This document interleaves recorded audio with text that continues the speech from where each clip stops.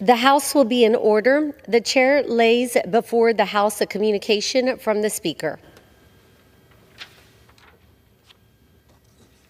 The Speaker's Rooms, Washington, D.C., March 11th, 2025. I hereby appoint the Honorable Monica Dela Cruz to act as Speaker Pro Tempore on this day. Signed, Mike Johnson, Speaker of the House of Representatives. Pursuant to the order of the House of January 3rd, 2025, the chair will now recognize members from lists submitted by the majority and minority leaders for the morning hour debate. The chair will alternate recognition between the parties with time equally allocated between the parties and each member other than the majority and minority leaders and the minority whip, limited to 5 minutes, but in no event shall debate continue beyond 11:50 a.m. The chair recognizes the gentleman from Pennsylvania, Mr. Thompson, for 5 minutes. Well, thank you, Madam Speaker. I rise today to recognize and congratulate Juso Young of Port Allegheny, Pennsylvania. Juso recently accepted a fully qualified appointment to the United States Military Academy in West Point, New York. Juso is the son of Ink and Andrew Young and the grandson of Pat and Paul Young of Clearfield, Pennsylvania. As a student at Port Allegheny High School, Young is active in the classroom and on the athletic field and on the stage. He is a senior class president, a member of the chorus, a varsity athlete in 2 sports, the captain of the varsity football team, and a member of the Keystone Boys Club. Outside of school, Juso is an active volunteer with the YMCA, earning him the Youth Volunteer of the Year Award. I'd like to thank Juso for his commitment and to service and wish him the very best of luck as he embarks on this exciting phase of life at West Point. Madam Speaker, I rise today to recognize and congratulate Avery Powell of Punxsutawney, Pennsylvania. Avery recently accepted a fully qualified appointment to the United States Naval Academy in Annapolis, Maryland. Avery is the daughter of Melissa and Mark Powell, and she is the granddaughter of Margaret and David Young of Punxsutawney, Pa and Carol, and Gary Stonebreaker of Punxsutawney, PA. Avery is a senior at Punxsutawney Area High School, where she has excelled in and out of the classroom. As captain of the varsity basketball and softball teams, Avery is a strong leader. She also serves as senior class secretary and vice president of the National Honor Society. Avery is an outstanding young woman who excels academically and demonstrates strong leadership in her community. Her dedication and work ethic as a student will undoubtedly serve her well as she embarks on her military career at the United States Military Academy. Best wishes in Annapolis, Avery, and I look forward to seeing all that you achieve. Madam Speaker, I rise today to congratulate and recognize Corey Matajovich of Howard, Pennsylvania. Corey accepted a fully qualified appointment to the United States Air Force Academy in Colorado Springs, Colorado. Corey is a senior at Middletown Valley Academy. He is the son of Elizabeth and Todd Matajovich. He is the grandson of Marlene and Terry Matajovich of Johnstown, PA, and Judy Fredericks of Huntington Beach, California. Corey is a cadet colonel with the Civil Air Patrol. He is also a licensed private pilot, an Eagle Scout, and a member of the cross-country and swimming teams. Corey is also one of only 2,567 individuals to earn a Spats Award since its inception in 1964. Colonel Matovich's years of hard work, discipline, and leadership have exemplified the core values of the Civil Air and will serve him well at the Academy. Corey, thank you for your commitment to our nation, and best of luck in Colorado Springs. Mr. Speaker, it was an honor, or Madam Speaker, it was an honor to nominate these young students. Their dedication to serving our country is inspirational. I look forward to seeing their successes in the years to come. Thank you all again for your commitment to our nation. Thank you, Madam Speaker, and I yield back the balance of my time. The chair recognizes the member from Delaware, Representative McBride, for 5 minutes. Thank you, Madam Speaker. On the evening of February 27th, the Community Legal Aid Society of Delaware, Classy, was informed that the U.S. Department of Housing and Urban Development was immediately terminating their Fair Housing Enforcement Grant at the direction of DOJ. This funding which amounts to nearly $500,000, represents roughly 4% of Classy's entire annual budget. It's a devastating blow to a well-respected, beloved, and vital organization that has been the sole enforcer of federal fair housing laws in Delaware for decades. Since 2004, Classy has been a critical player in protecting Delawareans from discrimination in housing transactions, whether they're buying, selling, renting, or simply trying to secure a safe place to live.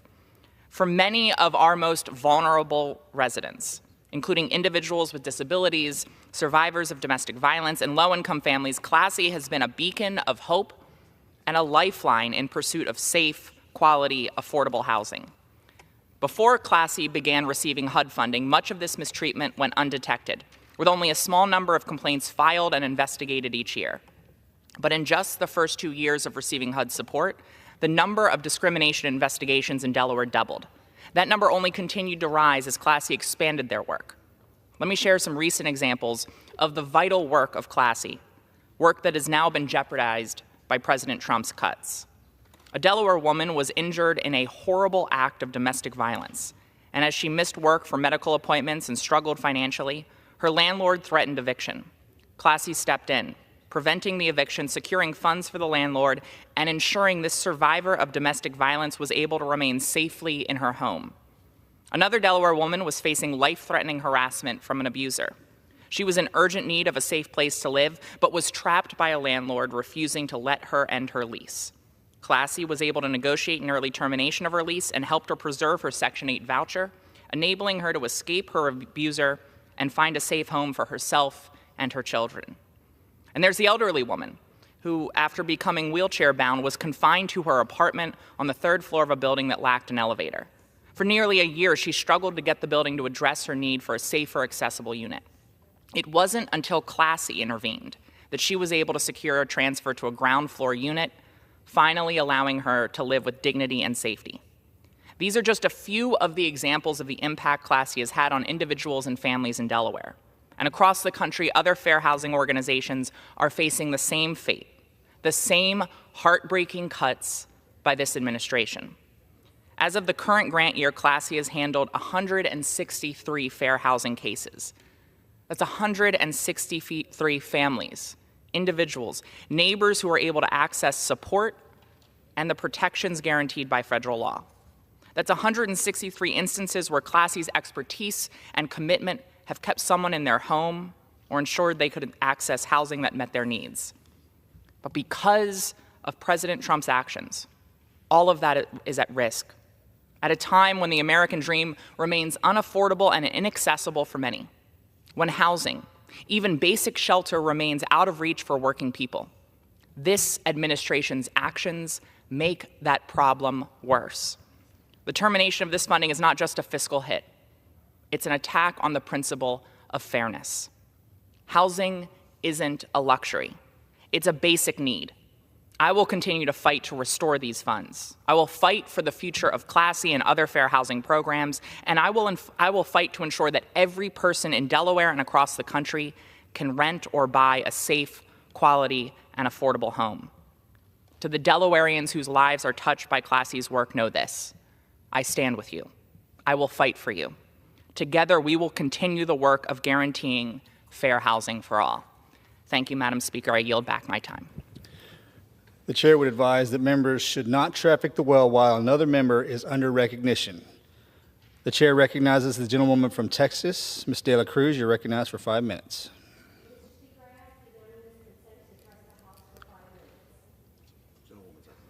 Gentlewoman is recognized.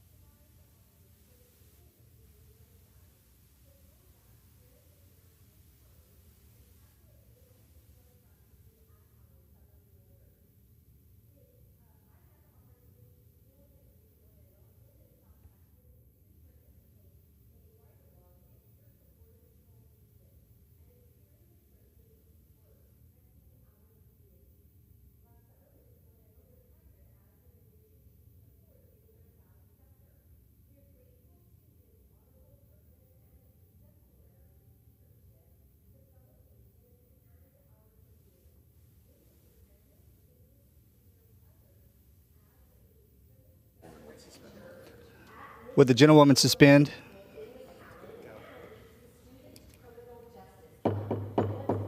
Will the gentlewoman suspend?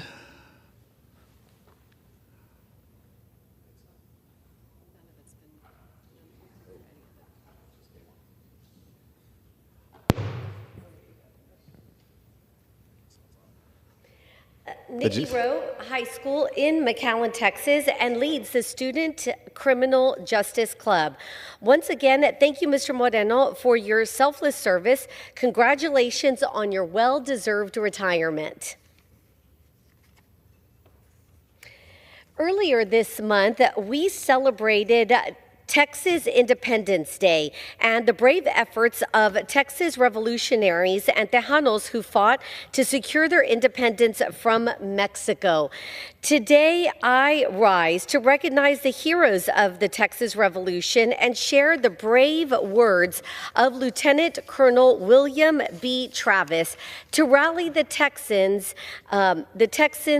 Army at the Alamo nearly 200 years ago. February 24th, 1836.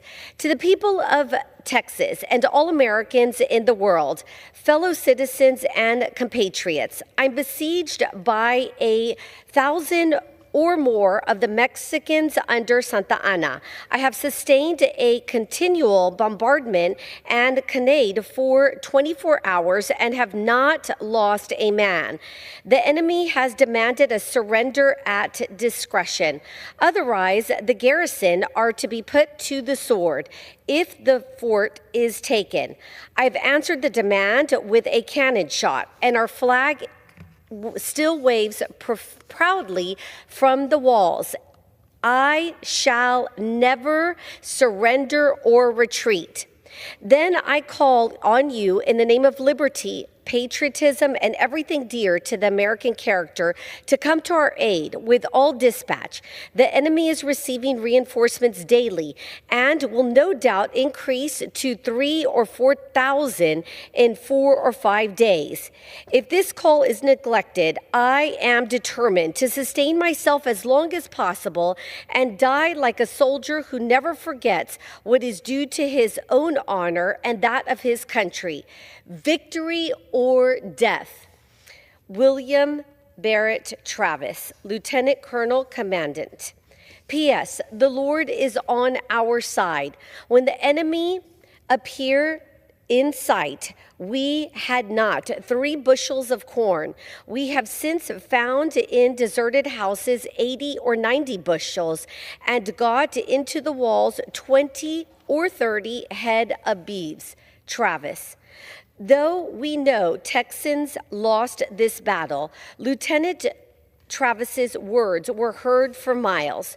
Remember the Alamo became a battle cry, and revolutionaries joined the Texan forces to win the war and secure freedom for Texas.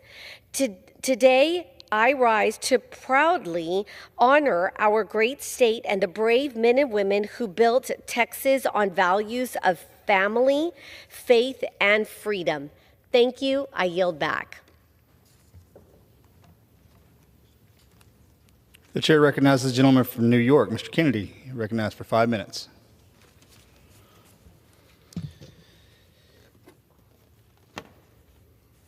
Mr. Speaker, I rise with a heavy heart to join Buffalo's LGBTQ+ and arts communities in mourning the tragic and senseless deaths of Mickey Harmon, and Jordan Coletto. We remember these 2 extraordinary artists, activists, and partners for the impact they made on the lives of countless people.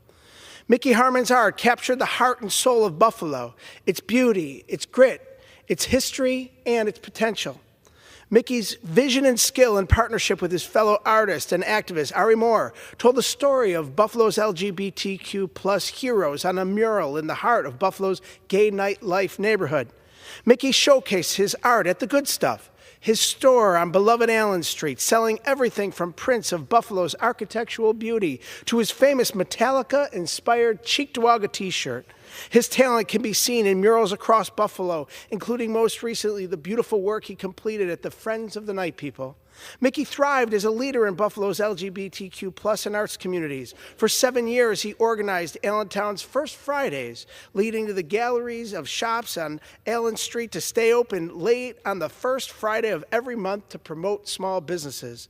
He organized innumerable festivals, celebrations, and other programming such as Exist and Intersect that celebrated and showcased the work of queer artists. Just the weekend after his tragic and untimely death, he was scheduled to debut his newest event featuring performance art, music, and dancing. That event, instead, became a celebration of life for Mickey and Jordan, a heartbreaking yet fitting tribute to their legacies. Jordan, too, was a fixture on the art scene, working with Mickey to pull off event after event, selflessly giving back to the community. He found his professional home at Remedy House, a unique cafe on Buffalo's west side, where he was known for his warm smile, his can-do attitude, and his commitment to his colleagues. Jordan came to Buffalo from Canada about 5 years ago after meeting Mickey. The two of them truly completed each other, building a home filled with love, complete with their beloved cats, beef and chicken. I'd like to close with some of Mickey's own words to the city he loved, which he released in a series of postcards at the height of the pandemic. Let us be reminded of our communities past and present so we can all look forward to a more positive future. It's your Buffalo. It's my Buffalo.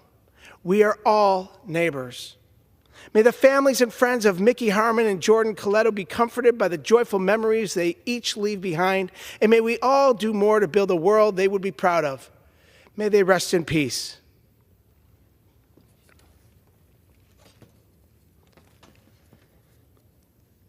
Mr. Speaker, I rise to congratulate Theodore W. Ted Lina on receiving the 2025 St. Joseph's Collegiate Institute Man of the Year Award.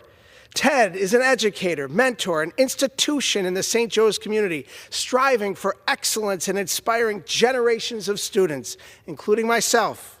Mr. Lina has dedicated his career to instilling a deep respect for history, a nuanced understanding of government, and a reverence for civic engagement in his students. Since 1983, Mr. Lina has brought his passion and expertise to his AP government class. However, his impact extends far beyond the classroom.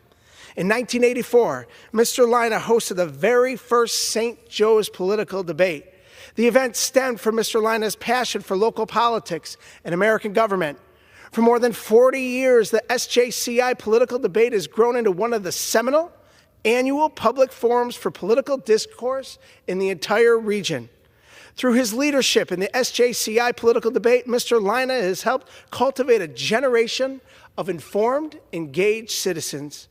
During the debates, students serve as panelists, fact checkers, and timekeepers, but learn lessons that are applied later in life as many go on to serve in public life, law, business, and beyond. Mr. Lina embodies the LaSallian spirit of faith, service, and community. His commitment to St. Joe's and its mission is evident in the countless students he has inspired over so many years. At a time when our political discourse has deteriorated such that finding common ground seems impossible, this work is more important than ever. On behalf of Western New York, and as a proud Marauder and student of his myself, I extend my deepest gratitude and congratulations to Mr. Lina. This honor is well-deserved. Thank you for your unwavering dedication to our alma mater and for shaping the future leaders of our community. Enjoy the celebration, and as always, let's go St. Joe's. I yield back. The chair recognizes the gentleman from Texas, Mr. Luttrell, for 5 minutes.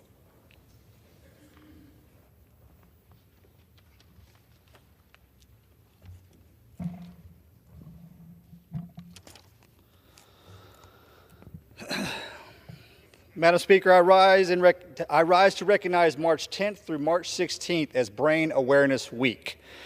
During Brain Awareness Week, neuroscientists around the world educate young students and the public on the wonders of the human brain. These activities will contribute to a public understanding of brain function, scientific research, and bringing awareness to the brain disorders and diseases that directly affect the lives of nearly 100 million Americans.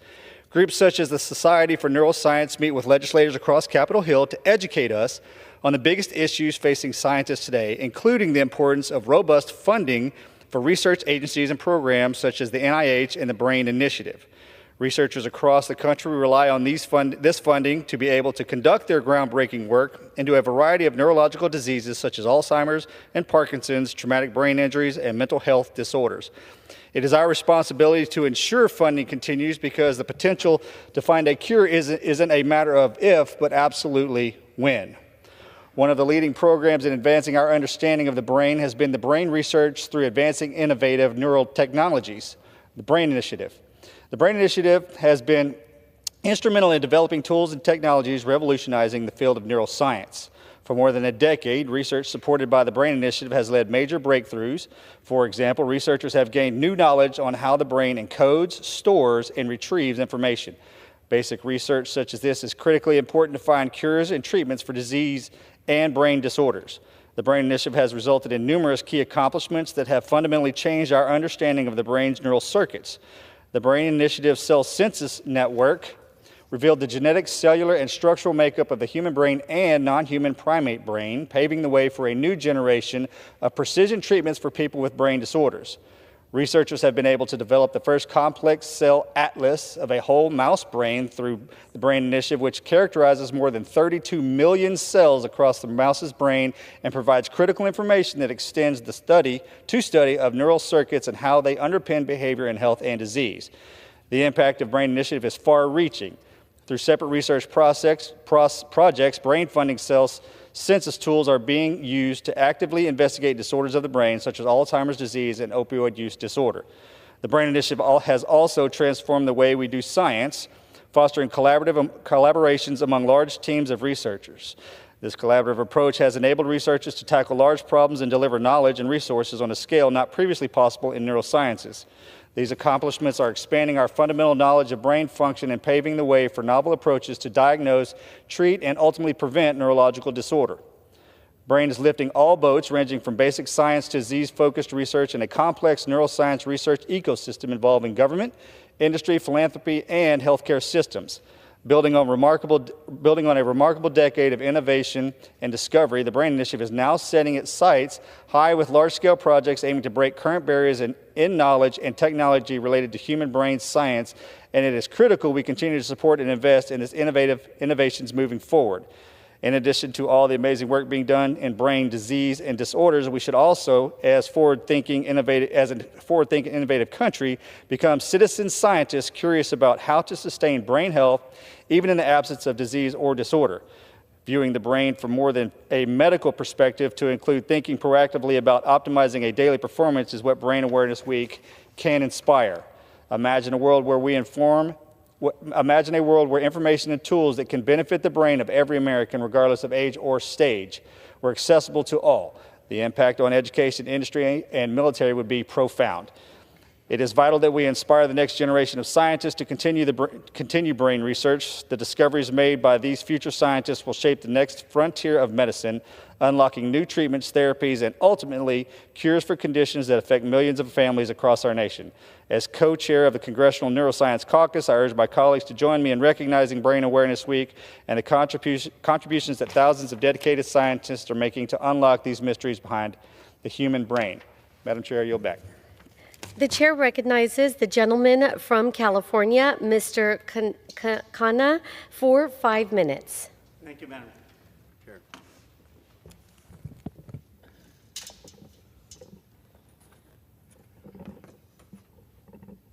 Madam Speaker, last week, President Trump came in this chamber and he said he was going to balance the budget immediately. I just want to go over some facts, not politically, just facts. We've got a $36 trillion debt. That's where we stand. Now, currently, we're running a $1.8 trillion deficit. So if you were to balance the budget, that would be zero, and we should stay at a $36 trillion debt. But what does President Trump do with the Republicans? What is their budget? Their budget actually is going to add $28 trillion of debt over the next 10 years. Now, here's the kicker. It's not just that they aren't balancing it to keep it at $36 trillion, it's that they're adding more debt by adding to the deficits more than the current deficits. The current deficit projection would add $23.9 trillion of debt. But the Republicans want to add $28.5 trillion of debt, $4.6 trillion more of debt spending than the current deficit spending. I just ask for some math. You want a deficit spend to have tax breaks for the wealthy because you think that'll help the economy? Fine. But every American should look at this chart because the Republican budget is making the deficit and the debt worse. It's not balancing the budget. Now I want to speak about my second chart. Madam Speaker, many of us want to cut waste, fraud, and abuse from government. So where should we look first? Well, how about the Pentagon, which has 13% of the federal budget? Now, Mr. Musk, who I've known for 15 years, he's firing all these veterans. You think, oh, is he saving money? Let's look at this chart. All of the DOGE firings, 0.004% of the budget is where Mr. Musk's cuts have come. That's 455 times less than the Republican tax breaks, which are 1.82% of the budget. I don't understand it. I mean, Mr. Musk, Elon, you're an engineer.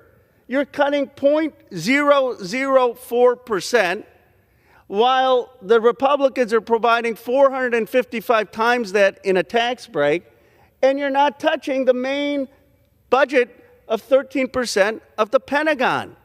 So I have a proposal for you.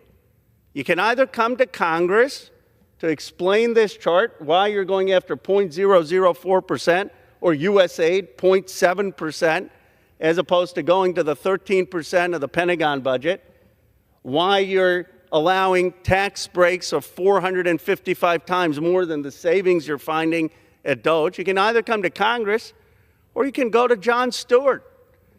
Jon Stewart called you out and he said, why not, if you want to cut waste, cut the Pentagon defense contractor budget? Why not cut the fossil fuel subsidies? Why not cut the drug manufacturers who are ripping off the government? Just talk math. Talk math about how you get actual cuts, because right now you're cutting 0.004% while not going after any of the real holy cows in our government. Thank you, Madam Speaker. Members are reminded to direct their remarks to the chair and not to a perceived viewing audience.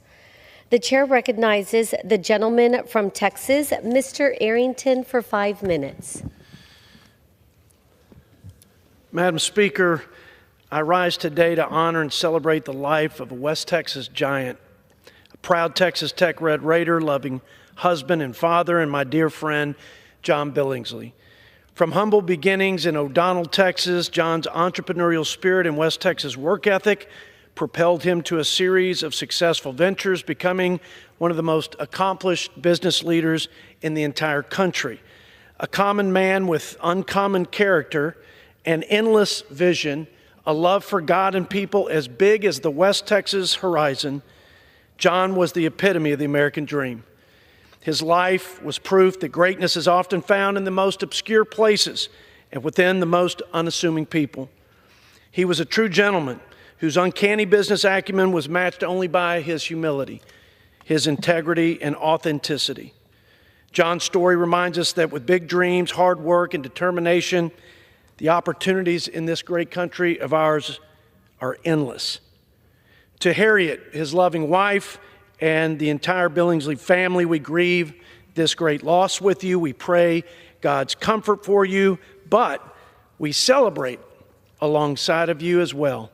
We celebrate John's amazing life and legacy and all the tremendous contributions he made to his friends, to his family, to his community, and to our beloved country. God bless the Billingsley family, and go West Texas.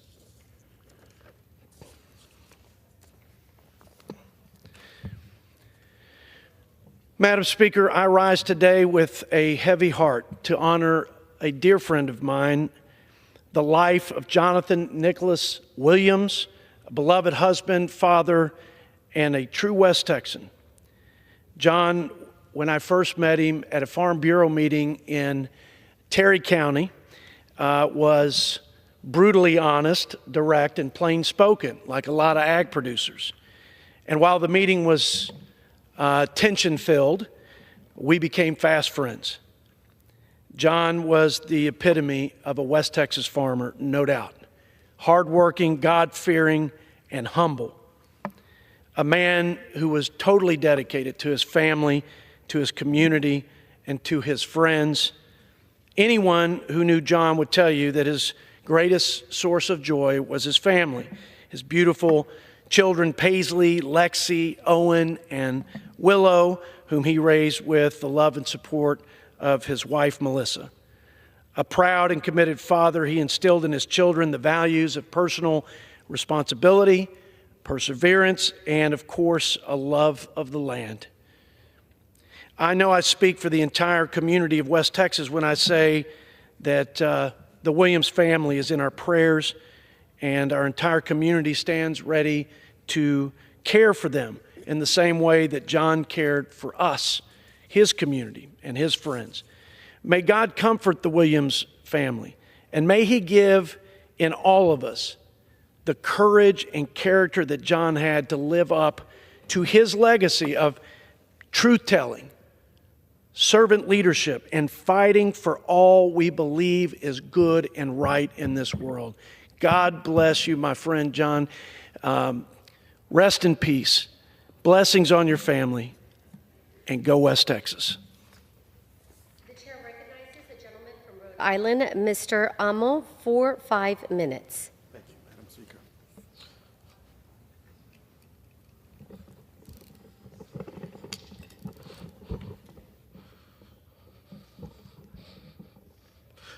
Madam Speaker, I rise today because something is rotten in the state of our government. Over the past 50 days, Donald Trump, Elon Musk, and Doge have willfully spread chaos and confusion inside federal agencies. They've gleefully fired thousands of employees. By taking out their chainsaw and cutting down to the bone, this Republican administration is maliciously hurting the American people. And we also know they have their sights on Social Security and Medicare, per Elon Musk's statement that it's the big one to cut. This isn't fear-mongering. It gives me no pleasure to report these facts, but we need to be honest. The speed, scope, and scale with which these bad faith actors are disrupting lives is unprecedented.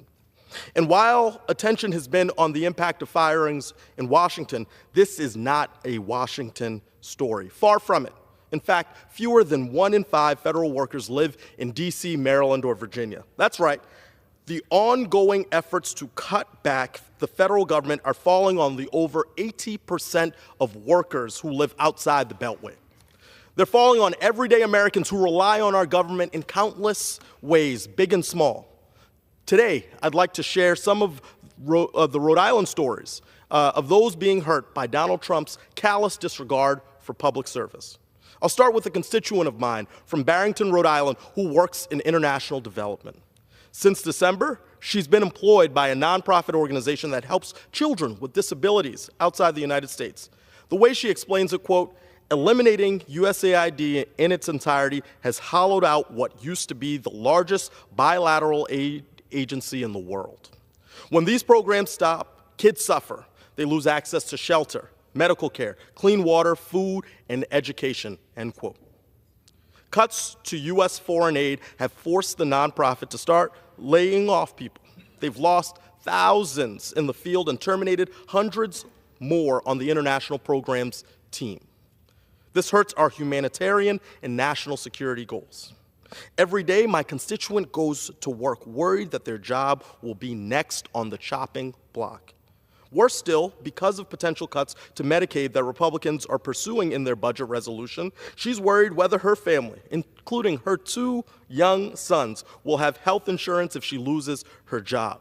My question is the cruelty worth it, Madam Speaker? It's not just those who project American influence abroad. It's also those who carry their service forward after serving in uniform. The federal government is the largest employer of our brave veterans. 30% of the federal workforce are veterans, including one of my constituents from Bristol, Rhode Island. As a disabled veteran with 23 years of service, my constituent was unceremoniously fired from his position at the National Oceanic and Atmospheric Administration on February 27th. In his letter, he, quote, had asked the Department of Commerce if he could receive a letter of displacement to acquire another federal position versus having to apply as a member of the public. He received no answer, but then again, no longer had the access to find out. Thankfully, we learned yesterday that he was reinstated and will report to work tomorrow. But the question is, how many veterans have not been so lucky? How many are now scrambling for a job, wondering if their thank you for your service is an unceremonious pink slip? It's shameful, it's un-American, and it's wrong. But I want to end on a hopeful note. Recently, I heard from Stephanie, a constituent from North Smithfield, Rhode Island. Stephanie isn't a federal employee. She's a researcher who went into the field after personally experiencing and seeing her loved ones experience diseases with few treatment options available. Stephanie earned her PhD in experimental and molecular science. Today, she's a postdoctoral research fellow working to find treatments for neurofibromatosis type 1. Currently, her job is safe. Cuts to research through the National Institutes of Health have been halted by a federal judge. I proudly led more than 150 of my colleagues in a letter to support this bipartisan, yes, bipartisan funding priority. But the overall point remains. Cuts to federal funding and federal workers affect millions of Americans across the country. Our community is lucky to have researchers and veterans and international aid workers and agricultural experts and meteorologists. They work to find cures and promote American interests and predict the weather and keep us healthy and fed and safe. Their jobs aren't just a line item on a budget. They are about people. They're about Americans who care about our country and the direction of where we're going.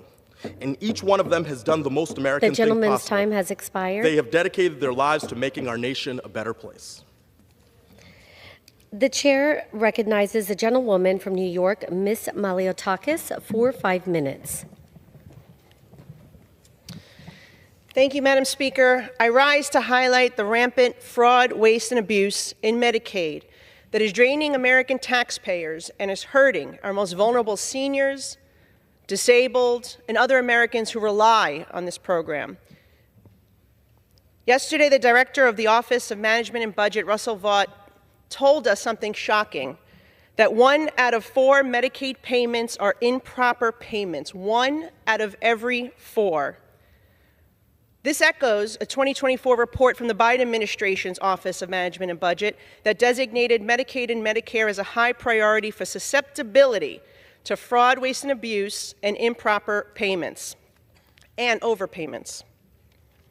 And in 2024, the Government Accountability Office released a report estimating over $100 billion in improper payments were made in the Medicare and Medicaid programs for the fiscal year 2023. Now, we could read you some of these headlines that highlighted in the media. A CNBC report that detailed how Medicare and Medicaid programs are being brazenly targeted by sophisticated criminals to the tune of $100 billion a year. Lack of state oversight spurs Medicaid fraud, says Spectrum, New York. Scammers ripped off New York's controversial Medicaid home care program to the tune of $68 million. New York Post. New York Times says staggering rise in catheter bills suggest Medicare scam. Florida man indicted for Medicare wire fraud in a $97 million scheme. Medicaid program suspended from 2 South Jersey nursing homes after being accused of taking $83 million from nursing homes funded by New York Medicare and Medicaid. Fiscal year 2023 proved to be a high-value one for healthcare frauds and settlements, with the DOJ totaling $2 billion in illicit activity. California Attorney General Bonta announces indictment of Southern California healthcare provider for Medicaid fraud of nearly $60 million. CEO of digital health company arrested for $100 million Adderall distribution and healthcare fraud scheme. New York doctor convicted of $24 million Medicaid fraud scheme. Attorney General Tish James announces convictions and sentences of 5 taxi company owners in Orange and Rensselaer counties for stealing millions in Medicaid. Florida telemarketer sentenced to 15 years in prison for $67 million in Medicare fraud scheme. Hill County doctor in San Antonio sentenced 10 years in prison for $26 million in restitution for Medicaid fraud scheme.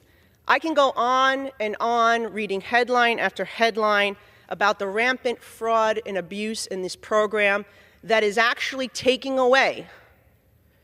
That's what's hurting our vulnerable Americans who rely on this program, the fraudsters who are stealing the money. Now, my governor, Kathy Hochul, lied to New Yorkers and about what Republicans are really trying to do. Our real goal is to root out this Wade fraud and abuse to protect benefits for our eligible recipients. And Kathy Hochul said it herself. In her own words, she pointed out how fraudulent the program is.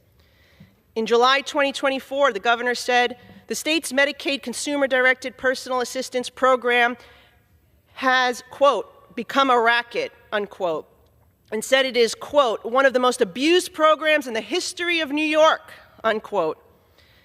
And she said that the current trajectory of Medicaid spending is, quote, not sustainable, unquote.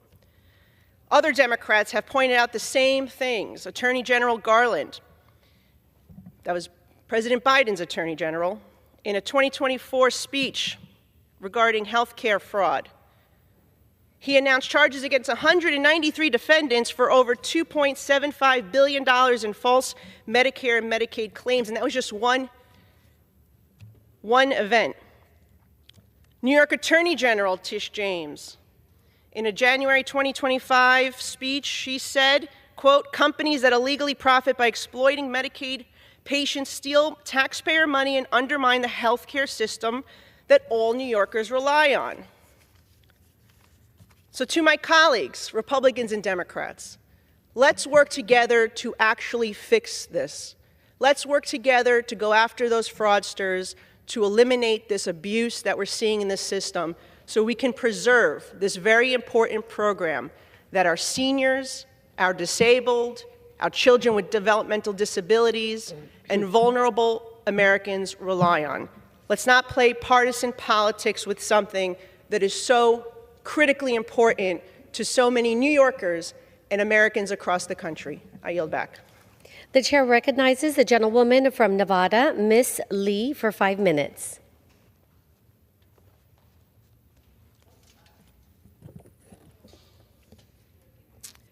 Thank you, Madam Speaker.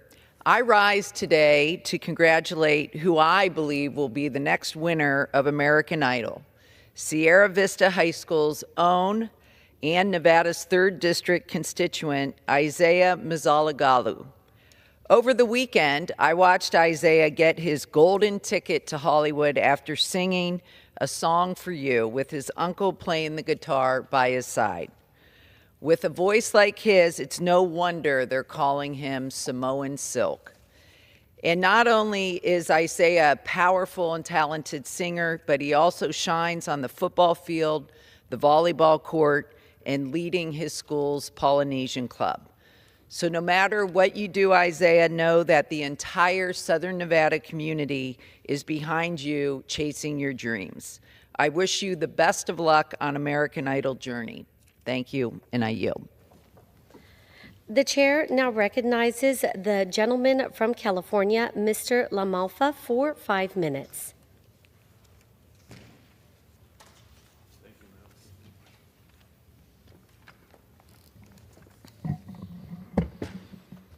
Madam Speaker, as we take on the continuing resolution, which once again isn't the best way of doing business around here, we should be grinding through the 12 different points that the appropriations process would have, but at least there's good news as CRs go, in that part of it that's being plussed up includes the issue with our military. And a lot of times when CRs occur, our military is the one that gets shorted on that. They have to plan long-term for weapon systems, what they need to upgrade facilities, and take care of the personnel in the process. But this does boost up our military needs to an extent in the CR.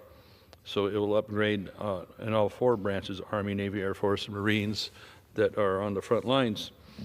It'll strengthen their readiness and help modernize some of their infrastructure. So delays, of course, put these projects at risk. That's why it's important that the CR be done timely.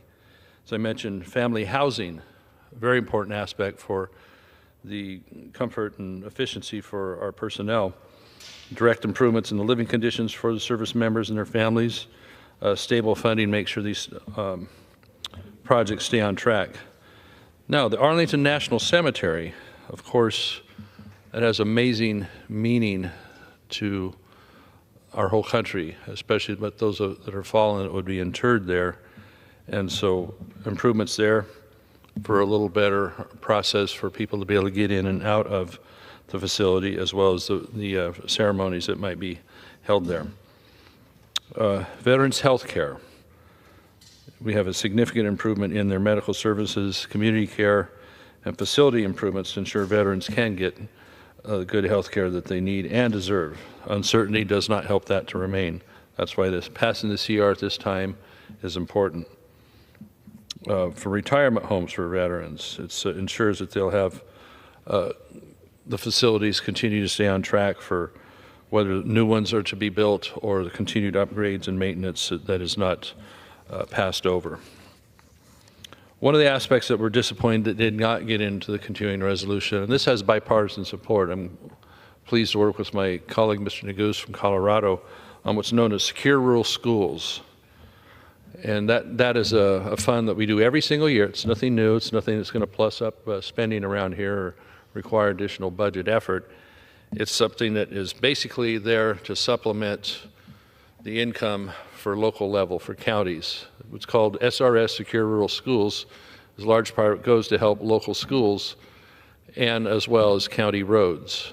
This funding used to come from the timber industry, which is overlaps so many of these areas that the SRS fund would go to.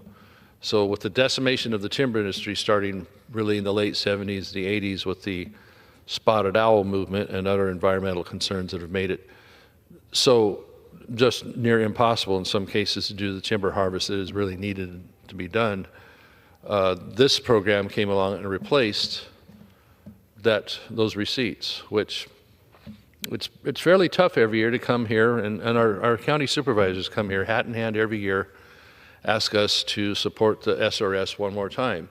These are dollars that have to come from the U.S. Treasury rather than from the forest, from the industry.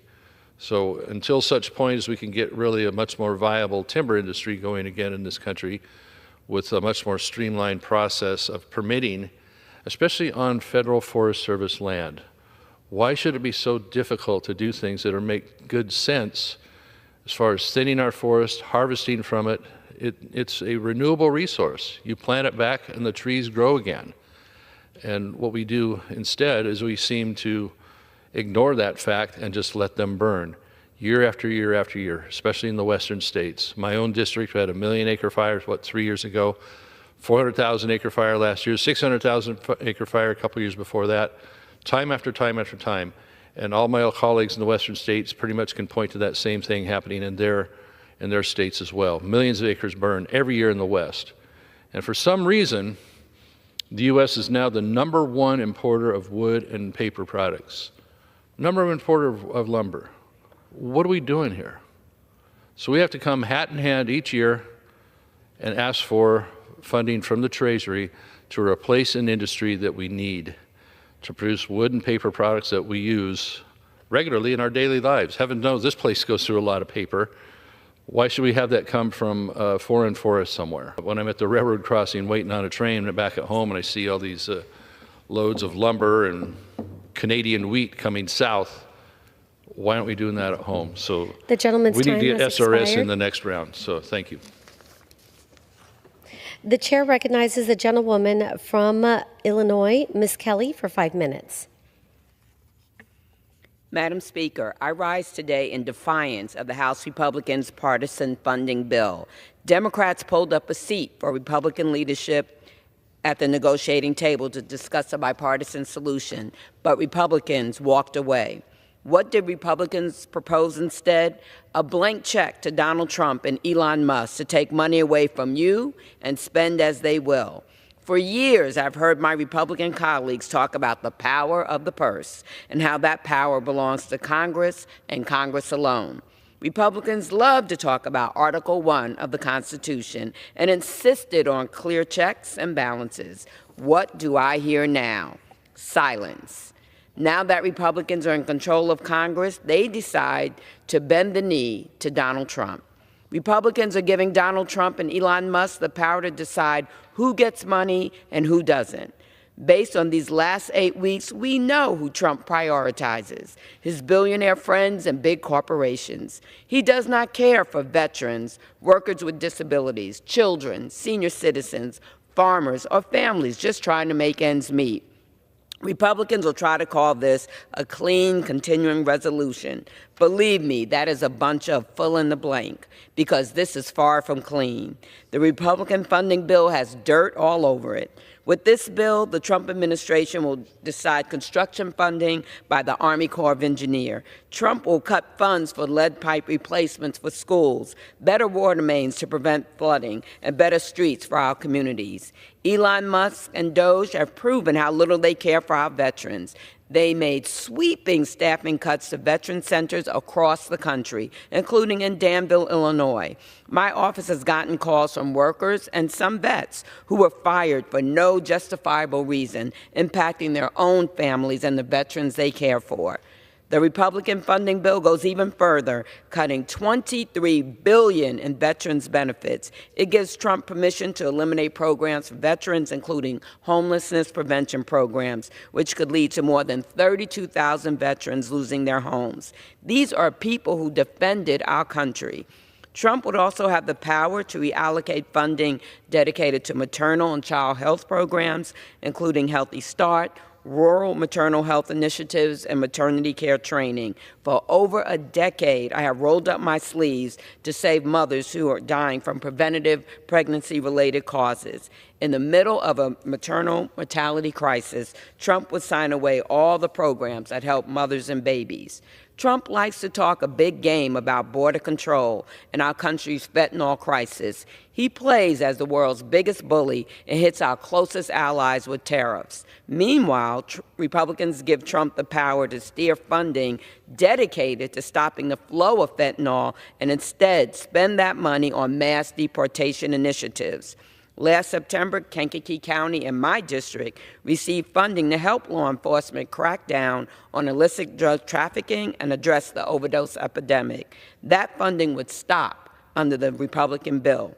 You heard at the joint address to Congress last week that RFK Jr. is free to run with his conspiracy theories and anti-vaccination lies. This bill would give him broad discretion to spend money as he wishes at the CDC, ignoring critical life-saving programs like ending the HIV epidemic initiative, Alzheimer's disease programs, and cancer prevention. If you are not part of the 1%, House Republicans and Donald Trump simply do not care about you. It does not matter if you are Democrat, Republican, or Independent. This partisan funding bill proves it. Republicans are giving Donald Trump the green light to do as he wishes, and we all know that he does not have the American people in mind. I, alongside House Democrats, have always been at the negotiation table, but we will never negotiate away veterans' benefits, health care, or people's Social Security. I refuse to betray my constituents. Please stand up, speak out, and make your voices heard. Thank you. I yield back. Members are reminded to refrain from engaging in personalities towards the president.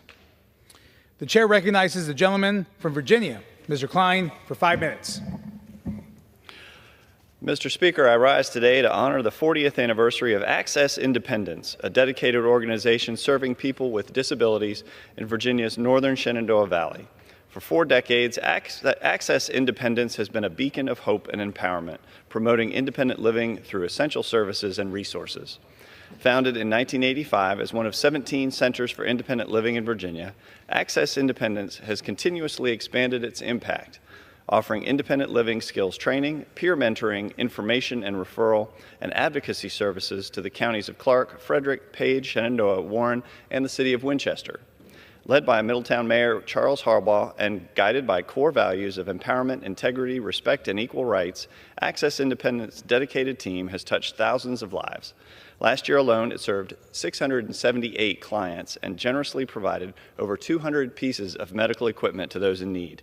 Please join me in congratulating Access Independence on this significant milestone and wishing them continued success in the years ahead. I yield back. The chair recognizes the gentlewoman from Florida, Ms. Chairfullis McCormick, for 5 minutes. Over the last few weeks, Americans have actively watched the dismantling of Social Security and direct attacks on our seniors, our families, and also our veterans. I've heard directly from my constituents, and they are scared. They're worried about their next meal. They're worried about if they'll be able to see their doctor. They're worried if they'll be able to retire with dignity. They're worried about the skyrocketing cost of living and the price of groceries. It's because they've heard so much about the cuts to Medicaid, the cuts to SNAP, and the cuts to the VA, all being proposed by the House Republicans. Let's take a closer look at what the House Republicans are proposing.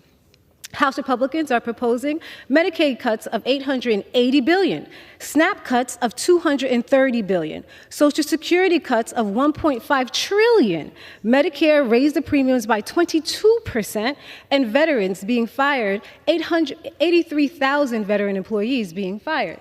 Now let's take a closer look at what they actually promised the American people. House Republicans have promised the American people to actually put forth bills that will make their life better. Let's take it to the board. Nothing, nada. Nothing has been proposed to help them with their financial situation. To make a visual of it, nothing has been proposed for the American people. I dare my House Republicans to join House Democrats in putting forth bills that will actually help the American people. The American people do not want $880 billion cut from their health care. The American people do not want $230 billion cut from SNAP and other assistance programs. They want to actually live the American dream, and they want opportunities. But right now, House Republicans have offered nothing, a blank piece of paper. Why, you may ask? Because Elon Musk says the only way to save America is by jeopardizing our most vulnerable, is by eliminating entitlement programs. In fact, he said that the biggest issue that he has and what he must do is eliminate these programs. What types of programs are we talking about? Social Security, Medicare, Medicaid, and veterans benefits. For American people, this is ridiculous. These are our most vulnerable populations. We have promised our warriors, our heroes, that we would be there for them, that we would provide for them their benefits. What are we doing? I dare House Republicans to join the Democrats and stand up for the American people, to stand with us as we fight for the American people. I dare House Republicans to stand up for Social Security, to stand up for Medicaid, to stand up for our heroes. The time is now. Let's stop the madness and make sure that all Americans have a real opportunity with living with dignity and pursuing the American dream. I yield back. Gentlelady yields back. The chair recognizes the gentleman from Arizona, Mr. Siscomani, for 5 minutes.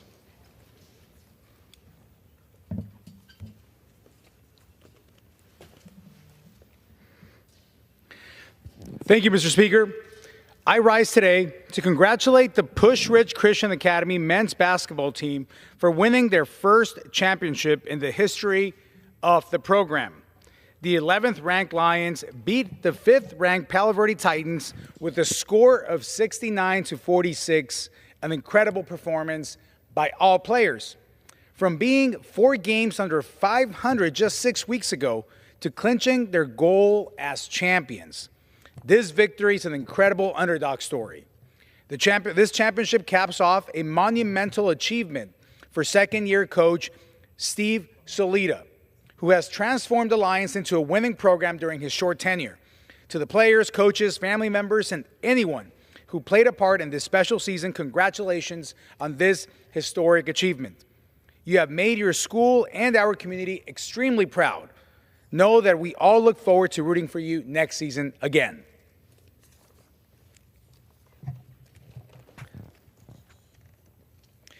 Mr. Speaker, I rise today to recognize the incredible contributions of Wolfgang Weber and has given to the soccer community in Southern Arizona. Born in Germany in 1944, Wolfgang distinguished himself as a talented soccer player before immigrating to the United States in 1973. In 1977, he was a co-founder and head coach of Tucson Unified Soccer Club and the Tucson Soccer Academy. During this time, his team made it to 8 finals and won 3 state championships. In 1982, he became head coach of South Point Catholic High School's men's soccer program and has amassed an outstanding record of 888 games, 793 wins, went to the state finals 12 times, becoming state champions 10 times. He is the longest tenured head coach in Tucson's history, coaching 43 seasons. In fact, Coach Weber just led the South Point's men's soccer team to a championship this year, their 5th title in a row. For his passion, devotion to all student athletes he has coached, his genuine love for the game of soccer, Wolfgang was rightfully inducted into Pima County Sports Hall of Fame in 2005 and the Arizona School Athletic Coaches Hall of Fame. Wolfgang Weber is known as the father of soccer in Southern Arizona, and rightfully so. Wolfgang's legacy reminds us of the incredible impact one person can have in our community. Through his passion for soccer, he has enriched Southern Arizona in ways that will be felt for generations to come. Mr. Speaker, I rise today to honor Mark Schmidt on his retirement as the Director of Small Business Development Center at Cochise College and thank him for his outstanding leadership and support for small businesses, the backbone of our local economy. As a former business owner himself, Mark leveraged his deep knowledge of the trials and triumphs of running a small business to help others. Through his 17 years as the SBDC, he was more than willing to help out those chasing their own American dream. The center not only helps prospective owners launch their businesses, it also provides a variety of cost-free classes and services, such as forming a business plan, designing a website, and much, much more. Throughout his time as director, Mark was instrumental in hosting workshops, pursuing grants, and advocating for small business economy and how they can thrive. Mark, your unwavering commitment to this purpose has truly made a long-lasting impact. I know we're all thankful for your leadership and service to Southern Arizona. Your legacy and the invaluable contributions you have made will continue to positively influence your community and the lives of countless people. Once again, thank you for your service. And with that, I yield back. The gentleman yields back. The chair now recognizes the gentlelady from Alabama, Ms. Sewell, for 5 minutes.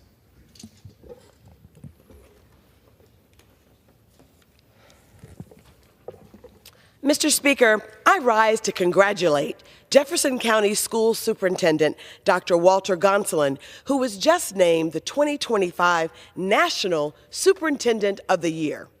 Superintendent Gonsolin was celebrated at the AASA's National Conference on Education for his leadership within Alabama's Jefferson County school system.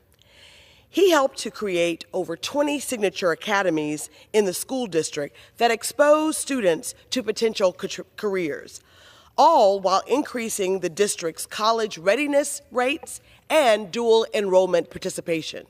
He is the first Alabama educator to win this national title. As a daughter of 2 educators, I am forever grateful to Superintendent Gonsolin's efforts, and all of the teachers, administrators, and parents who share his mission to provide the best education possible to our next generation of leaders. On behalf of Alabama's 7th Congressional District, I ask my colleagues to join me in congratulating Superintendent Walter Gonsolin. We are all so proud of you, and we are grateful for the work that you do each and every day to create opportunities for our students to thrive. Thank you, and I yield back the balance of my time. The gentlelady yields back the balance of her time. The chair recognizes the gentleman from Alabama, Mr. Figures, for 5 minutes.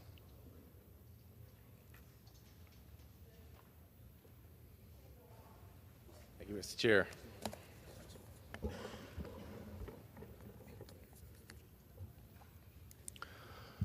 Mr. Speaker, today I rise with a deep sense of responsibility to highlight an issue that it's disappointing that we have to highlight.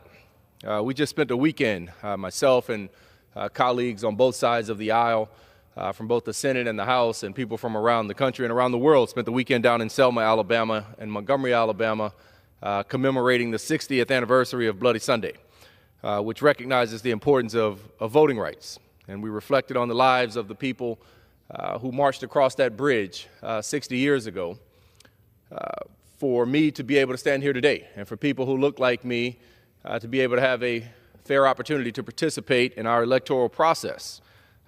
They were led on that day by a former colleague of many members here, Congressman John Lewis.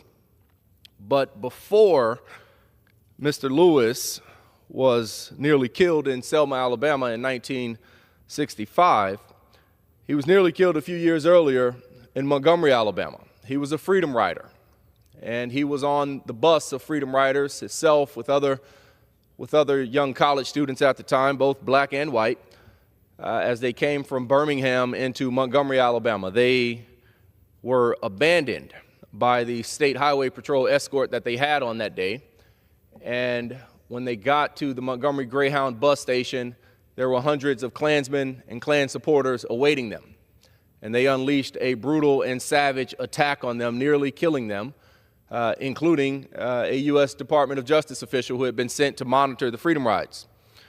Well, the reason I stand here today is because several years ago, we had the wisdom to designate that Montgomery Greyhound bus station as a National Historic Landmark.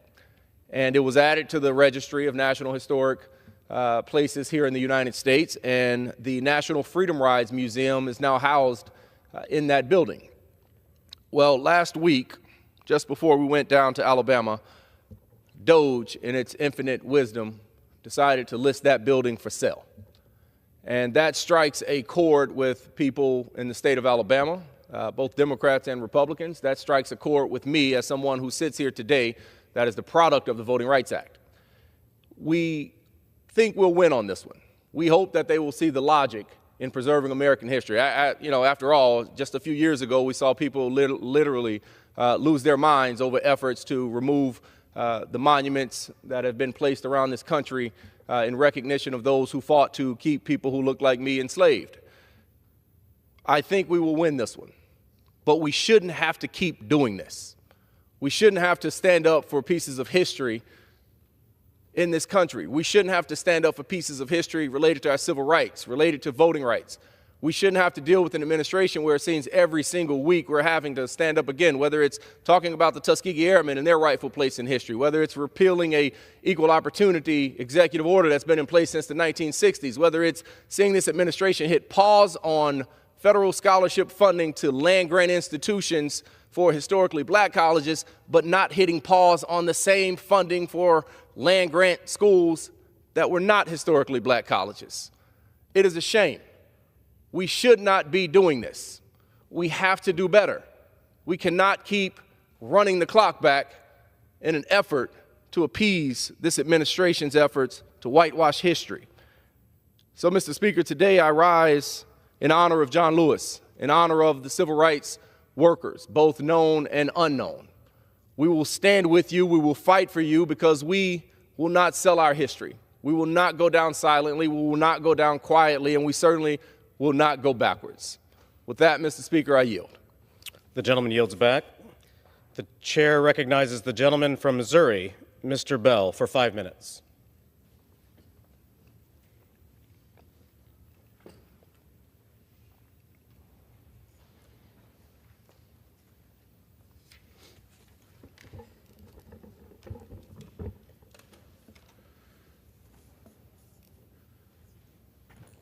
Mr. Speaker, I rise as this week on March 14th in my hometown of St. Louis, we are celebrating 314 Day. But this day is much more than just our area code or an excuse to celebrate our hometown sports teams, the Cardinals, Blues, St. Louis City Soccer Club, the Battle Hawks. I'm also going to acknowledge Matthews Dickies and a huge shout out to the St. Louis Stars, our Negro League baseball team back in the day. St. Louis's own James Cool Papa Bell, Hall of Famer as well. God rest his soul. It's not just about what high school you attended, which is also a St. Louis thing, or it's not just about the beer, which we're known to make a lot of. It's not about the gooey butter cakes. It's not just about Emo's Pizza, Vest Soda, and Ted Drew's, God rest his soul. It's not about the fact that many St. Louisans sincerely believe that our Chinese food is better than Chinese food in China. I won't even quiz you on what a chicken St. Paul with cheese is, which is also a St. Louis thing. But it's about recognizing and renewing the powerful bonds and resilience that define our community. St. Louis is a city of complexity, a rich history, and deep contrasts. From neighborhoods in Webster Groves, Normandy, and the 24-1 communities, to historic neighborhoods in North City and Ferguson and Florissant. From St. Anne to Soulard and South City, our city encapsulates both the beauty and the struggle of America. We face challenges, economic inequality, racial injustice, and public health crises, but we've never backed down from confronting hard truths or demanding necessary change. That's why 314 Day matters. In a country that feels deeply divided, days like today remind us of the power of community. Families in Tower Grove Park, the immigrant communities of the Hill and our Bosnian brothers and sisters in South City and South County, businesses thriving in the Central West End and Clayton, all remind us of the collective strength we gain from unity and cooperation. St. Louisans know what it means not to fall in the shadow of hateful rhetoric, but instead to rise in the face of adversity. Whether it's organizing for justice, rebuilding neighborhoods, or simply coming together to support each other through difficult times, our community exemplifies resilience and compassion every day. So on 314 Day, let's not just celebrate our history, our food, our iconic arch. Let's celebrate our city's extraordinary spirit, the unwavering belief that our greatest challenges can become opportunities for growth, justice, and meaningful change. Today, we recommit to that ideal because St. Louis deserves nothing less. On a solemn note, rest in peace, Berkeley, Missouri Mayor Babatunde Diembo, his fierce passion for his community. Happy birthday, Jordan Sanders. Happy birthday, Justin Tatum, former St. Louis University basketball star and father of St. Louis born and bred NBA champion Jason Tatum. Boston, you are welcome. Finally, a very special, and I won't say the number because I don't think she wants me to, but a very special birthday to my mother, Sharon Gardner, our matriarch, the primary reason that I rise in these halls so that I could rise before you today. Happy birthday, Mom. Thank you, and I yield back. The gentleman yields back. The chair recognizes the gentleman from Virginia, Mr. Subramaniam. Thank you. For 5 minutes. Mr. Speaker, our founding fathers had a pretty clear principle when it came to corruption. Thomas Jefferson, a fellow Virginian, warned of the fate of our country if corruption prevailed. He said, "The time to guard against corruption and tyranny is before they shall have gotten hold of us. It is better to keep the wolf out of the fold than to trust drawing his teeth and talons after he shall have entered." And there are wolves in our government and in governments all around the world. Look at Russia, where the wolf, Vladimir Putin, has become the richest person in the country and maybe the world. A country where if you speak out against him, you'll pay the price. And if you make a lot of money, he better get half. You see what a democracy can become. It will cease to be a democracy. The people will cease to govern, and those in power will enrich themselves. And we cannot let that happen in our country, but we're trending in the wrong direction today. The U.S. recently received the lowest ever corruption perceptions index score in recent history. And for all the things this administration has done, we cannot turn a blind eye to the corruption it has endorsed. Let's start with the profiting off of the presidency. From the time President Trump got elected, he has used the office to actively profit from Amazon deals, branded Bibles, shoes, digital trading cards. And then there's the meme coins, which are a perfect way for Russia, the CCP, and anyone else with an interest in influencing U.S. policy to conveniently pad the president's personal pockets. It sends a message to our adversaries that America is for sale. How can we ever trust decisions being made in the best interest of the American people and not as a financial quid pro quo? And then there's Doge. The first thing it did was fire the very people in charge with rooting out corruption and protecting whistleblowers. Why? They would never have signed off on the administration's actions. But it doesn't stop with the administration. They have green-lighted corruption abroad by getting rid of the Foreign Corrupt Practices Act, a law to prevent bribery of foreign officials. Companies will now have to put corruption experts on their payrolls, and they will pass along those costs to consumers. And then there's a normalization of corruption by pardoning corrupt politicians across the political spectrum. Mayor Eric Adams was in a bind, facing an indictment on charges of corruption, conspiracy, wire fraud, and bribery. But President Trump directed prosecutors to drop the charges. And conveniently, Mayor Adams is now steering his city's policies at the whims of this administration. And when Illinois Governor Rod Blagojevich, convicted for essentially selling a U.S. Senate seat, asked for a pardon for his corruption, he got it. Blagojevich even had a name for a corrupt Democrat bailed out by an administration, the Trumpocrat. These actions are hurting the American people. They steal from the American people. They erode our trust, raise costs on working families, and steer us into bad policy.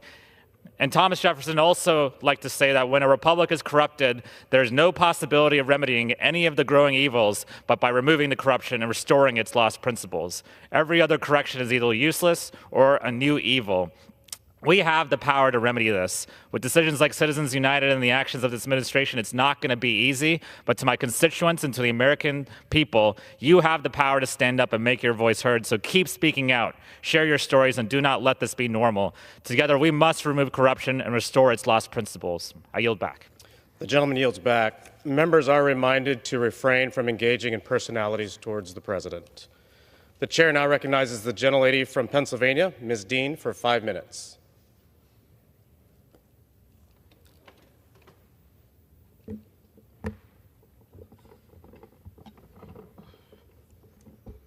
Thank you, Mr. Speaker. Mr. Speaker, we are in a dark time, but this is no time to retreat or to despair, because we have been in dark times in this country before. This past weekend, along with dozens of my colleagues and hundreds of others, I had the opportunity, the chance to travel to Selma, Alabama, to recall and reflect on the 60th anniversary of Bloody Sunday, where courageous Americans, many of them just children, protested for the right to vote. In his letter from Birmingham jail, Martin Luther King teaches us of the danger of indifference and shallow understanding. And yet, he teaches us of the power of collective action. King warned us not just of the, quote, hateful words and actions of bad people, but also, quote, the appalling silence of good people. This must not be a time of shallow understanding, not a time for lukewarm acceptance. And I call out the appalling silence of so many of my colleagues in the face of what we will vote on today, in the face of what we have seen from this administration. Cuts to veterans, cuts to families, a threat to eliminate Social Security, Medicare, Medicaid. You know, I first crossed the Edmund Pettus Bridge back in 2019 with our late colleague, Congressman John Lewis. He told us then, and he is telling us now, when you see something that is not right, not fair, not just, you have to speak up. You have to say something. Why else would we be here? You have to do something. You have to act. Let us recommit ourselves to the cause of justice. Let us remember the lessons of King and of Lewis and of so many others who sacrificed so much, including their very lives, and let's do something. Thank you, Mr. Speaker. I yield back. The gentlelady yields back. Pursuant to Clause 12A of Rule 1, the chair declares the House in recess until noon today.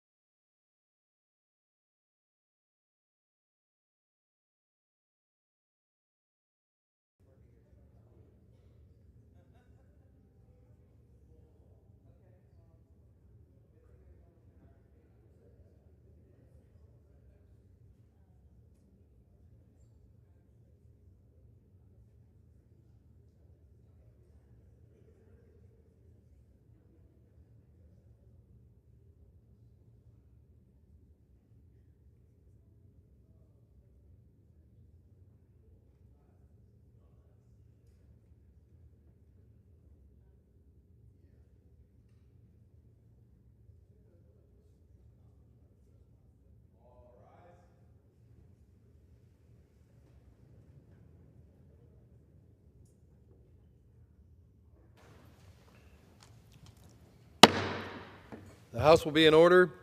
The prayer will be offered by Chaplain McKibben. Would you pray with me?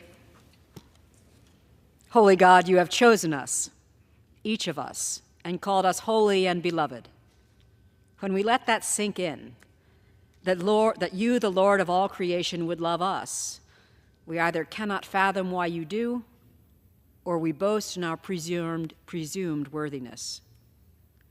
In the hearts of those who doubt they are lovable, let alone that you would deign to love them through our acts of compassion, our words of kindness, our willingness to forgive whatever wrong they may have done to us. May we plant seeds that bear the fruit of your acceptance, of your mercy, and of your desire to convey to them that nothing can separate them from your love. And in the hearts of those who believe they have a leg up on others, who assume superiority or entitlement, through our acts of compassion, words of kindness, and our willingness to forgive whatever wrong they may have done to us, may we plant seeds that bear the fruit of your humility, your forbearance, and your desire that they separate themselves from anything that does not reflect your love. May we all be renewed in the knowledge that we are each made in the image of our Creator, and may we accept your mercy, reflect your grace, and reveal your love this day. In your eternal name we pray. Amen. Amen. Thank you, Chaplain. The Chair has examined the journal of the last day's proceedings and announces to the House the approval thereof. Pursuant to Clause 1 of Rule 1, the journal stands as approved. The Pledge of Allegiance will be led by the gentleman from Virginia, Mr. McGuire. Please face our flag and put your hand over your heart for the Pledge of Allegiance. I pledge allegiance to the flag of the United States of America and to the republic for which it stands, one nation, under God, indivisible, with liberty and justice for all. Thank you to the gentleman from Virginia. The Chair will entertain up to 15 requests for 1-minute speeches on each side of the aisle. For what purpose does the gentleman from Virginia seek recognition? Mr. Speaker, I ask unanimous consent to address the House for 1 minute and to revise and extend my remarks. Without objection, the gentleman is recognized for 1 minute. We have some amazing people in Virginia's 5th Congressional District that spend their life helping others. I rise today to wish happy birthday to the President of the Danville, Pittsylvania County Chamber of Commerce, Ann Moore Sparks, who celebrated her birthday on March 1st. Ann is a native Danville graduate of Everett University and the Sorensen Institute for Political Leadership at the University of Virginia.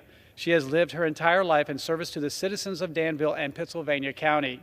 As president of the Chamber, she has led the charge to build a secure economy in Southside Virginia. I want to congratulate Ann on her success and wish her a happy birthday. And with that, I yield back. For what purpose does the gentleman from New York seek recognition? I ask unanimous consent to address the House for 1 minute, expand and extend my remarks. Without objection, the gentleman is recognized for 1 minute.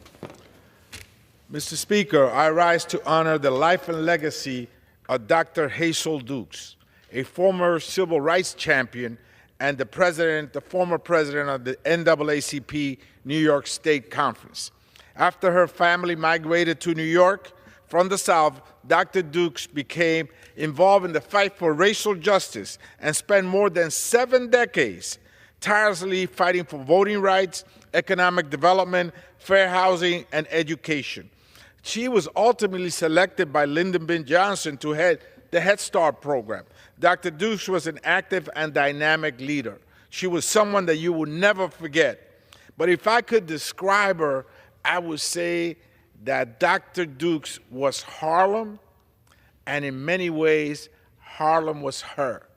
We would always remember her as an icon and the heartbeat of Harlem and the NAACP. She would always be with us in thought. Rest in power, Mama Dukes. Harlem loves you. I yield back. For what purpose does the gentleman from Pennsylvania seek recognition?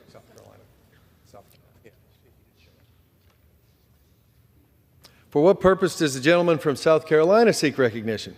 Mr. Speaker, I ask unanimous consent to address the House and revise and extend my remarks for 1 minute. Without objection, the gentleman is recognized for 1 minute. Thank you, Mr. Speaker. Today, House Republicans will vote on a continuing resolution which will avoid a government shutdown funding core government services. President Trump backs the legislation so that, quote, we can continue to put the country's financial house in order, end of quote. Among the benefits today, it maintains government operations without increasing borrowing more of taxpayers' money. It increases border security. It supports veterans and ensures full funding for their health care services and benefits. It enhances defense investments and includes the largest pay raise for junior enlisted troops in over 40 years. The congressional resolution is necessary to support the agenda of President Trump on behalf of American families and allows Congress to address federal waste, fraud, and abuse.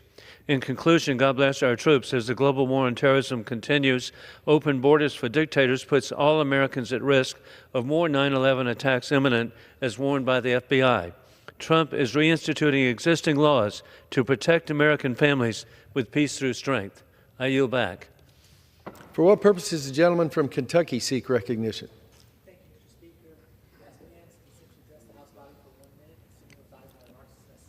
Without objection, the gentleman is recognized for 1 minute.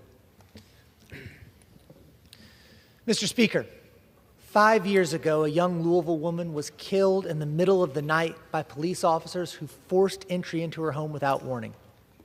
Her name was Breonna Taylor.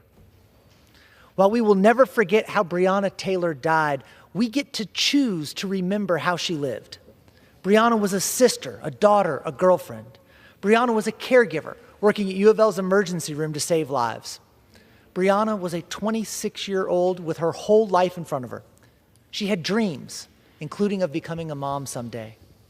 Breonna loved her family, her community, and more than anything, she loved life. In the face of injustice, we cannot be silent. We must speak up. We must say her name. Breonna Taylor. I yield back. For what purpose does the gentleman from Michigan seek recognition? Request unanimous consent to address the House for 1 minute. Without objection, the gentleman is recognized for 1 minute. Thank you, Mr. Speaker. Over the past few weeks, DOGE has been hard at work locating wasteful spending and improving the efficiency of the federal government, something that has been a priority for me during my time in Congress. For many years, I've worked in bipartisan manner to highlight and target government waste, fraud, and abuse. Over 4 years ago, my legislation, the Taxpayer Right to Know Act, passed the House and became law.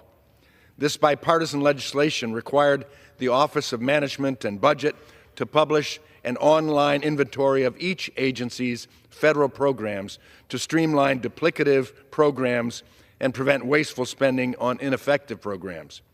Last year, the OMB officially launched the federal program inventory, representing a vital first step in increasing transparency and providing us with the tools necessary to eliminate government waste. Along with OMB Director and DOGE, I remain committed to ensuring that taxpayers know how the government is spending their hard-earned money. Mr. Speaker, I yield back. For what purpose does the gentleman from Massachusetts seek recognition? Without objection, the gentleman is recognized for 1 minute. Mr. Speaker, on January 25th, I had the honor of joining Worcester Mayor Joe Petty and former State Senate President Harriet Chandler and other community leaders to present Richard Ritchie Perlman with the key to the city of Worcester. It was a moving ceremony for a man who has spent his life quietly serving others. For over 110 years, 3 generations of Perlmans have provided care and comfort to families during their most difficult moments. As a funeral director, Ritchie has ensured that every person is treated with dignity and respect, honoring sacred traditions that have stood the test of time, including the sacred Jewish ritual of Tahara. Ritchie's service has strengthened our community and upheld the values of compassion, faith, and humanity. Worcester is better because of him. I was proud to stand with so many local leaders to celebrate Ritchie's contributions, and I congratulate him once again on receiving this great honor. I yield back. For what purpose does the gentleman from Pennsylvania seek recognition? Mr. Speaker, request unanimous consent to address address the House for 1 minute and revise and extend my remarks. Without objection, the gentleman from Pennsylvania is recognized for 1 minute. Thank you, Mr. Speaker. I rise today to recognize March 13th as Canine Veterans Day, honoring the courageous dogs who serve alongside our men and women in uniform. The legacy of military working dogs dates back to Sergeant Stubby, the most decorated war dog of World War I. Stubby served in 17 battles, warning his unit of poison gas attacks, detecting incoming artillery, and finding wounded soldiers. On March 13, 1942, the U.S. military officially established the Canine Corps, recognizing the importance of war dogs. Since then, these highly trained canines have served in conflicts from Korea and Vietnam to Iraq and Afghanistan. Today, over 3,000 military working dogs are deployed worldwide, protecting our troops and supporting critical missions. For decades, however, these heroic dogs were classified as equipment and often left behind after service. Thankfully, since the year 2000, retired military dogs can be adopted, usually by their handlers, ensuring they receive the care and the love that they deserve and have earned. Our canine veterans have served our country with loyalty and bravery. Today, we recognize them as heroes, as the heroes that they are. Thank you, Mr. Speaker, and I yield back the balance of my time. For what purpose does the gentleman from New York seek recognition? The gentleman is recognized without objection and is recognized for 1 minute. Thank you, Mr. Speaker. I rise today to remember the life, the legacy, and the leadership of the legendary Hazel Dukes. Dr. Dukes was a New York icon, a remarkable role model, and an American hero who helped to breathe life into the principles of liberty and justice for all and equal protection under the law. As an iconic president of the NAACP and the leader of our New York chapter for decades, Dr. Dukes was a fierce civil rights champion, a defender of democracy, and a powerful voice for the voiceless. She never hesitated to speak truth to power and always fought for a nation designed to be the best version of herself.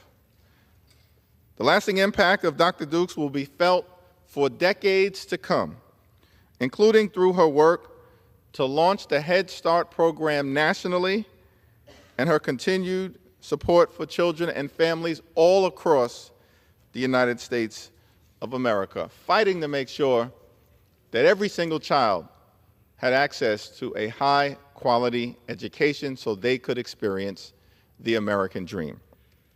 I pray for Hazel's son, Ronald, the entire Dukes family, and all who loved her. May she forever rest in peace. God bless Hazel Dukes, God bless New York, and may God continue to bless the United States of America. I yield back. For what purpose does the gentleman from North Carolina seek recognition? Mr. Speaker, I ask unanimous consent to address the House for 1 minute and revise and extend my remarks. Without objection, the gentleman is recognized for 1 minute. Mr. Speaker, I rise today to offer a warning to college basketball teams across our country. The Panthers are coming. For the first time in history, the High Point University men's and women's basketball teams have both punched their tickets to the March Madness tournament. The men's team clinched their spot with a Sunday night victory over Winthrop, coming back from a 15-point deficit. The women's team punched their ticket by winning the Big South tournament against Longwood University. Together, these teams have made history, and they're not stopping now. So to anyone unfortunate enough to be facing the Panthers later this month, good luck. You're going to need it. And to both teams, Guilford County and the entire 6th District of North Carolina are with you. Remember your values: God, family, and country. Let's choose to be extraordinary and bring it home. Mr. Speaker, I yield back. Thank you for that warning to the member from North Carolina. For what purpose does the gentleman from California seek recognition? Mr. Speaker, I ask unanimous consent to address the House for 1 minute and revise and extend my remarks. Without objection, the gentleman from California is recognized for 1 minute. Mr. Speaker, I rise today to honor the life of Reverend Phil Lawson, a civil rights leader, pastor, a tireless advocate for social justice, a mentor, and a friend. From a young age, Reverend Lawson committed to himself to faith and peace, studying nonviolent direct action under the leadership of Bayard Rustin. He emerged as a powerful voice for civil rights, participating in events like the historic 1965 Selma to Montgomery marches alongside his friend, Dr. Martin Luther King, Jr. After leading a Methodist parish in Kansas City, Reverend Lawson took a job with the city of Berkeley, California. He later served in roles of 2 local Methodist parishes before being appointed to lead the Easter Hill United Methodist Church in Richmond, California. His work on social justice issues earned him recognition as the Contra Costa County Humanitarian of the Year in 2003. After a distinguished life of service, Reverend Lawson passed away earlier this year at the age of 92. He will be remembered for his outstanding character, his deep impact to this country and to our community in California. I ask my colleagues to join me in honoring the life of Reverend Phil Lawson. Thank you, Mr. Speaker. I yield back. For what purpose does the gentleman from California seek recognition? Speaker, seeking unanimous consent to address the House will rise and extend my remarks. Without objection, the gentleman from California is recognized for 1 minute. Thank you, Mr. Speaker. Per the continuing resolution, one of the good aspects is that is for California and nationally, for those that like California-grown food, is a portion that will be in there for, under the WIN Act, under Bureau of Reclamation, funding for water projects in California, mainly the Sites Reservoir. What you see here is the Shasta Reservoir and all that water going over that's actually going nowhere except for out to the Pacific Ocean. Sites Reservoir's existence will mean we'll have the ability to impound up to 1.5 million acre-feet of saved water that the whole state can use instead of being lost. We've lost so much water this year due to, I think, not great management of that resource. At least 800,000 acre-feet, many up to 2 million acre-feet have been lost just from Lake Shasta down the river out to the ocean. So this funding here will help build a good project that will help California's water supply go much farther than what we see happening right now. We see farms being cut to 35% of their allocation. We see people in the urban areas being cut to 42 gallons per day because we can't manage this water supply. Build the storage, manage the water better, and we'll get a lot more wins. I yield back. For what purpose does the gentlewoman from Maryland seek recognition? I ask unanimous consent to address the House for 1 moment and revise and extend my comments. The gentlewoman is recognized for 1 minute. Mr. Speaker, I rise today in defense of the National Park Service, whose payroll and costs may be cut up to 30% by the administration in the coming weeks.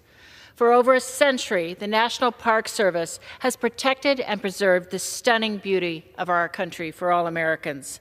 And these parks have further generated tens of billions of dollars for our local economies.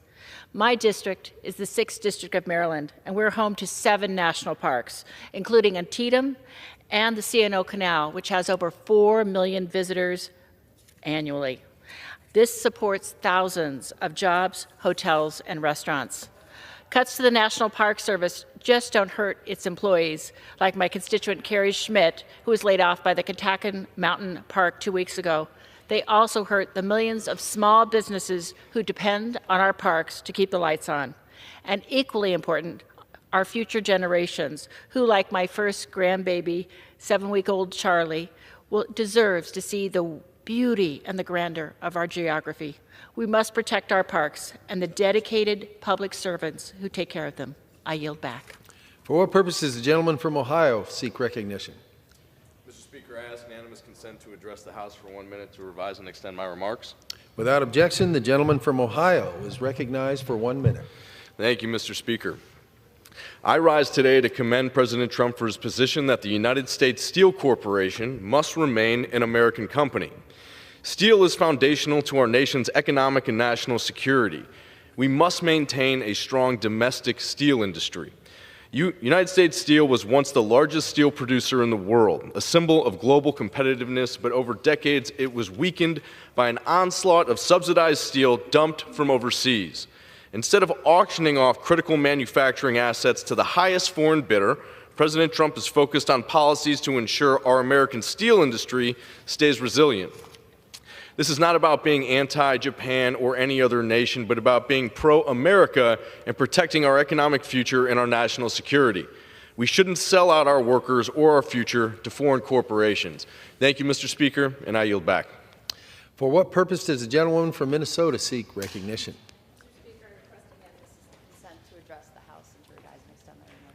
Without objection, the gentlewoman is recognized for 1 minute.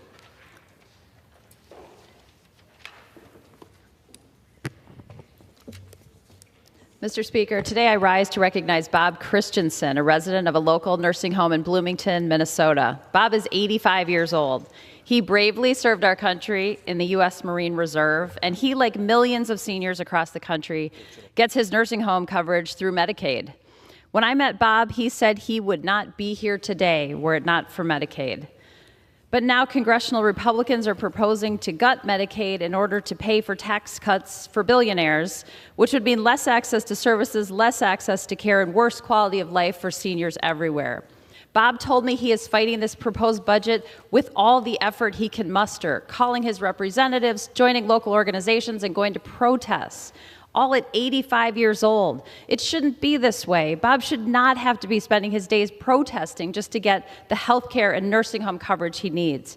Remember, 62% of all nursing home residents in the United States are covered by Medicaid. We cannot put our seniors' care on the chopping block to pay for tax cuts for billionaires. I implore my Republican colleagues to work with us on a budget that will give our seniors the care they need and deserve. Thank you, Mr. Speaker. I yield back. For what purpose does the gentleman from New York seek recognition? Mr. Speaker, I ask unanimous consent to address the House for 1 minute and to revise and extend my remarks. Without objection, the gentleman from New York is recognized for 1 minute. Mr. Speaker, I rise today to honor a towering figure in the fight for justice, civil rights, and equality, Dr. Hazel Dukes, a trailblazer whose impact will be felt for generations to come, a dear friend and mentor. For decades, Dr. Dukes was a force of nature, dedicating her life to the advancement of people of color and all Americans in the unyielding pursuit of social and economic justice. As the longtime president of the NAACP New York State Conference, she led with extraordinary courage, wisdom, and an unwavering commitment to the cause of equality. From 1990 to 1992, she carried that leadership to the national stage as president of the NAACP, steering the organization through a pivotal era in the ongoing struggle for civil rights. She was not just an advocate, she was a warrior, fighting on the front lines for fairness, dignity, and opportunity for all. From her early days pushing for desegregation to her tireless work empowering marginalized communities, Dr. Dukes was a guiding light, illuminating the path toward justice for countless Americans. Her influence extended far beyond the NAACP. She shaped policy, broke down barriers, and lifted up those who too often had been left behind. She never wavered, never backed down, and never stopped believing in the power of collective action to change the world. New York and our entire nation are stronger because of her relentless dedication to equality and fairness. Her legacy is one of courage, resilience, and an unshakable belief in what is right. Let us honor her memory not just with words, but with action, by continuing her fight and working toward a future where justice is not just an aspiration, but a reality for all. May Dr. Hazel Dukes rest in peace and power. I yield back. For what purpose does the gentleman from the Empire State seek recognition? The gentleman from New York is recognized for 1 minute. Thank you, Mr. Speaker. I am deeply saddened today for the passing of Dr. Hazel Dukes. We called her Ma Dukes. Her lifelong commitment to equality, from breaking racial barriers in New York to leading the NAACP at the national and state levels, has left an indelible mark on our society. She was a trailblazer. For many of us, she was our present-day sojourner of truth. She was the first black woman employed at the Nassau County Attorney's Office in 1966. Her tireless work for voting rights, fair housing, education, and economic development uplifted countless individuals and communities. Through her leadership and determination, she not only changed policies, but she also inspired generations to continue the fight for justice. While words cannot fully ease the pain of such great loss, I find comfort in the extraordinary legacy that she leaves behind. May her memory continue to inspire us all to carry forward the work she so passionately championed. And as all of us grieve in the state of New York and across America, we find peace in the words of Psalm 34:18. The Lord is close to the brokenhearted and save those who are crushed in spirit. May his presence bring strength, wisdom, and healing to all who are mourning the loss of the great Ma Dukes, a woman of warmth, a woman of wisdom, and a woman of unwavering dedication to those she served. Her impact is extended beyond her advocacy. She was a mentor, a friend, and a guiding force to me and so many others. I yield back the balance of my time. For what purpose does the gentleman from New York seek recognition? Thank you, Mr. Speaker. I request 1 minute to make comments about Dr. Hazel Dukes. Without objection, the gentleman from New York is recognized for 1 minute. Thank you so much. Like many who have met Dr. Hazel Dukes, you will remember the first time that you meet her, for she is a force and her presence is pronounced. For me, it was at a dinner at the Rome NAACP, Rome, New York, which was an area which was new to me. But when I had a chance to speak with Dr. Dukes, she was warm and welcoming, held my hands and said to me, "You are on the right side of history, and it is always the right time to do what's right. I'm confident that you'll be successful." And like many words that Dr. Dukes spoke in her lifetime, she was also correct, just, and right. I thank her for her service, her faith in me, and her faith in the American dream and American values. Thank you, Mr. Speaker. I yield back.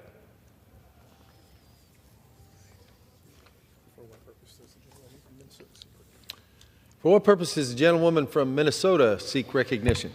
Mr. Speaker, by the direction on the Committee on Rules, I call up House Resolution 211 and ask for its immediate consideration. The clerk will report the resolution. House Calendar Number 8, House Resolution 211. Resolved that upon adoption of this resolution, it shall be in order to consider in the House the joint resolution, House Joint Resolution 25, providing for congressional disapproval under Chapter 8 of Title 5 United States Code of the rules submitted by the Internal Revenue Service relating to gross proceeds reporting by brokers that regularly provide services effectuating digital asset sales. All points of order against consideration of the joint resolution are waived. The joint resolution shall be considered as read. All points of order against provisions in the joint resolution are waived. The previous question shall be considered as ordered on the joint resolution and on any amendment thereto to final passage without intervening motion except 1 hour of debate equally divided and controlled by the chair and ranking minority member of the Committee on Ways and Means or their respective designees, and 2, 1 motion to recommit. Section 2. Upon adoption of this resolution, it shall be in order to consider in the House the bill, H.R. 1156, to amend the CARES Act to extend the statute of limitations for fraud under certain unemployment programs and for other purposes. All points of order against consideration of the bill are waived. The amendment in the nature of a substitute recommended by the Committee on Ways and Means, now printed in the bill, shall be considered as adopted. The bill as amended shall be considered as read. All points of order against provisions in the bill as amended are waived. The previous question shall be considered as ordered on the bill as amended and on any further amendment thereto to final passage without intervening motion except 1 hour of debate equally divided and controlled by the chair and ranking minority member of the Committee on Ways and Means or their respective designees, and 2, 1 motion to recommit. Section 3. Upon adoption of this resolution, it shall be in order to consider in the House the bill H.R. 1968, making further continuing appropriations or other extensions for the fiscal year ending September 30th, 2025, and for other purposes. All points of order against consideration of the bill are waived. The amendment printed in the report of the Committee on Rules accompanying this resolution shall be considered as adopted. The bill as amended shall be considered as read. All points of order against provisions in the bill as amended are waived. The previous question shall be considered as ordered on the bill as amended and on any further amendment thereto to final passage without intervening motion except 1 hour of debate equally divided and controlled by the chair and ranking minority member of the Committee on Appropriations or their respective designees, and 2, 1 motion to recommit. Section 4. Each day for the remainder of the first session of the 119th Congress shall not constitute a calendar day for purposes of Section 202 of the National Emergency Act 50 U.S.C. 1622 with respect to a joint resolution terminating a national emergency declared by the President on February 1, 2025. The gentlewoman from Minnesota is recognized for 1 hour. Thank you, Mr. Speaker. For the purposes of debate only, I yield the customary 30 minutes to the gentleman from Massachusetts, pending which I yield myself such time as I may consume. The gentlewoman is recognized. During consideration of this resolution, all time yielded is for the purposes of debate only. I ask unanimous consent that all members have 5 legislative days to revise and extend their remarks. Without objection, so ordered. Thank you, Mr. Speaker. Mr. Speaker, we are here to debate the rule providing for consideration for H.J. Res. 25, H.R. 1156, and the continuing resolution. The rule provides for H.J. Res. 25 and H.R. 1156 to be considered under a closed rule. 1 hour of debate for each bill shall be equally divided and controlled by the chair and the ranking member of the Ways and Means Committee for their designees. The rule provides for a motion to recommit for both bills. The rule also provides for H.R. 1968 to be considered under a closed rule. 1 hour of debate shall be equally divided and controlled by the chair and ranking member of the Appropriations Committee or their designees. The rule provides for 1 motion to recommit for this bill. Mr. Speaker, House Republicans want to keep America open for business. I would like to believe nobody in this chamber wants a government shutdown. And the bill we are considering today would keep the government fully funded through September 30th. This will ensure that there are no disruptions to veterans' health care services and benefits or to Social Security, Medicare, or Medicaid. It invests in defense personnel with the largest pay raise for junior enlisted troops in over 40 years. And it includes funding for the Toxic Exposures Fund to treat veterans who have experienced service-related exposure to toxic substances. This bill fully funds the program that provides key nutrition assistance for mothers, infants, and children, and increases funding for the WIC program, and it increases funding for the FAA. There are no poison pills in this bill.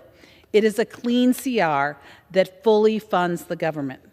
And a shutdown would mean small businesses cannot get their federal loans, national parks would close, and assistance programs for family would quickly run out. There's nothing controversial in here for my Democrat colleagues to vote against, but I am certain many of them will. You see, my colleagues on the other side of the aisle have taken to fear-mongering. They are okay with the chaos of a government shutdown because they cannot see past their blind hatred of President Trump. We are also here today to discuss legislation to repeal a misguided Biden rule that requires decentralization finance platforms to file a Form 1099-DA. This would include disclosing taxpayer information and transaction details these platforms currently do not collect. This rule demonstrates a lack of understanding about how decentralized currencies and their platforms they are traded on actually work. Misguided policies like this need to be repealed, and that is what the CRA will do. Finally, we're here to debate the Pandemic Unemployment Fraud Enforcement Act, which was introduced by the Ways and Means Chairman, Mr. Jason Smith, to extend the statute of limitations for prosecuting unemployment insurance fraud that took place under the CARES Act. Currently, the statute of limitations is 5 years, which means many of these would expire at the end of this month. Unfortunately, we saw a wide range of fraud and abuse take place in this federally funded unemployment insurance program, and more time is needed to root it all out. This bill, which extends the statute of limitations to 10 years, is a clear example of the House's commitment to removing waste, fraud, and abuse from the federal government. Anyone who is serious about protecting taxpayer dollars should agree that simply giving law enforcement the ability to continue to investigate and prosecute fraudsters is a common sense proposal. Thank you, Mr. Speaker, and I reserve. For what purpose does the gentleman from Massachusetts is recognized? Thank you very much, Mr. Speaker, and I thank the gentlewoman from Minnesota for yielding me the customary 30 minutes, and I yield myself such time as I may consume. The gentleman is recognized. Mr. Speaker, as we speak, prices are going up, inflation is up, groceries are up. I saw eggs for $10 recently. Used car prices are up, other than Teslas. Those seem much cheaper these days for some reason. Energy prices are up 25% in the gentlelady's home state of Minnesota. 25% energy price increases for her constituents thanks to Trump's tariffs that she is supporting by bringing this rule to the floor. Boy, I'm just glad she's not my representative. Meanwhile, Elon Musk was on Fox Business this morning. He's not talking about food prices or energy prices. He's talking about how he wants to, quote, eliminate entitlements. This is the guy that calls Social Security a Ponzi scheme, the guy that's laying off people at Social Security offices already. Maybe Elon doesn't know this, but Social Security is not an entitlement. It's a program that people have spent their entire life paying into. Shame on him. Maybe Elon needs to watch the news instead of going on it, because you know what else is going down, Mr. Speaker? Consumer confidence. People are waking up to the fact that Trump's trade war is going to hurt them in their pocketbooks. The stock market is going down.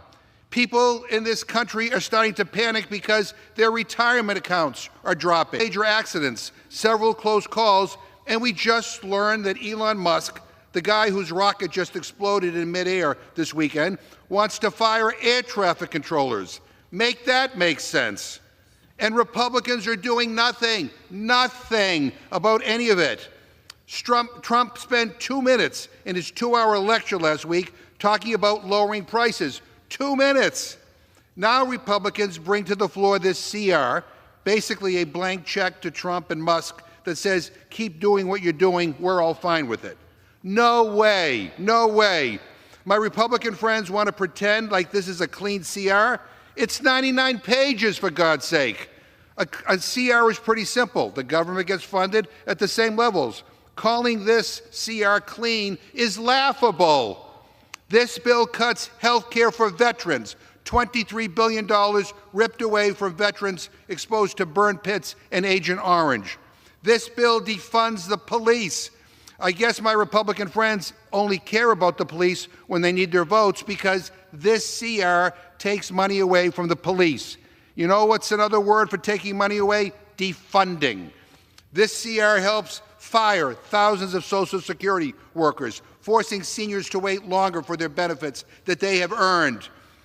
That is what House Republicans are trying to jam through on the floor right now. And the brazenness that Musk and Trump have when going after Social Security takes my breath away. They tried to close down a Social Security office in Chairman Tom Cole's district in Oklahoma. That's nuts. He's one of the most senior Republicans in Congress, a Republican, chairman of the Appropriations Committee, and Elon went after his constituents. Now, Chairman Cole was able to stop it, but what about the rest of the country? God help you if your congressperson doesn't run a powerful committee, because that means there's nothing to stop Elon Musk from coming after your Social Security. And Republicans are really hoping, really hoping I don't bring up this last part. Guess what they tucked into this rule, hoping that nobody would notice? They did this after everyone went home.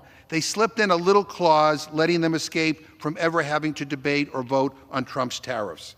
Isn't that clever? Trump's trade war will result in one of the largest, if not the largest, tax increase on American families ever. And this rule gives him the ability to do it without a vote in Congress. I get it. They're already hiding from their voters, running away from their own town halls, slipping out the back doors because they're afraid of being held accountable by their own actions. But guess what, Mr. Speaker?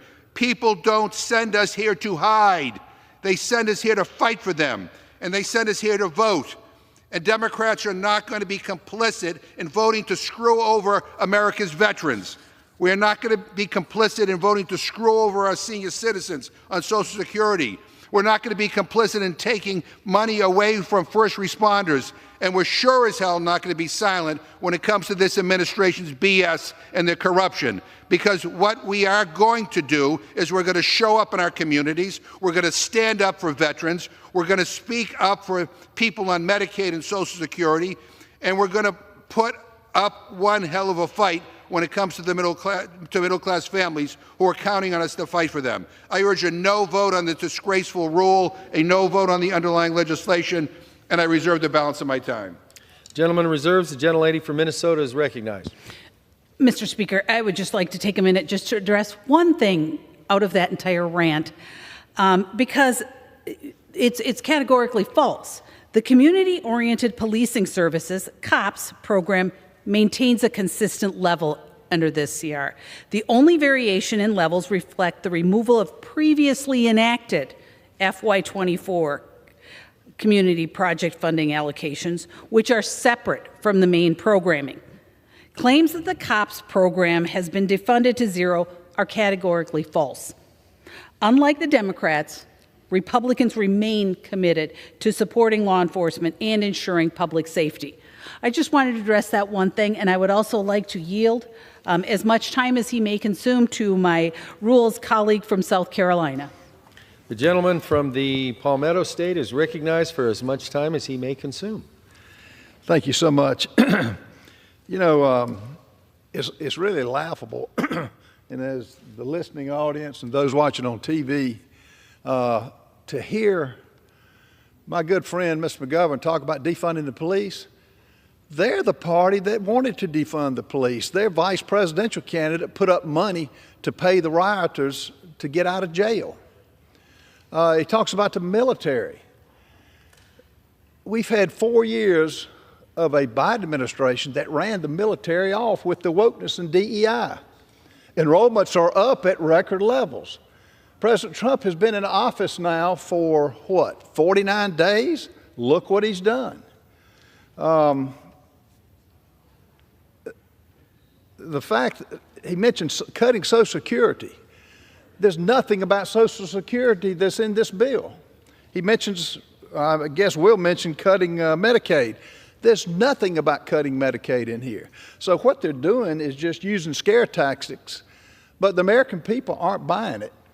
They had 4 years to have their way with the government, and look what it brought. High taxes, high gas prices, high egg prices. Why? Why did the 77 million vote them out of office? Because of their policies. And President Trump in 49 days is bringing it back. If they get back in control, the main thing they will try to get a concession on is to defund, they keep saying, the billionaire Elon Musk.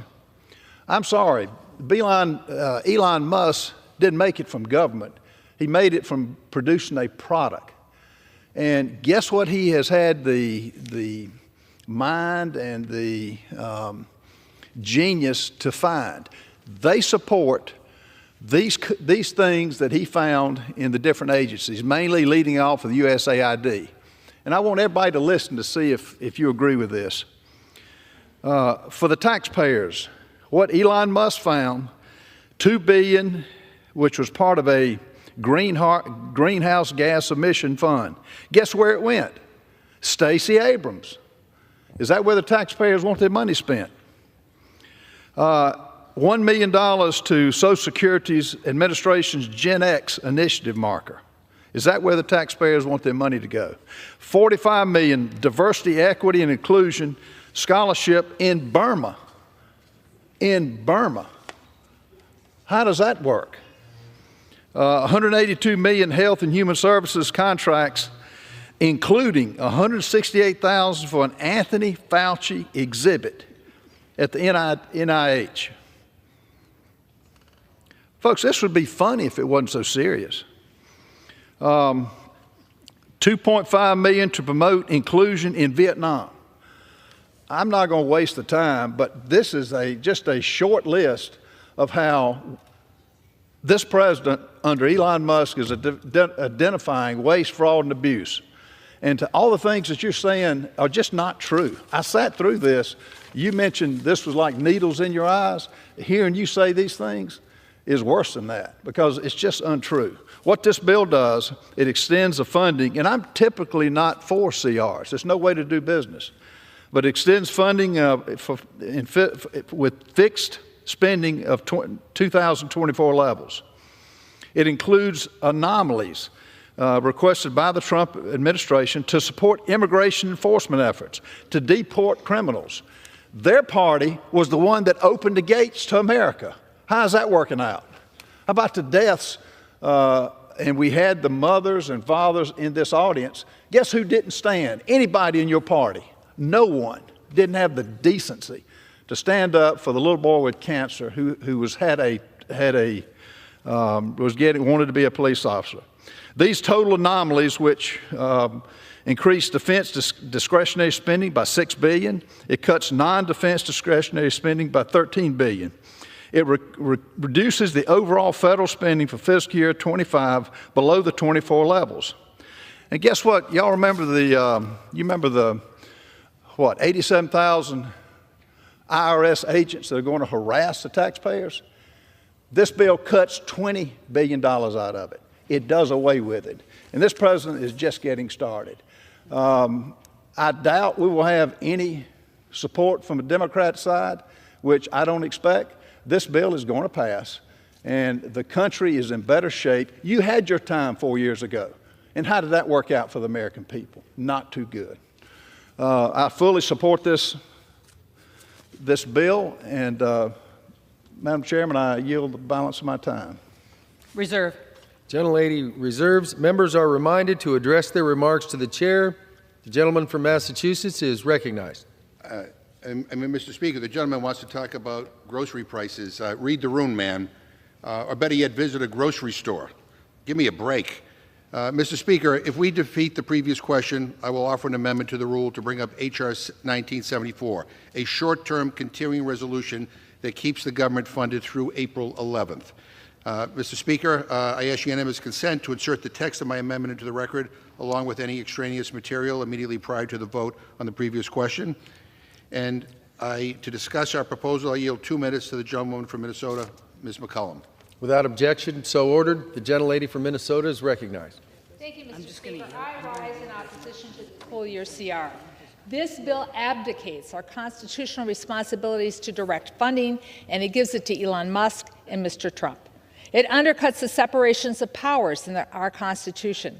This CR cuts $13 billion from domestic priorities that Americans rely on.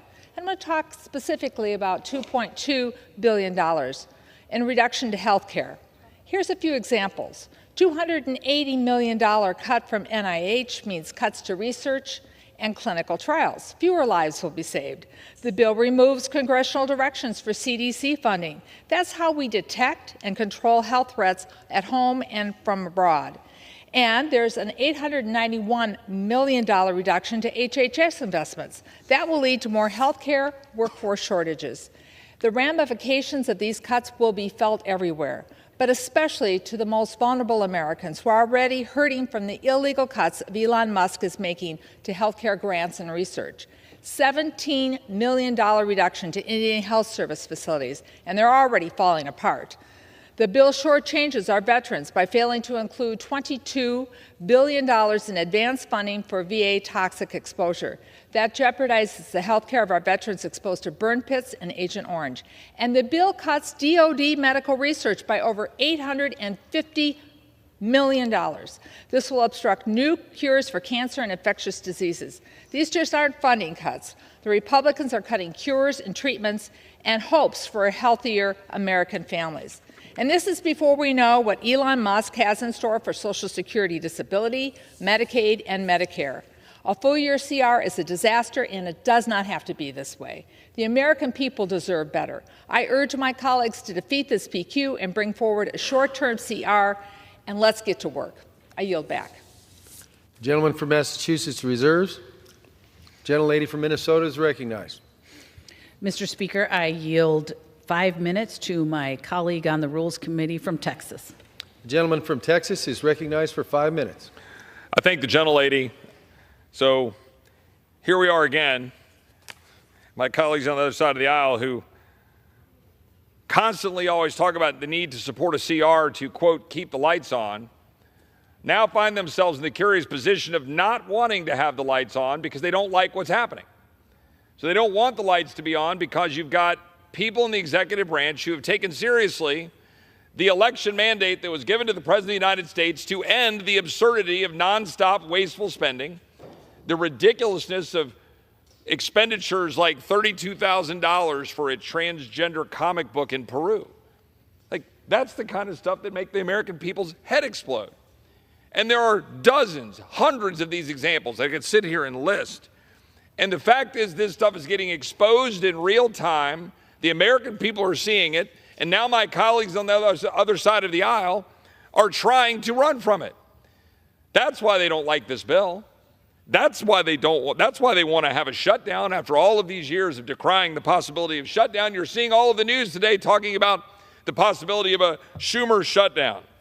You're talking about, there's news article after news article. The Hill, February 11th, Democrats step up talk about using shutdown as leverage against Donald Trump. Democrat senators who request anonymity said that March 14th deadline may be the best leverage they have.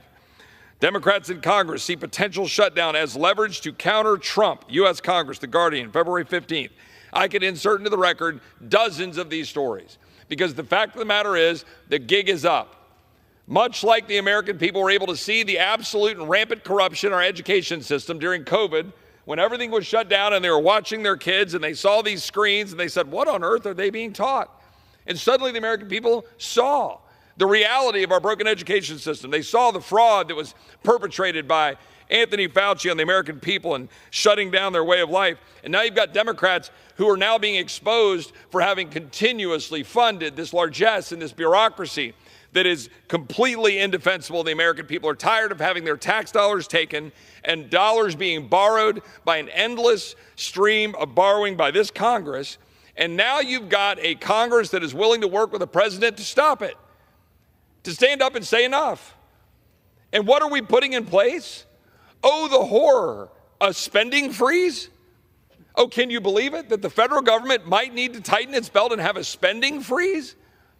And then my colleagues on the other side of the aisle want to bring out these parade of horribles, and somehow that is a massive number of cuts, because only in Washington is that a cut. When you've got a spending freeze and holding basically spending in check from 2024, and we have a bill that, by the way, pulls out earmarks, which are often replete with special wish lists. By the way, that's both sides of the aisle.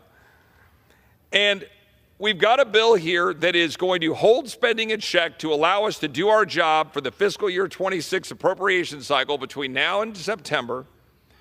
By the way, it was Republicans who passed 5 appropriations bills off of the House floor last year and 12 appropriations bills out of committee last year. The previous year, it was Republicans who passed 7 off the floor and all 12 out of committee. The Democrat-led Senate passed 0. You want to know why we are where we are right now? It's because our Democratic colleagues in the Senate passed 0 appropriations bills, not 1. So we came in here, now the Republicans have control of the House, the Senate, and the White House, and now we're trying to get things moving in the right direction, and our Democrat colleagues don't want to have any part of it. So we're putting forward a common sense measure that, look, I understand why some of my conservative flank fiscal conservatives have concerns about a CR. I don't love CRs. But when you can have a CR that extends spending at 2024 levels for the next 6 months and empowers the president to be able to continue to do what they're doing, shining the light on spending restraint, shining the light on waste so that we can do our job and implement that. And by the way, I'll say that to both sides of the aisle. Both sides of the aisle need to take in that information and implement it when we do appropriations this year. Move spending down, eliminate the waste, try to do something about the fact that in 2019, our entire budget was $4.5 trillion. Today, it is $7 trillion. My colleagues on the other side of the aisle have no answer to that besides, magic tax cuts. You could literally confiscate the wealth of the wealthiest 1% of America and not dent what we've got in terms of $36 trillion in debt, when you would kill jobs and destroy the economy in the process. But that's the only answer my colleagues have to $7 trillion in spending. The fact of the matter is this CR is responsible. It's fiscally appropriate. It'll leave the lights on so that the president and Doge and Elon and Russ Voter and OMB can do their job. And I hope that my colleagues on this side of the aisle will support the rule. I yield back. Gentlelady reserves. Reserve. Gentleman from Massachusetts is recognized. Mr. Speaker, that was an awful lot of words from the gentleman to announce that he's caving and changing his position and finally supporting a CR. I now yield 2 minutes to the gentleman from Florida, Mr. Moskowitz. Gentleman from Florida is recognized for 2 minutes. Thank you, Mr. Speaker. No, that's exactly right. It's CR Day on Capitol Hill, and what is going on with Republicans? I mean, President Trump puts out a tweet and says, please, and all of a sudden, just flip-flops. But you know what? Let me do some mean tweets about how you feel about CRs when you're in the minority only. And the first one actually is from the gentleman from Texas.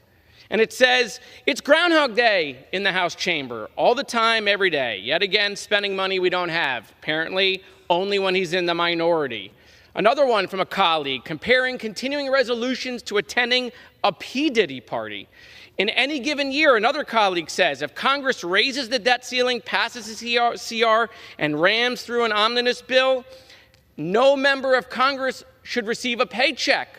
That's awkward for you guys. How many of you are going to give back your paycheck? Another colleague, I've never voted for a CR. You sent me to Congress to cut wasteful spending, and I'm a woman of my word. You can guess who that is. And this one, this is my favorite. What does a CR stand for? It stands for capitulating Republicans, caving Republicans, said by a Republican. And you know what? I'm going to miss the Never CR group. I mean, they were great, but they're breaking up. And it was great to see them live while they were together. They had lots of fans. I'm going to miss them. I mean, they were mostly a boy band, okay? Some of them are going solo. Appears it's only Thomas Massey. But you know what? Something tells me there'll be a reunion, but only when they're in the minority. And to quote Representative Massey, talking about Republicans, I guess deficits only matter when we're in the minority. So listen, go home to your families, turn in your voting cards, give Trump the gavel, because that is what has happened to your entire party. You don't need to be here.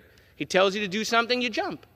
And so what's going on in the world? Another representative brought what's going on in the world in the last 30 days. Well, let's see. Egg prices are up. Goods are up. Stock market is down. Thank you, Mr. Chairman. Gentleman yields back to the gentleman from Massachusetts. Reserve. Reserve. Mr. Speaker. Members are admonished for the second time and reminded to address their remarks to the chair. Thank you. And thank you, Gentlelady Mr. from Speaker. Minnesota is recognized. Thank you, Mr. Speaker, for that reminder. I appreciate that. And Mr. Speaker, I would like to yield 2 minutes again from to my colleague from the Rules Committee from Texas. Gentleman from Texas is recognized for 2 minutes. Well, I appreciate the sudden religion my colleagues on the other side of the aisle have found on spending restraint and the need to cut spending. I look forward to all the proposals that my colleagues will put forward on reducing significant amounts of spending and waste, fraud, and abuse. And I'll look for that press conference they'll no doubt have sometime this week. I would also note that when we talk about continuing resolutions, what my colleague just failed to mention was the fact that literally every single Democrat voted for the CR that we just had in December. Like literally every single Democrat except for one who I think maybe took a present vote. The fact of the matter is, it has nothing to do with that. The fact of the matter is, for those of us who do not like CRs as a general principle, the fact is because Democrats literally wouldn't pass an appropriations bill out of the Senate, we're left doing the cleanup work of trying to figure out how to move forward while we have an administration that isn't at war with its own people.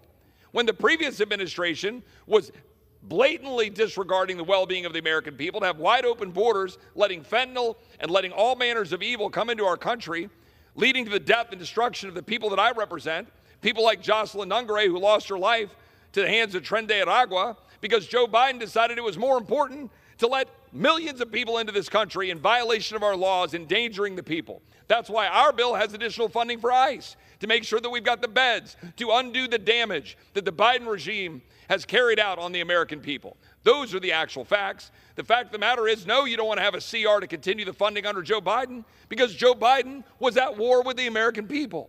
Now we have a president and administration that is trying to do the job that they sent him there to do. Secure the border of the United States, hold back spending, eliminate waste, fraud, and abuse, get this economy going again, get the regulations out of the way of the American people, and do the job they want us to do. With that, I yield back. Gentlelady reserve. The chairs of each respective side are advised that the gentlelady from Minnesota has 13 minutes remaining, and the gentleman from Massachusetts has 20 and a half minutes remaining. The gentleman from Massachusetts is recognized. Mr. Speaker, forget about it. I'm not going to respond. I just want to yield 2 minutes to the gentleman from New York, the distinguished ranking member of the Committee on Foreign Affairs, Mr. Meeks. The gentleman from New York is recognized for 2 minutes. The fact of the matter is, Donald Trump's policies are collapsing our economy. Unemployment is rising. The NASDAQ had its worst days since the COVID crash. Millions of dollars in retirement savings have been wiped out in just weeks. And the reason is clear. The Trump administration's reckless tariffs on our allies. To impose these tariffs, Trump declared a made-up national emergency under the International Emergency Economic Powers Act, or IEPA. But the law has a safeguard. Any member can force a vote to terminate the emergency. But what happened? Speaker Johnson doesn't want to vote. Why? Because it would force Republicans to go on the record about Trump's tariffs. So instead, Speaker Johnson has rewritten the law in real time. And here's what the rule says, and I quote, "Each day for the remainder of the first session of the 119th Congress shall not constitute a calendar day." What? If you don't think that makes any sense, neither do I. House Republicans are declaring that the days are no longer days and that time has literally stopped. The Speaker is petrified that members of this House will actually have to take a vote on lowering costs on the American people. This is what the American people elected us to do. But now, because it's Donald Trump's tariffs and Republicans would have to take a tough vote, Speaker Johnson is stopping us from voting. If Congress can't act to lower prices, protect retirement savings, and hold the president accountable, what are we even here? What are we doing here? A yes vote on this rule is a vote for Trump's tariffs. A yes vote on this vote, is a vote to keep prices high for American families. A yes vote is a vote to block Congress from doing its job to lower costs. If you actually care about lowering costs, you should vote no on this rule. And with that, I yield back the balance of my time. Gentleman from Massachusetts reserves. Gentlelady from Wisconsin is recognized. Minnesota. Thank you. Thank you, Mr. Speaker. You were close. But, Mr. Speaker, I just want to point out, Democrats love to claim foul when on Republicans for shutting off national emergencies, but they're cherry-picking the facts. Let's take a look back at when they were in charge in the 117th Congress. They never allowed a vote on terminating the COVID national emergency. Mr. Gosar introduced 2 separate national emergency disapproval resolutions, and Democrats, who were in control at the time, not only shut off consideration of those resolutions without a single vote, they shut them off for the remaining 18 months of the Congress. Even 2 years after the COVID emergency was declared, Democrats still silenced the voices of Republicans who wanted to take a vote.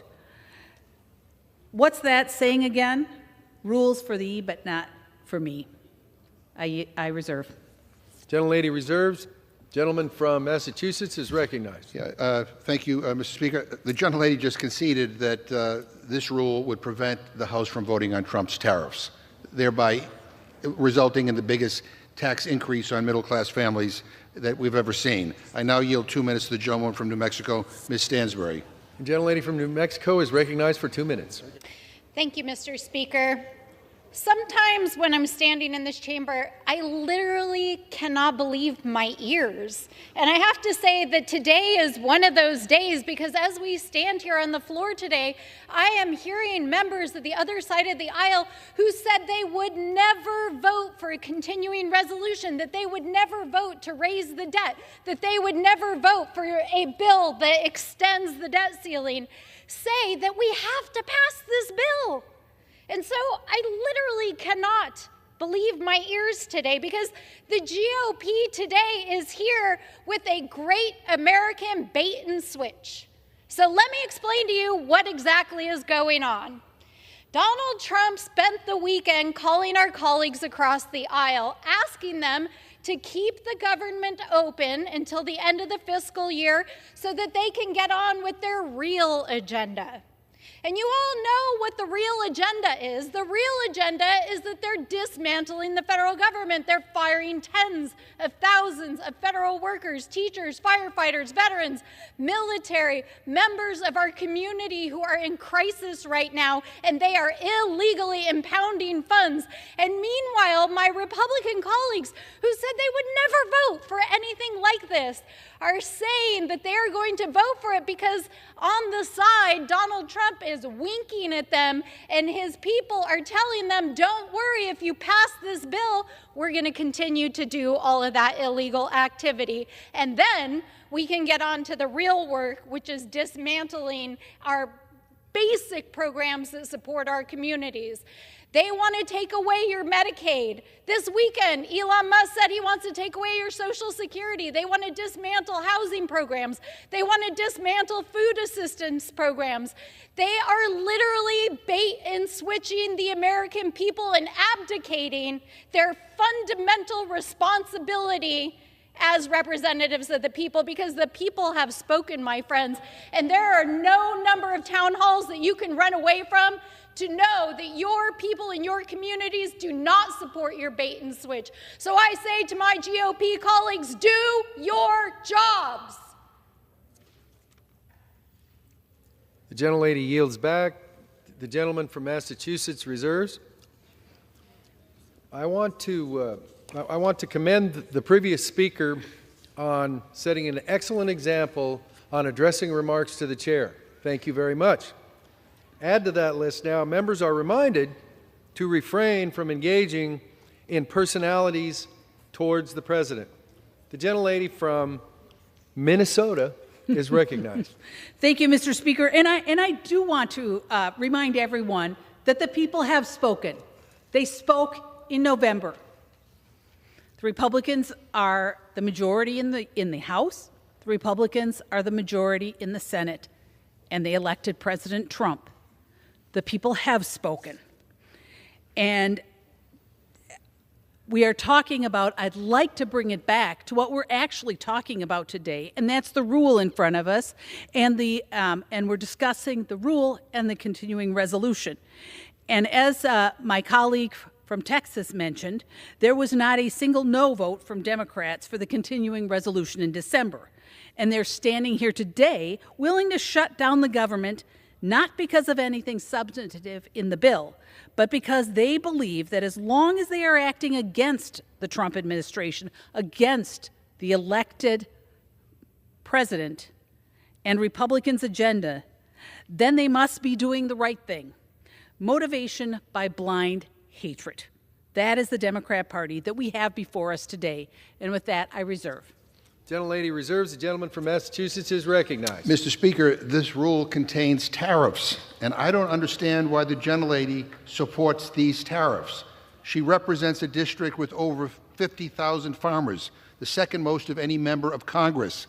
And during the last trade war started by Trump, American farmers lost $27 billion in agricultural exports. It's farmers in the gentlelady's district who are being harmed by these tariffs. So I don't understand why she supports them. I now yield 2 minutes to the gentleman from Florida, Mr. Frost. The gentleman from Florida is recognized for 2 minutes. Thank you. I appreciate it. I think it's interesting because any time my colleagues want to defend horrible moves by the Trump administration, whether trying to cut Medicare, cut Medicaid, they keep saying, the people have spoken, without realizing that the people are speaking. That's why they continue to cancel their town halls, because they don't want to hear what the people are saying right now. Costs are at an all-time high. I came down here to tell people that if you're struggling to afford food, you can't pay your rent, the medical bills are stacking up, this bill will make your life worse. Why? To give tax cuts to billionaires and big corporations. This bill sets up major cuts to Medicaid, which 60,000 children in my district rely on for health care. Cuts to Medicare, steals from veterans, ripping away benefits, steals from working people and families, gives even more unchecked power to President Elon Musk and Doge. And recently, Musk said that Social Security is a Ponzi scheme. So every vote in favor of this bill endorses those words. You vote for this, go to your constituents and be loud and proud. Tell them that the program that they've paid into and worked on their entire life so they can retire with dignity is a Ponzi scheme. Oh wait, Republicans have been told by their leadership to stop doing town halls. Why? Because the people are pissed off. They're scared. Many have been sold this BS lie that if we just give all the power to billionaires like Elon Musk, we'll all be okay. But I got breaking news for you. The billionaires have always had immense power in this country, and it hasn't worked out for us. I'm opposing today's rule so we can stop the House from voting on the Republican Party spending bill that works to cut Medicaid, Medicare, Social Security, veterans benefits, and school lunches, all in favor of the ultra-rich. I know what it's like to not be able to pay for housing, to go into debt just to survive. We're not in this because people have lived beyond their means, but because we've been denied the means to live. So vote no on this rule, and I yield back. Thank you.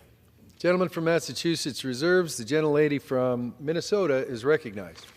Thank you, Mr. Speaker. And this is just another example of how talking points are written before they actually read the bill, because this is about a government shutdown, plain and simple. We have to have the rule to pass the CR so that we can avoid government shutdown. I reserve. Gentlelady reserves. The gentleman from Massachusetts is recognized. Yeah, Mr. Speaker, this is a rule to protect tariffs. I yield 1.5 minutes to the gentlewoman from Illinois, Ms. Ramirez. The gentlelady is recognized for 1.5 minutes. Thank you, Mr. Speaker. So this is about the rule so that we can get to this continuing resolution, or so-called continuing resolution. But let me tell you what continuing resolutions are. They give Congress time to negotiate budget bills in the interest of the American people. Let me be very clear. That is not what Republicans want to do here. They're proposing we skip budget negotiations and we give the Musk-Trump administration a slush fund. Their actions prove that they have more respect for their billionaire bosses than they do for the Constitution. They are more willing to hand over their power to Trump and Musk than they are to defend the power of the people, and they're more committed to enabling a bully than to stand up for their constituents. And that is what Trump and Musk are. They're bullies who use intimidation and retribution to get what they want. And Musk, or, Trump under Musk, as my colleague said, they want it all. They want to disregard the law. They want to dismantle the agencies that serve the American people, and they want to destroy the programs and the services that Americans rely on. Bottom line, Republicans are using a shutdown to bully us into giving Trump a blank check. No guardrails, folks, and 6 months to plunge us into further chaos. Yes, if we are in chaos, it's your fault. You control the House, you control the Senate, and you have your guy in the White House. So let me be honest, I will not be bullied. The full year slush fund CR they call is the red line, and I call my colleagues to vote no on the rule and on the Republicans' slush fund CR. I yield back. Gentleman reserves. The gentlelady from Minnesota is recognized. Mr. Speaker, the House Appropriations Committee worked in good faith throughout the FY25 process, and it was the Democrats that weaponized this process, holding up negotiations on demands that were completely unrelated to funding. If my colleagues choose a Democrat shutdown simply because they hate Donald Trump and his administration, they are showing they have still learned nothing from the results of last year's elections. I reserve.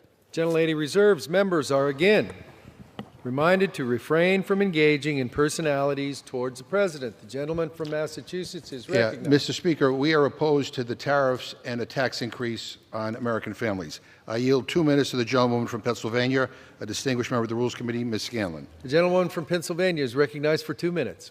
Thank you, Mr. Speaker. Today, House Republicans are trying to avert a funding crisis of their own making by passing a partisan Republican spending bill they drafted behind closed doors. It cuts $13 billion from programs like low-income housing, agricultural inspections, and election security. This bill would allow President Trump and Elon Musk to supercharge their attacks on essential federal programs and workers, including Social Security and the FAA, with no input from Congress. I want to highlight how this bill impacts our nation's veterans, particularly in light of the administration's recent actions. Due to the success of the PACT Act, more veterans than ever before have enrolled in VA care, and we should celebrate that success. Instead, this bill reneges on a commitment of $23 billion in health care funding for veterans who were exposed to burn pits and Agent Orange. It also fails to guarantee essential programs within the Veterans Health Administration. Programs like homelessness assistance, mental health care, rural health initiatives, opioid and substance abuse treatment, oncology services, and caregiver support are left undefined and therefore subject to cuts or elimination by DOJ or Trump. This isn't an oversight. Our Republican colleagues are supporting this bill because it allows Musk to eliminate more programs without congressional approval. Look, in just 6 weeks, over 6,000 veterans have been fired from the VA and other federal programs. Veterans comprise 30% of our federal workforce. They're among the hardest working, most patriotic employees in our country. But Trump has allowed Elon Musk and DOJ to fire thousands of them without cause. And more jobs are on the chopping block, 80,000 at the VA, tens of thousands at the IRS, 7,000 at Social Security.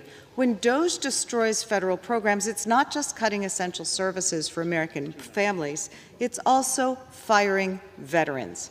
Between deep VA cuts, eliminating funding for veterans' health care, and job cuts that disproportionately hit veterans, it appears that the Trump White House has declared war on veterans. Our veterans and their families deserve better than this. I urge my colleagues to reject this travesty of a bill and instead pass the clean CR offered by the ranking member on appropriations. I yield back. Gentleman from Massachusetts reserves. The gentlelady from Minnesota is recognized. Reserve.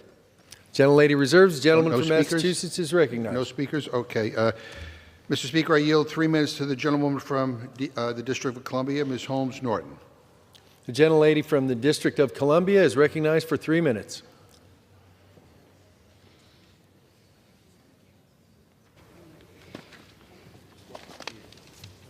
I thank my friend for yielding. I strongly oppose this rule and the full-year funding resolution. The CR is an act of fiscal sabotage against D.C.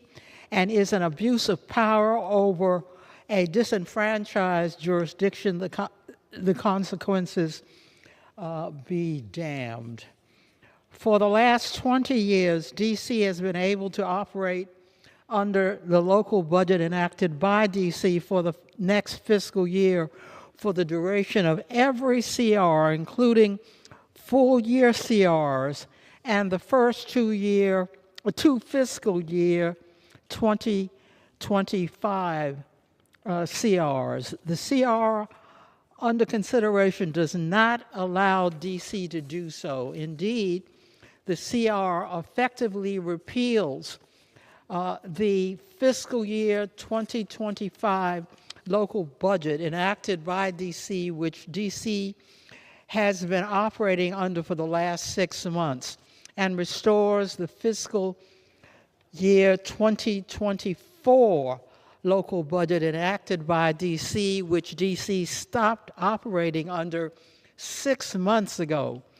This unprecedented budget substitution will result in an immediate cut of more than $1 billion from D.C.'s $21 billion budget. This cut will likely force D.C. to immediately terminate programs that lay off or furlough police officers, firefighters, other first responders, and teachers. This cut does not save the federal government any money because D.C.'s local budget consists entirely of locally raised revenues such as taxes and fees. The CR also fails to exempt D.C. from a federal government shutdown in fiscal year 2026. Since the 2013 federal budget shutdown, Congress has exempted D.C. from federal government shutdowns because Congress recognized that shutting down a city of more than 700,000 people was harmful to the operations of both D.C. and the federal government. I ask unanimous consent to enter into the record a memorandum from D.C. Mayor Miriam Bowser's office detailing the impact of this CR on D.C. I urge members to vote no. I yield back. Without objection, so ordered. The gentleman from Massachusetts. Gentlelady from Minnesota is recognized. Reserves. Gentleman from Massachusetts is recognized. Still no speaker? Okay. I yield 2 minutes to the gentleman from New York, Mr. Goldman. Gentleman from New York is recognized for 2 minutes. All right, thank you very much to the ranking member for yielding. I rise today in strong opposition to the Republicans' partisan sham of a government funding bill, which is nothing more than a blank canvas for Donald Trump and Elon Musk to continue their smashing and looting of our federal government. There are too many things that are wrong with this bill to mention in just 2 minutes, including cuts to safety net programs for housing, food, veterans, law enforcement, as well as essential community projects for every district in the country. But what's really shocking is that Republicans rejected any and all input from Democrats, even though they need Democratic votes to pass this bill in the Senate. If you want to go it alone, then go it alone. But you can't blame anyone but yourselves when it fails. If the government shuts down with a Republican House, Republican Senate, and Republican President, it will be solely because the Republicans have moved forward with a terrible partisan take-it-or-leave-it bill. In November, the clear #1 issue on voters' minds was the economy and the cost of living. But since he has taken over, President Trump has increased costs significantly and tanked the economy. But it gets even worse. The president has not only failed to keep his promise to help working Americans, but he has enlisted a corrupt, unelected billionaire to slash essential programs that hundreds of millions of Americans depend on. Elon Musk isn't cutting waste, fraud, and abuse. He doesn't even know what he's cutting. And unlike regular appropriations bills, this bill does not include the usual language to fund specific programs. And what that means is that Elon Musk has unfettered discretion to cut whatever he wants. You don't need to take my word for it. The House Freedom Caucus issued a press release supporting this bill because of that very reality. With this bill, Republicans are handing the power of the purse to Congress and not working with Democrats. We continue to stand ready to work together, but this bill does not do that. And I yield back. Gentleman reserves. Gentlelady is recognized. Reserve. Gentlelady reserves. Gentleman from Massachusetts is recognized. Can I inquire in the time, Mr. Speaker? Massachusetts has 5.5 minutes. Okay. And the gentlelady has no speakers? So, okay, all right. I yield 2 minutes to the gentlewoman from New Mexico, a distinguished member of the Rules Committee, Ms. Ledger Fernandez. Gentlelady from New Mexico is recognized for 2 minutes. Mr. Speaker, Americans across the country are angry about Elon Musk illegally firing employees and freezing federal funds. Rather than stand up to Musk, Republicans are giving him the power to shut down the government programs Musk doesn't like. Remember, just last night, Musk said he wants to eliminate the big programs like Social Security and Medicare. Musk also wants to fire thousands of VA employees. This bill cuts $22.8 billion for veterans care. It cuts housing. It cuts programs that protect our food supply so we can bring down the cost of eggs. This rule also endorses Trump's tariffs under the guise of a national emergency. Yesterday, Trump's tariffs caused the markets to plummet, taking Americans' retirement savings with them. That's the real national emergency. A vote for this rule is a vote for Trump's tariffs. Is that why Republicans are hiding from their constituents? Because they're backing unpopular tariffs that will cost the average family $2,000 a year?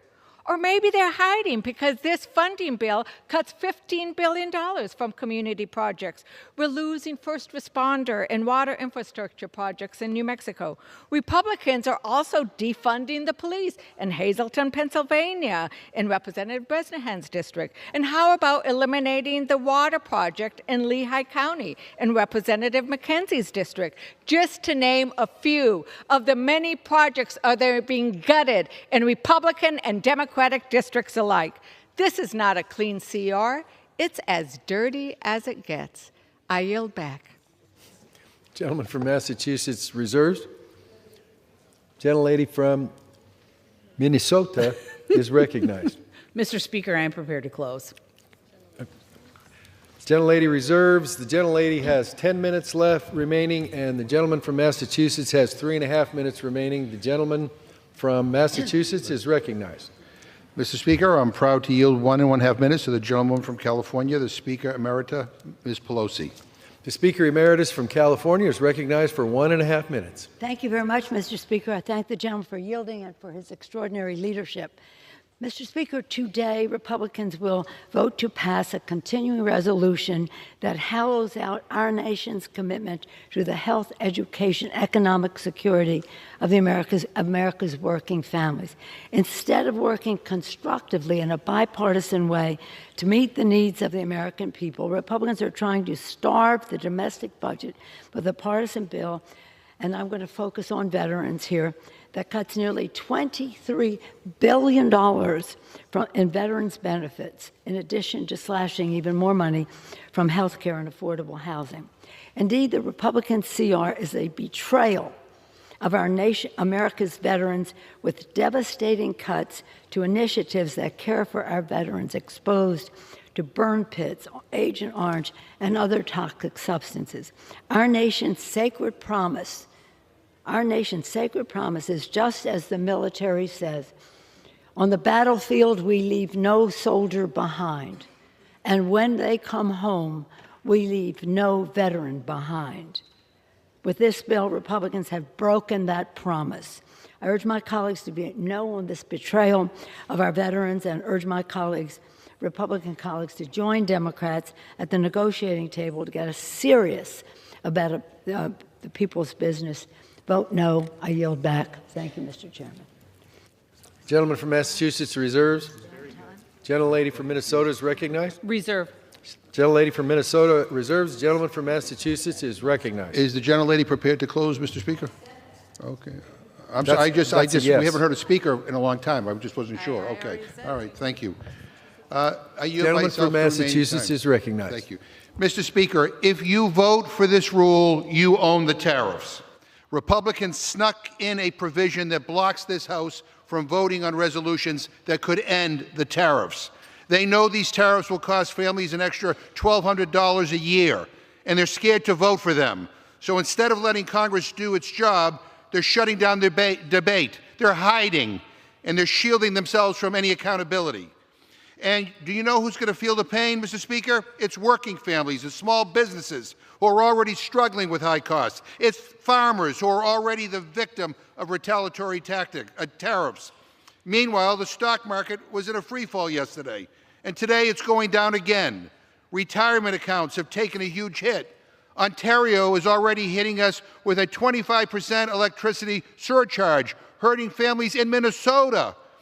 In fact, I saw a breaking news story this morning that Trump's now escalating his trade war by doubling tariffs on Canadian steel and aluminum. So he and his enablers are pushing forward, full steam ahead, into a possible recession with no regard for the chaos he's causing in this country. That's why House Democrats, led by Ranking Member Meeks, introduced resolutions to end Trump's devastating tariffs. According to the National Emergencies Act, these resolutions should be fast-tracked for a vote on the House floor. Republicans are using this rule to shut them down. And I'd love to hear them explain to their constituents why they're standing by while prices are skyrocketing. But Republicans are scared of their constituents too, hiding in their offices instead of holding town halls. So let me be perfectly clear. If your representative votes for this rule, they're voting to ratify the Trump tariffs. They're hoping you won't notice while they let our economy burn. That's not leadership, that's cowardice. And a vote against this CR is not a vote to shut down the government. We have offered a one-month CR to fund the government while appropriators finish the budget process. Instead of giving up on it Gentleman's and time handing has the blank expired. check to Trump and Musk, vote no on this. Gentleman yields back. And the gentlewoman from Minnesota is recognized. Thank you, Mr. Speaker. And now that we've finished listening to the Democrats' talking points, the same talking points that they use over and over and over to mislead the American people and demonize Republicans and demonize President Trump, I will actually focus on what we're talking about today and what is actually in front of the body. And that's the rule to deal with the CR and two other bills. And even with the additional funding for veterans and the FAA and families in this bill, it will cost less than last year. Not by gutting programs, as my Democrat colleagues have so wrongfully claimed, but by removing projects from the FY24 bill so that they are not double funding projects that have already received funds in in FY24. My Democrat colleagues must be confused because I certainly would not want to be accused of calling them liars. This bill upholds the responsibility of our veterans and ensures full funding for the health care services and benefits. It includes the largest pay raise for junior enlisted troops in over 40 years. It supports federal wildland firefighters. It increases funding for air traffic controller priorities. It does not cut grants for law enforcement.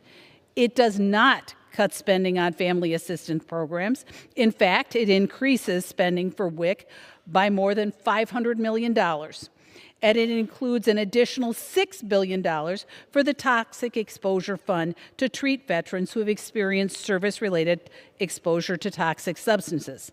This bill can increase spending on these critical needs by making sure that we are not double funding existing programs.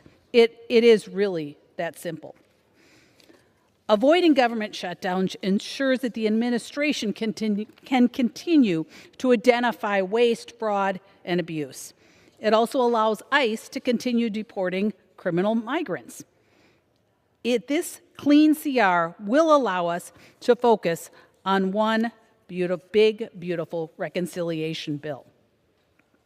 Furthermore, this rule provides a way for us to continue to remove waste, fraud, and abuse right now by extending the time to prosecute those who committed unemployment insurance fraud during the COVID CARES programming. I would ask my Democrat colleagues to spare us the speeches about President Trump and the Department of Government Efficiency trimming some of the bloated bureaucracy from our federal departments. They are about to vote against a continuing resolution in the hopes of shutting our government down and sending every single federal employee home without a paycheck. Maybe my Democrat colleagues just don't think DOGE is going far enough. The truth is that there are more than 25,000 federal employees in the state of Massachusetts whose paycheck will be put on an indefinite hold if the government shuts down. And that's what my Democrat colleagues are going to vote for. My Democrat colleagues keep complaining how unfair this CR is to the D.C. residents. But there are over 160,000 federal employees in the District of Columbia, which quite frankly is more than there should be but you are going to make every one of their paychecks go away if you succeed in shutting the government down. I thank my colleagues, Mr. Carey and Mr. Cole and Mr. Smith, for introducing these thoughtful pieces of legislation, and I encourage every single one of my colleagues to vote for this nonpartisan continuing resolution to keep our government fully funded and hold fraudsters accountable. A no vote, and I'll make it very clear, a no vote on this rule is actually a no vote to shut down government. With that, Mr. Speaker, I support the rule and the underlying legislation and yield back the balance of my time. The gentlewoman yields back. The question on the resolution. The gentlewoman moved the previous question. The question is on ordering the previous question on the resolution. Those in favor say aye. Those opposed, no. In the opinion of the chair, the ayes have it. Mr. Speaker, I ask for the yeas and nays, please. The yeas and nays are requested. Those favoring the vote for yeas and nays will rise. A sufficient number having risen, the yeas and nays are ordered. Members will record their votes by electronic device. Pursuant to Clause 9 of Rule 20, the chair will reduce to 5 minutes the minimum time for any electronic vote on the question of adoption of a resolution if ordered. This is a 15-minute vote.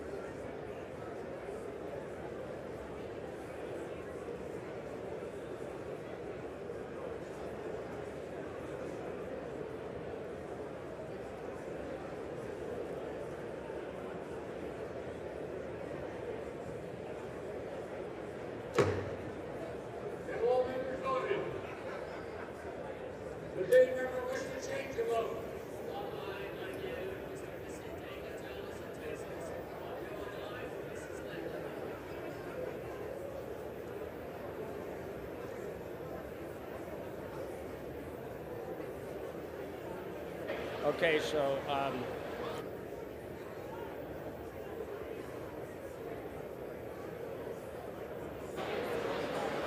okay. On this vote, the yeas are 216, the nays 212.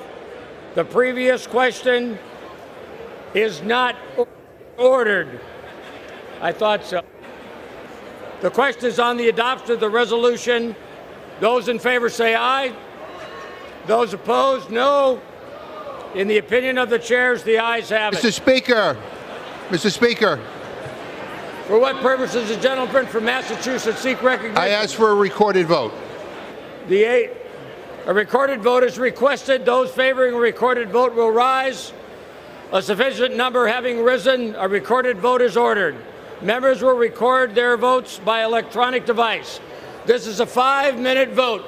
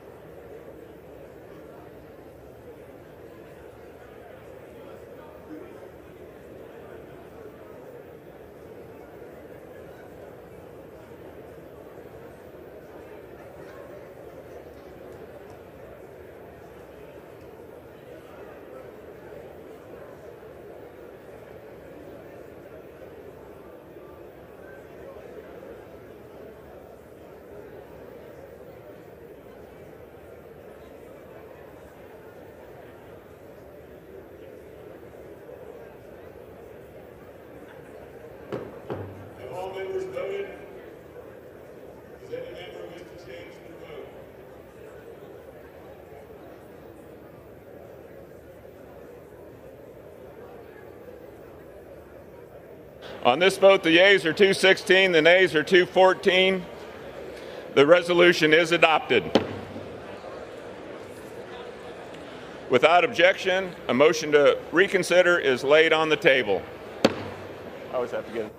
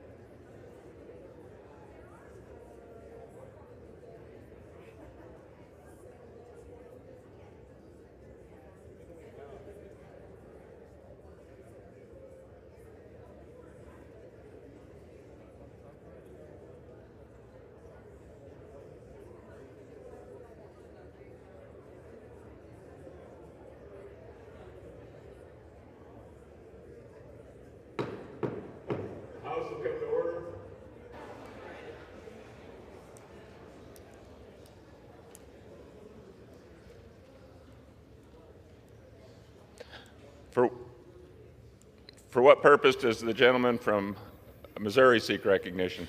Thank you, Mr. Speaker. I offer a resolution constituting a question of the privileges of the House. The clerk will report the resolution.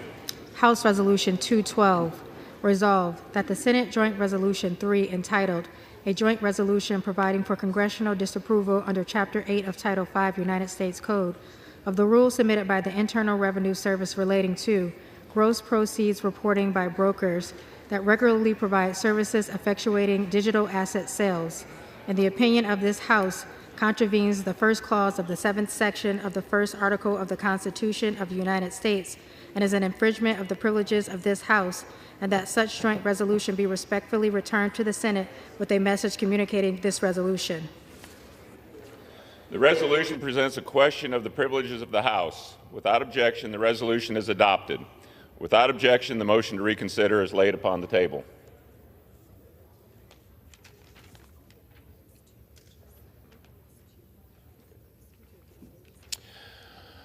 For what purpose does the gentleman from Missouri seek recognition? Mr. Speaker, pursuant to House Resolution 211, I call up the bill H.R. 1156, the Pandemic Unemployment Fraud Enforcement Act, and ask for its immediate consideration in the House. The clerk will report the title of the bill. Union Calendar Number 2, H.R. 1156, a bill to amend the CARES Act to extend the statute of limitations for fraud under certain unemployment programs and for other purposes. Pursuant to House Resolution 211, the amendment in the nature of substitute recommended by the Committee on Ways and Means printed in the bill is adopted, and the bill as amended is considered read. The bill as amended shall be debatable for 1 hour, equally divided and controlled by the chair and ranking minority member of the Committee on Ways and Means or their respective designee. The gentleman from Missouri, Mr. Smith, and the gentleman from Illinois, Mr. Davis, will each control 30 minutes. The chair recognizes the gentleman from Missouri. Thank you. I ask unanimous consent that all members have 5 legislative days to revise and extend their remarks and submit extraneous material on the bill under consideration. Without objection. Thank you, Mr. Speaker. I yield myself such time as I may consume. The gentleman is recognized. Thank you, Mr. Speaker. The American people supported President Trump in November because he pledged to eliminate waste and fraud in government. There is no better example of what President Trump is talking about than the rampant fraud the Ways and Means Committee has uncovered in the COVID-era unemployment insurance program. This money was supposed to help workers and their families through a crisis. Instead, it was stolen. It was stolen by fraudsters and criminals. According to government estimates, between 100 and 135 billion of UI benefits were stolen during the pandemic. Outside estimates range as high as 400 billion. That's higher than the economy of my home state of Missouri and about 20 other states. It is the greatest theft of tax dollars in U.S. history. So far, the government has only recovered about $5 billion. As we stand here, there are over 157,000 open UI fraud hotline complaints and more than 1,600 ongoing fraud investigations. This is a must-pass bill. The statute of limitations for these investigations start to run out in 16 days on March 27th. If we don't extend it, the criminals who stole money from the pockets of taxpayers and continue to do so to this day will get away. The Pandemic Unemployment Fraud Enforcement Act is simple. It doubles the statute of limitations from 5 to 10 years so we can prosecute and recover hundreds of billions of stolen tax dollars. We did this in the 117th Congress when Republicans and Democrats voted unanimously to extend the statute of limitations for fighting fraud in other COVID-era programs plagued by criminal theft. This legislation deserves the same strong bipartisan support. Yet during our markup, not a single Ways and Means Democrat voted for this bill. Let me preview some of the fear-mongering you're going to hear today on this floor. First, committee Democrats will argue that giving law enforcement more time to prosecute fraud will lead to surprise bills or targeting of innocent Americans who accidentally received an overpayment. This is completely false. DOJ is focused on prosecuting sophisticated criminals who maliciously defrauded the government, including international crime rings, online scammers, and gangs that are using tax dollars to illegally purchase firearms and commit crimes. This is not about going after grandma who made a mistake on her form. Anyone making that claim is simply not telling the truth. That isn't happening today, and it won't happen tomorrow. All this bill does is simply extend the investigations ongoing today. Second, Democrats claim that rescinding $5 million to offset the cost of this bill is a bridge too far. This is money sitting over at Department of Labor unused. With over 1,600 open investigations, Democrats should be more concerned about what their constituents and American taxpayers have to lose if this doesn't get done. Third, you will hear complaints about items completely unrelated to this bill, like DOJ, or the streamlining of the federal government to make it work better for the American taxpayer. I understand that my colleagues on the other side may want to use their floor time to discuss those issues, but that is not what the bill in front of us is all about. It is simply about continuing ongoing efforts to recoup tens of billions criminally taken from the American taxpayer. A no vote is a vote to allow these criminals to keep the money they stole from taxpayers. It's a vote to surrender to fraudsters. And it's a vote that says to Americans, we don't care about your hard-earned taxpayer dollars. I urge all of my colleagues to support this legislation, and I reserve the balance of my time. The gentleman from Missouri reserves. The gentleman from Illinois, Mr. Davis, is recognized. Thank you, Mr. Speaker. Mr. Speaker, I yield myself such time as I may consume. The gentleman is recognized. Mr. Speaker, I rise to reluctantly oppose H.R. 1156 that would extend the statute of limitations for pandemic unemployment insurance fraud for 5 years. During the pandemic, criminal actors and fraud rings took advantage of overwhelmed state unemployment offices and unqualified contractors to steal billions of dollars from American taxpayers. Like the rest of my Democratic colleagues, I have strongly supported the Department of Labor Inspector General, or OIG, efforts to serve justice and recover taxpayer dollars. We opposed Republican cuts to the OIG budget that slowed their work. Then 2 years ago, when the Inspector General recommended we extend the statute of limitations for specific crimes to allow more time for prosecution of criminal rings, we tried to work with our Republican colleagues on a bill to accomplish that. Why then am I opposing this bill today? Just before this bill was introduced, President Trump illegally fired the very Inspector General who recommended this extension of the statute of limitations and who led the OIG's work to prosecute criminal rings, securing 1,400 convictions and over $1 billion in court-ordered restitution. President Trump also illegally fired 16 other nonpartisan inspectors general, the same officials we depend on to fight fraud and hold agencies accountable.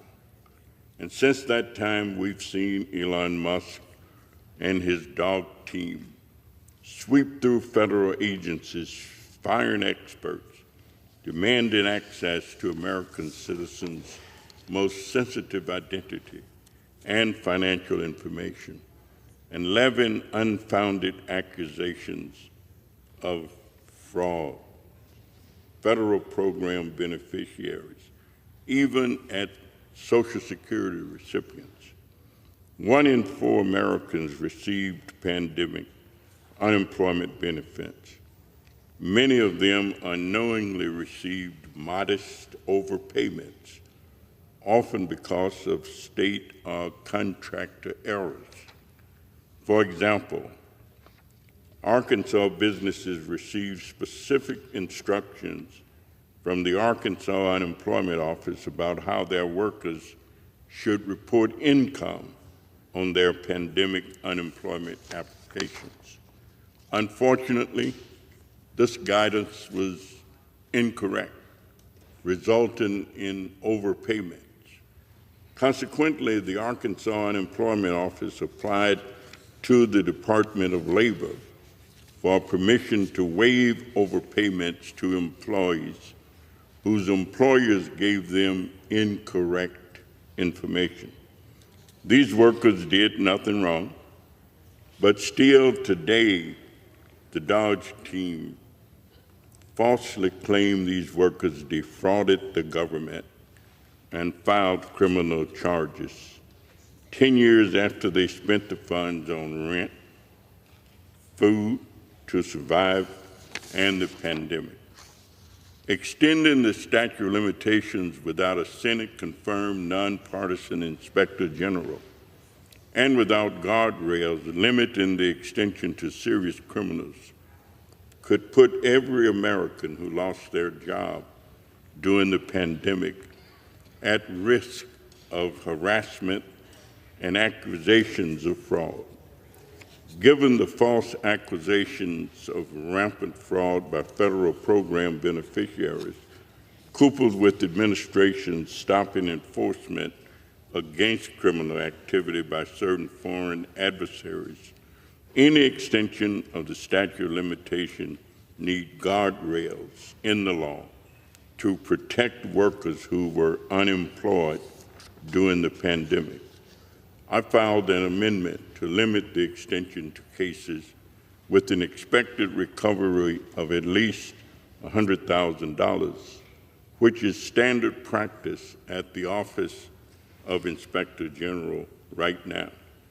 I am deeply disappointed that my amendment that would simply codify current practice was not made in order so that I could support the bill. This bill will also cut the Department of Labor's limited budget to support state fraud prevention, including criminal identity verification tools.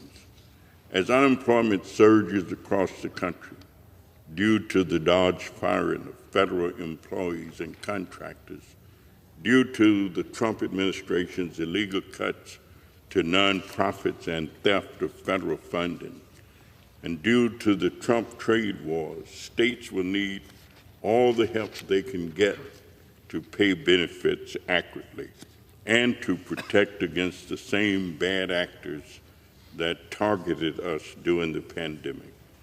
Given the failure of this Republican bill to protect the tens of millions of unemployed workers during the pandemic from the Dodge witch hunt, I urge my colleagues to oppose this bill until language is included that ensures that the prosecution focus remains on criminal rings and large-scale fraud rather than overpayments due to state or individual error. And I reserve the balance of my time. The gentleman from Illinois reserves. The gentleman from Missouri is recognized. I yield as much time as he may consume to the gentleman from Illinois, Mr. LaHood, the chairman of the Work and Welfare Subcommittee. The gentleman is recognized. Thank you, Mr. Speaker. Thank you, Chairman Smith, for your leadership on this very important topic. I rise in strong support of H.R. 1156, the Pandemic Unemployment Fraud Enforcement Act. This bill extends the statute of limitations for CARES Act unemployment fraud from 5 to 10 years to provide law enforcement agencies with more time to go after the fraudsters and international criminal organizations. Nearly 5 years after the CARES Act was signed into law, we are facing the expiration of the statute of limitations for holding criminals accountable. Congress must act quickly. We cannot retroactively change criminal liability for federal crimes. As chairman of the Work and Welfare Subcommittee, we have done considerable oversight to investigate the size and scope of unemployment fraud throughout the pandemic. GAO estimates between 100 and 135 billion with a B was lost to fraud, yet only 5 billion has been recovered. This February, our subcommittee held a hearing with fraud experts from across the country. One of our witnesses said that as much as 70% of the fraudulent unemployment benefits went to Russian mobsters, Chinese hackers, and Nigerian scammers. A recent DOJ case involved a Pennsylvania man obtaining $59 million in public benefits and laundering the proceeds to China. As a member of the House Select Committee on China, cases like this are deeply concerning to me and confirm our worst fears regarding the attacks on our institutions by hostile nations such as China and the CCP. Witnesses also told us that fraud is continuing to happen. Fraudsters are now targeting the disaster unemployment benefit using stolen identities of California fire victims. The Pandemic Unemployment Fraud Enforcement Act is a common sense bill that doubles the statute of limitations so we can recover hundreds of billions of stolen taxpayer dollars. Prosecuting bad actors has a ripple effect that will deter crime and prevent additional losses to the government and American taxpayers. The DOJ has more than 1,600 open cases, uncharged COVID-19 criminal matters, and the Department of Labor Inspector General has yet to investigate 157,000 UI fraud hotline complaints. This bill is simple. Once the statute of limitation expires, these cases will go cold and criminals will go unpunished. Let me be clear. A vote against this bill is a vote to surrender to fraudsters and criminals. Don't let the criminals and fraudsters win. I urge my colleagues to support this bill, and I yield back. Gentleman yields back. Gentleman from Missouri reserves. Gentleman from Illinois is recognized. Mr. Speaker, I yield 4 minutes to the gentleman from Texas, Mr. Doggett. Gentleman from Texas is recognized for 4 minutes. Thank you, Mr. Speaker. Well, today Republicans offer a truly remarkable answer to unemployment insurance fraud, and that's to make a big cut in those who are already fighting unemployment insurance fraud and abuse. Likely gone will be the resources for providing the states access to databases that they use to prevent fraud by confirming identities. Once again, arithmetic is just simply not a Republican friend. They cut $5 million from anti-fraud efforts that are going on today to produce a savings of $500,000 over a 10-year period, according to the independent, nonpartisan Congressional Budget Office, which estimates also that, quote, any additional recoveries from their sorry bill of overpaid benefits would be insignificant. And this rash Republican move comes on top of Elon Musk's slash and burn rampage through our government. Who knows how many civil servants have already been fired whose principal responsibility is to fight fraud. And not only what the fraud that's occurred in the past, but some shyster who's come up with a new approach.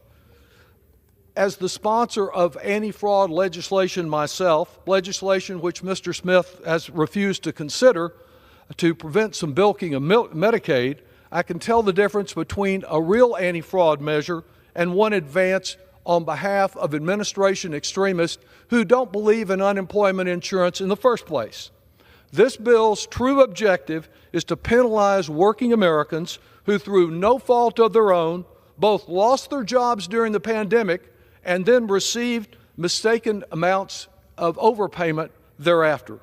Now, years later, instead of accepting responsibility for the failure of the first Trump administration to improperly making those overpayments, done first by the Trump administration itself, and in failing to establish safeguards so that there would not be overpayments, Republicans instead are shifting the blame from Trump's wrong to workers, to wrongs that the workers did not commit in the first place. This bill is just another part of the Trump-Musk fake war on waste, fraud, and abuse. Big claims, big claims. No proof of genuine savings. Really all about wrecking programs like unemployment insurance that the extremist Project 2025 said they wanted to eliminate, even though they don't actually help taxpayers. One thing we can be sure of is that with Trump, we have no accountability, no transparency, and no watchdogs. That's why he moved quickly to fire at least 17 inspectors generals in different agencies, including the Department of Labor Inspector General Larry Turner. At the very time he was fired, Mr. Turner received no cause for being fired, of course, because the real cause was they didn't want a watchdog there. He was about fighting fraud. He was prosecuting large, sophisticated criminal rings responsible for stealing hundreds of millions of dollars in other ways. Make no mistake, if they had really wanted to target those who are taking this money unfairly and in a criminal way, they would have taken Mr. Davis' amendment to prioritize those who are doing the most damage. I believe that Trump, Musk, and their House Republican enablers here today are much more interested in brash declarations than in genuine savings. They have made clear that their number one priority in our committee is not unemployment fraud, but more tax breaks for plutocrats by shifting more of the tax burden to working families and irresponsibly increasing by trillions of dollars the size of our national debt. I would urge a rejection of this bill, and I yield back the balance of my time. Gentleman yields. Members are reminded to refrain from engaging in personalities towards the President. Gentleman from Illinois reserves. Gentleman from Missouri is recognized. Mr. Speaker, yesterday my colleagues introduced an amendment that would limit prosecution of fraud cases with at least $100,000 in stolen funds. Apparently, Mr. Speaker, Democrats want to give some criminals a get-out-of-jail-free card. Let me give you an example of what that looks like. A woman from Rockford, Iowa, was sentenced to more than a year in prison for receiving $45,000 in unemployment benefits from 8 different states using stolen identities and laundering the proceeds through cryptocurrency. I ask for unanimous consent to submit for the record a September 20th, 22 release from the United States Attorney's Office, Northern District of Iowa, quote, Iowa woman sentenced to federal prison for fraud and money laundering. Without objection. A criminal, Mr. Speaker, is a criminal, no matter how much they steal from the American taxpayers. H.R. 1156 is a must-pass bill for anyone interested in enforcing the rule of law. I yield as much time as she may consume to the gentle lady from New York, Ms. Malliotakis. Gentlelady from New York is recognized. Thank you, Mr. Speaker. Thank you, Mr. Chairman. It's unconscionable to me that our colleagues on the other side are actually continuing to fight to protect fraudsters, going so far as to even say that if they just stole $500,000, that they should not be prosecuted. But we, House Republicans, we're fighting for transparency. We're fighting to protect taxpayers. We're exposing the waste, the fraud, and the abuse, including an estimated $100 to $135 billion in pandemic unemployment fraud. Money that was paid for by the hardworking taxpayers of this country to help people who are going through a tough time during the COVID pandemic. Sadly, my state of New York ranks near the top of the list with an estimated $11 billion in fraudulent unemployment payment benefits. The precious taxpayer dollars went to fraudsters, many overseas, including China, Russia, and Nigeria. They even went to dead people and inmates in prison. Criminals spent their money on luxury items like Rolex watches, fancy furnishings, items from Louis Vuitton, Burberry, Gucci, and even a $10 million villa in the Dominican Republic. One spent $3.5 million on a mansion in New Jersey, a chartered private jet, Porsches, Ferraris, Bentleys, BMWs, and Mercedes-Benz. Another received over $1.5 million over a span of 10 months. Meanwhile, my district office in Staten Island and Brooklyn had to help dozens of constituents who had their identities stolen and could not get unemployment benefits they desperately needed. This is about fixing something that went badly wrong, to not just recoup taxpayers' money, but to ensure it doesn't happen again. This bill will help crack down on this type of fraud, and would extend the statute of limitations that law enforcement needs to pursue criminal charges or civil actions. And it also incentivizes states to help us crack down and recover these fraudulent payments. And it puts checks and balances to stop future unemployment insurance payments from going to incarcerated and deceased people. To date, only $5 billion or less, about 4% of this massive fraud, has been recovered. This statute of limitations for prosecuting fraud in COVID-19 era pandemic era unemployment insurance will expire on March 27th. And there's roughly 1,000 open cases investigating the fraud, and we must allow law enforcement to do their work. And so I gladly support this bill, because I'm on the side of the hardworking, tax-paying American who has had to foot this bill, while my colleagues on the other side of the aisle continue to defend and protect the criminals and the fraudsters. Thank you, and I yield back. The gentlelady from New York yields. Gentleman from Missouri reserves. Gentleman from Illinois, Mr. Davis, is recognized. Mr. Speaker, I yield 2 minutes to the gentlelady from Alabama, Representative Sewell. Gentlelady from Alabama is recognized for 2 minutes. Mr. Speaker, I rise in opposition to this bill. This partisan charge bill targets innocent workers who lost their jobs during the pandemic, received unemployment benefits, spent them in good faith to pay for necessities, and had no idea that their states made mistakes in paying their benefits. Sadly, my Republican colleagues are using this bill to throw millions of Americans' lives and livelihoods into instability. This financial attack on my constituents required them to then reimburse the federal government for a mistake that they did not make, upending their ability to pay their rent, leaving families homeless, upending their ability to purchase school supplies or make a car payment, resulting in the loss of transportation that gets them to their jobs.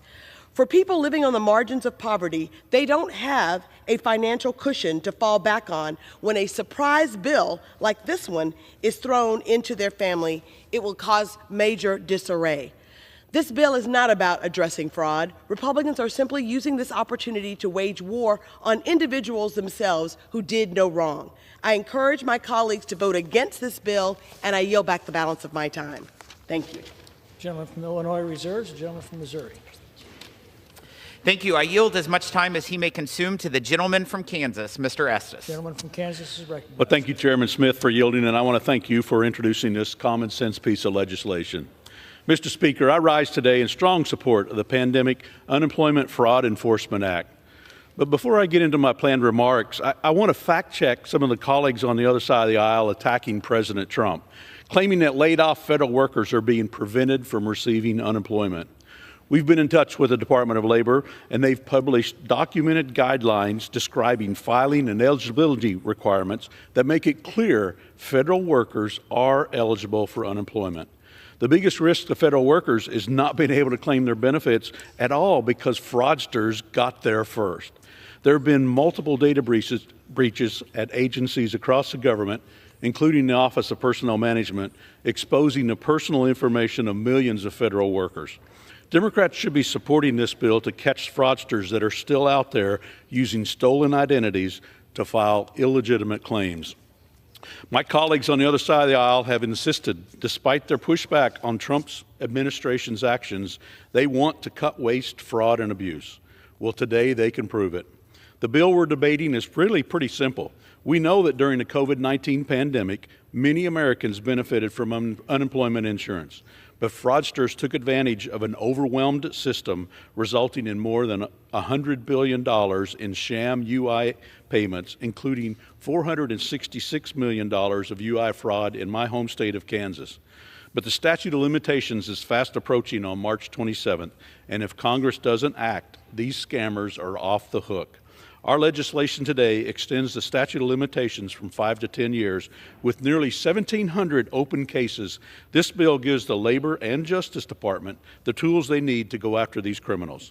This should be an easy yes for everyone in the chamber. And with that, Mr. Speaker, I yield back. The gentleman from Missouri reserves. The gentleman from Illinois is recognized. Thank you, Mr. Speaker. It's my pleasure to yield 2 minutes to the gentle lady from California.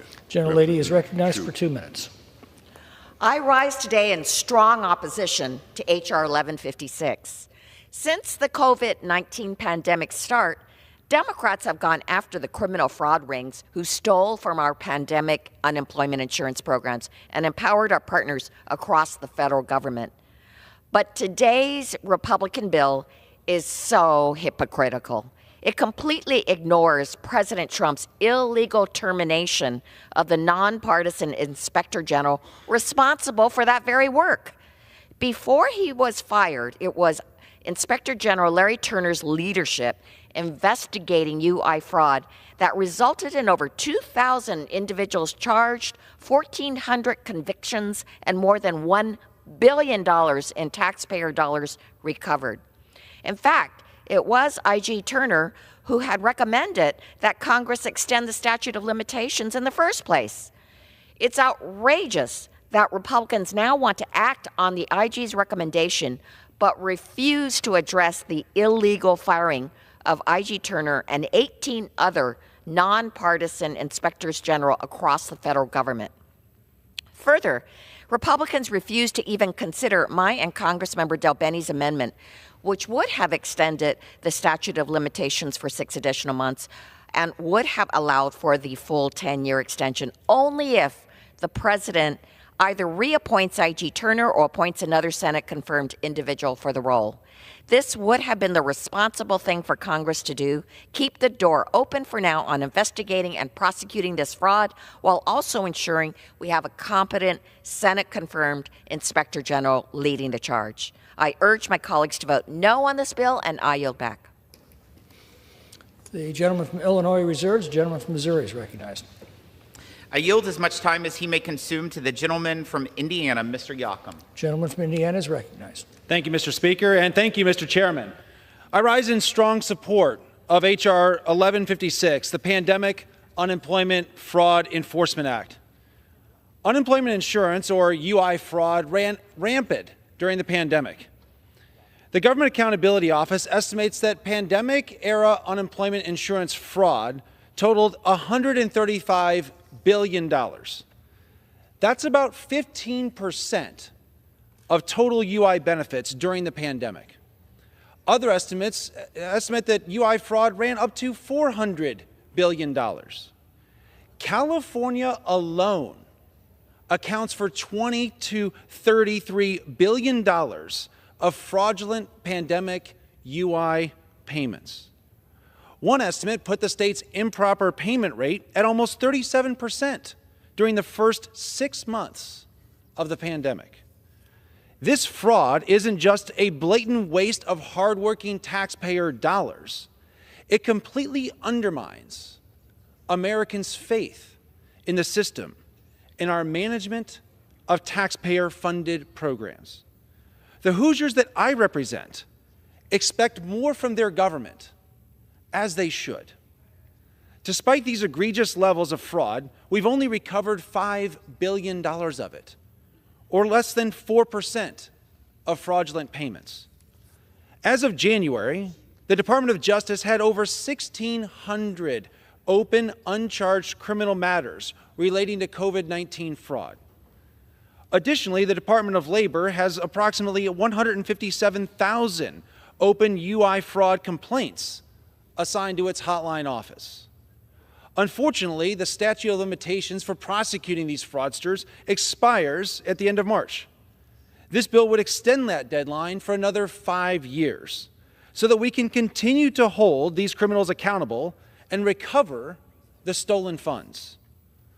One of our most important responsibilities as members of Congress is to be good stewards of taxpayer money. It would be irresponsible not to take every possible step to recover these fraudulent funds. This is a common sense bill, and I am proud to be a co-sponsor of it. I urge its support.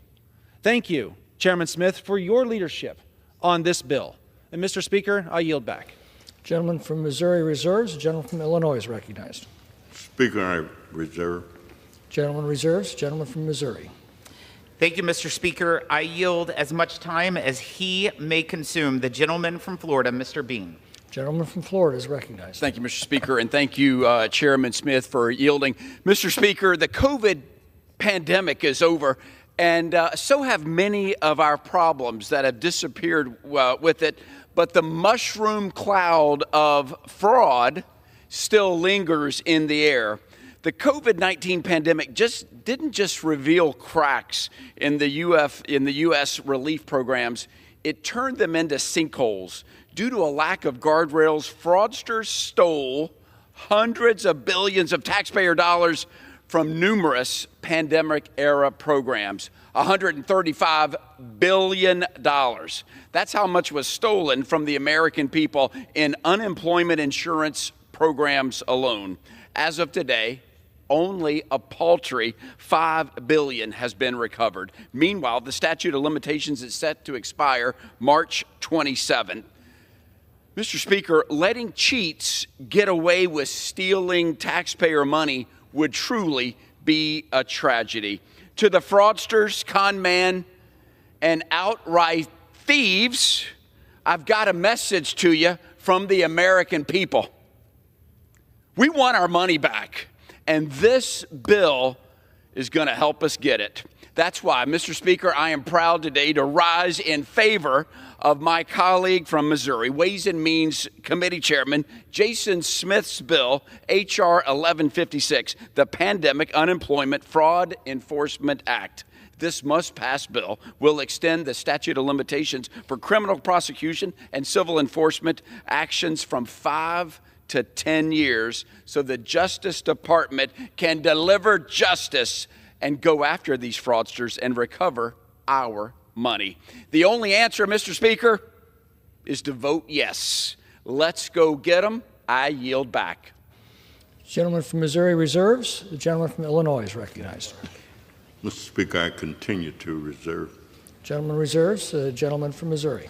I yield as much time as he may consume to the gentleman from Texas, Mr. Moran. Gentleman from Texas is recognized.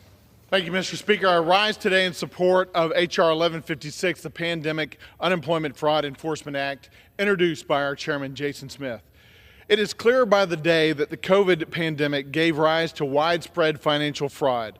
A prime example of that is the fraudulent unemployment insurance claims that were filed, which total between $100 and $150 billion, most of which happened as a result of organized crime.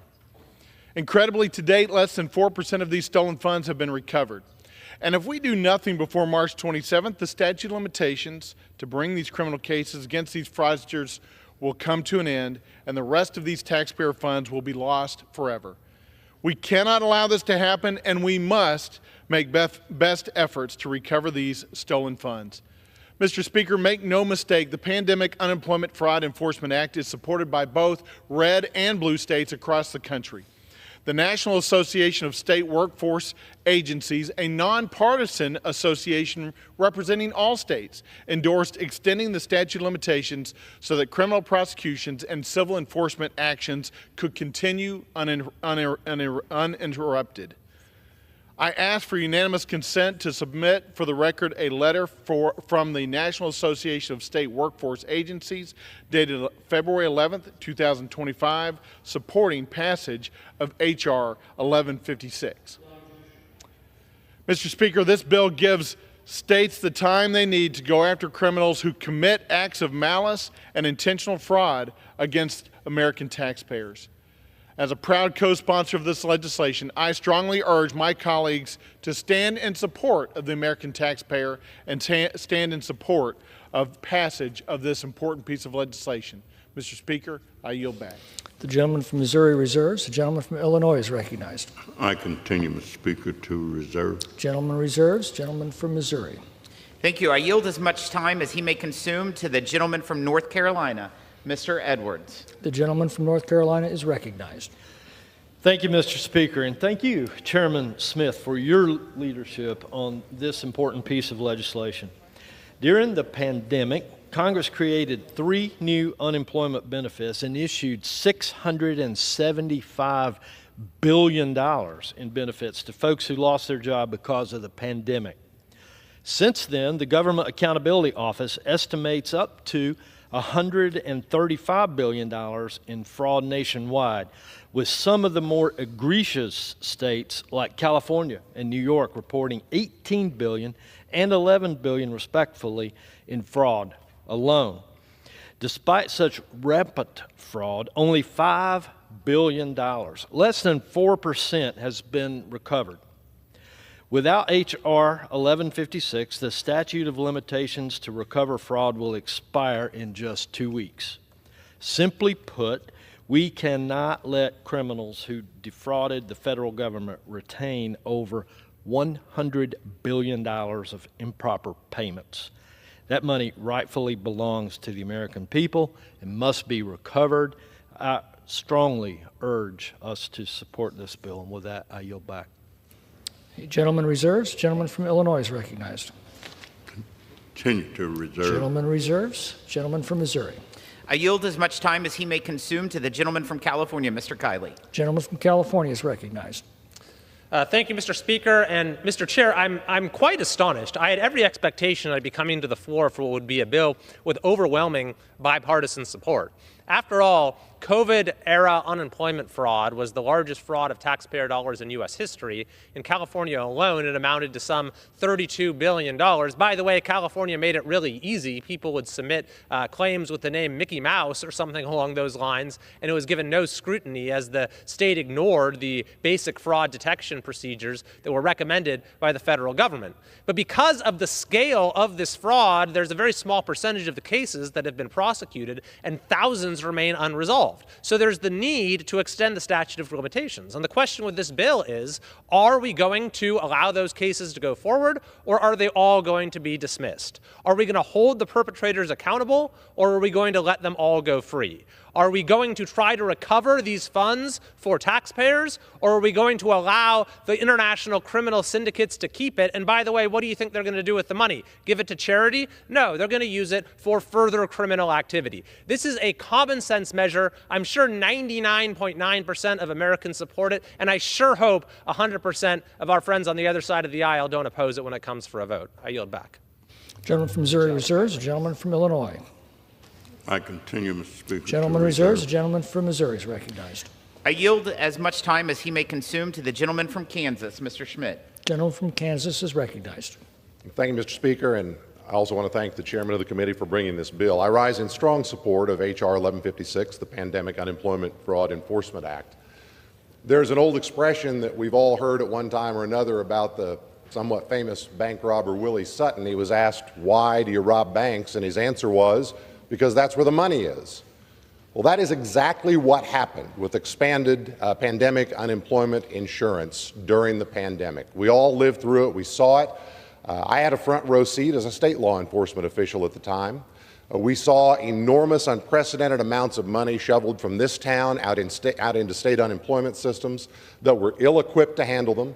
And you know what? We didn't just know that. The fraudsters, the criminals, the organized criminal enterprises knew it too. And they saw opportunity, they saw that's where the money was, and they chased it. And they stole enormous amounts of money. In the case of my state, Kansas, a subsequent forensic audit suggests about $466 million in documentable stolen pandemic funds. So the question is, what are we going to do about it? I'll tell you what we did about it as state officials at the time. We looked to our federal partners because we worked closely. Everybody was dealing with a circumstance we hadn't seen before. And we were assured that our federal partners had the tools, had the capacity, had the reach to exceed our borders and reach out and touch these transnational criminal organizations operating from overseas that stole money from our taxpayers right here at home. So we deferred. We relied on the assurances that the federal government was going to step up and enforce the law to its full extent. And now here we are 5 years later.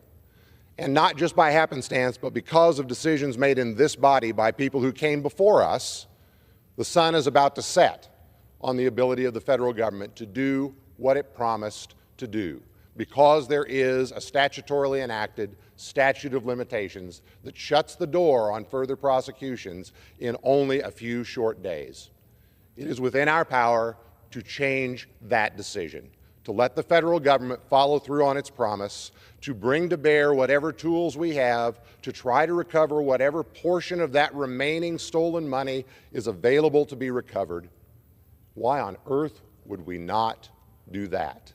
It is the right thing to do for our taxpayers. It is the right thing to do for the rule of law. It is just the right thing to do. We should abandon the see no evil, hear no evil, speak no evil approach that is the status quo. We should adopt this bill, extend the statute of limitations, let our dedicated federal law enforcement authorities do their jobs, keep chasing this money, and bring back whatever they can find. I support the bill. I'm grateful for the leadership, and I yield back. Gentleman from Missouri reserves. The gentleman from Illinois. Speaker, I have no further speakers, so I'm prepared to close. Gentleman reserves. The gentleman from Missouri. We're prepared to close. All right. Gentleman from Illinois is recognized. Thank you, Mr. Speaker. Then I will close. After listening to the comments of Chairman Smith and my Republican colleagues, it's pretty clear to me that they don't intend to stay the course that led to 1,400 convictions. It appears that they really intend to prosecute everybody, the whole group, everybody involved. So I want to thank my Democratic colleagues for their thoughtful comments and ongoing efforts to fight fraud while protecting workers from harassment. I urge my colleagues to vote no on this bill so that we can incorporate the guardrails needed to balance our goals of prosecuting criminals and protecting innocent workers from harassment by the DOGE or others who might misuse this authority.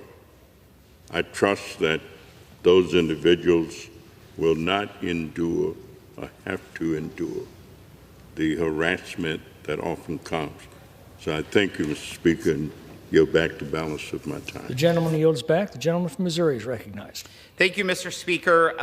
The folks on the other side of the aisle was referring to President Trump firing the Department of Labor Inspector General earlier.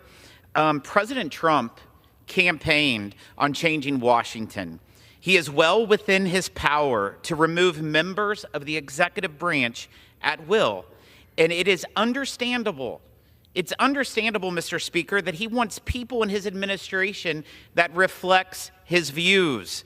The Labor Department's Inspector General plays an important role in identifying fraud, but does not charge cases or decide which ones to prosecute. The Department of Justice and U.S. Attorney's offices handle prosecution of federal crimes. This bill extends the statute of limitations to ensure Department of Justice and has the time they need to go after criminals who committed acts of malice and intentional fraud against American taxpayers. The criminal activity in the COVID-era unemployment insurance program represents the largest theft of tax dollars in U.S. history. This money was supposed to help American families through a once-in-a-lifetime crisis. Instead, thousands of criminals, including foreign crime rings, made off with hundreds of billions of dollars. We know that some of these same groups are continuing to perpetrate UI fraud targeting disaster victims. Fraudsters are filing claims on behalf of individuals impacted by fires in your state, Mr. Speaker, and North Carolina floods, then using the money for criminal activity. The statute of limitations to prosecute these crimes is set to expire this month, with just 4% of the stolen funds having so far been recovered. Criminals are going to get away scot-free unless we pass this legislation.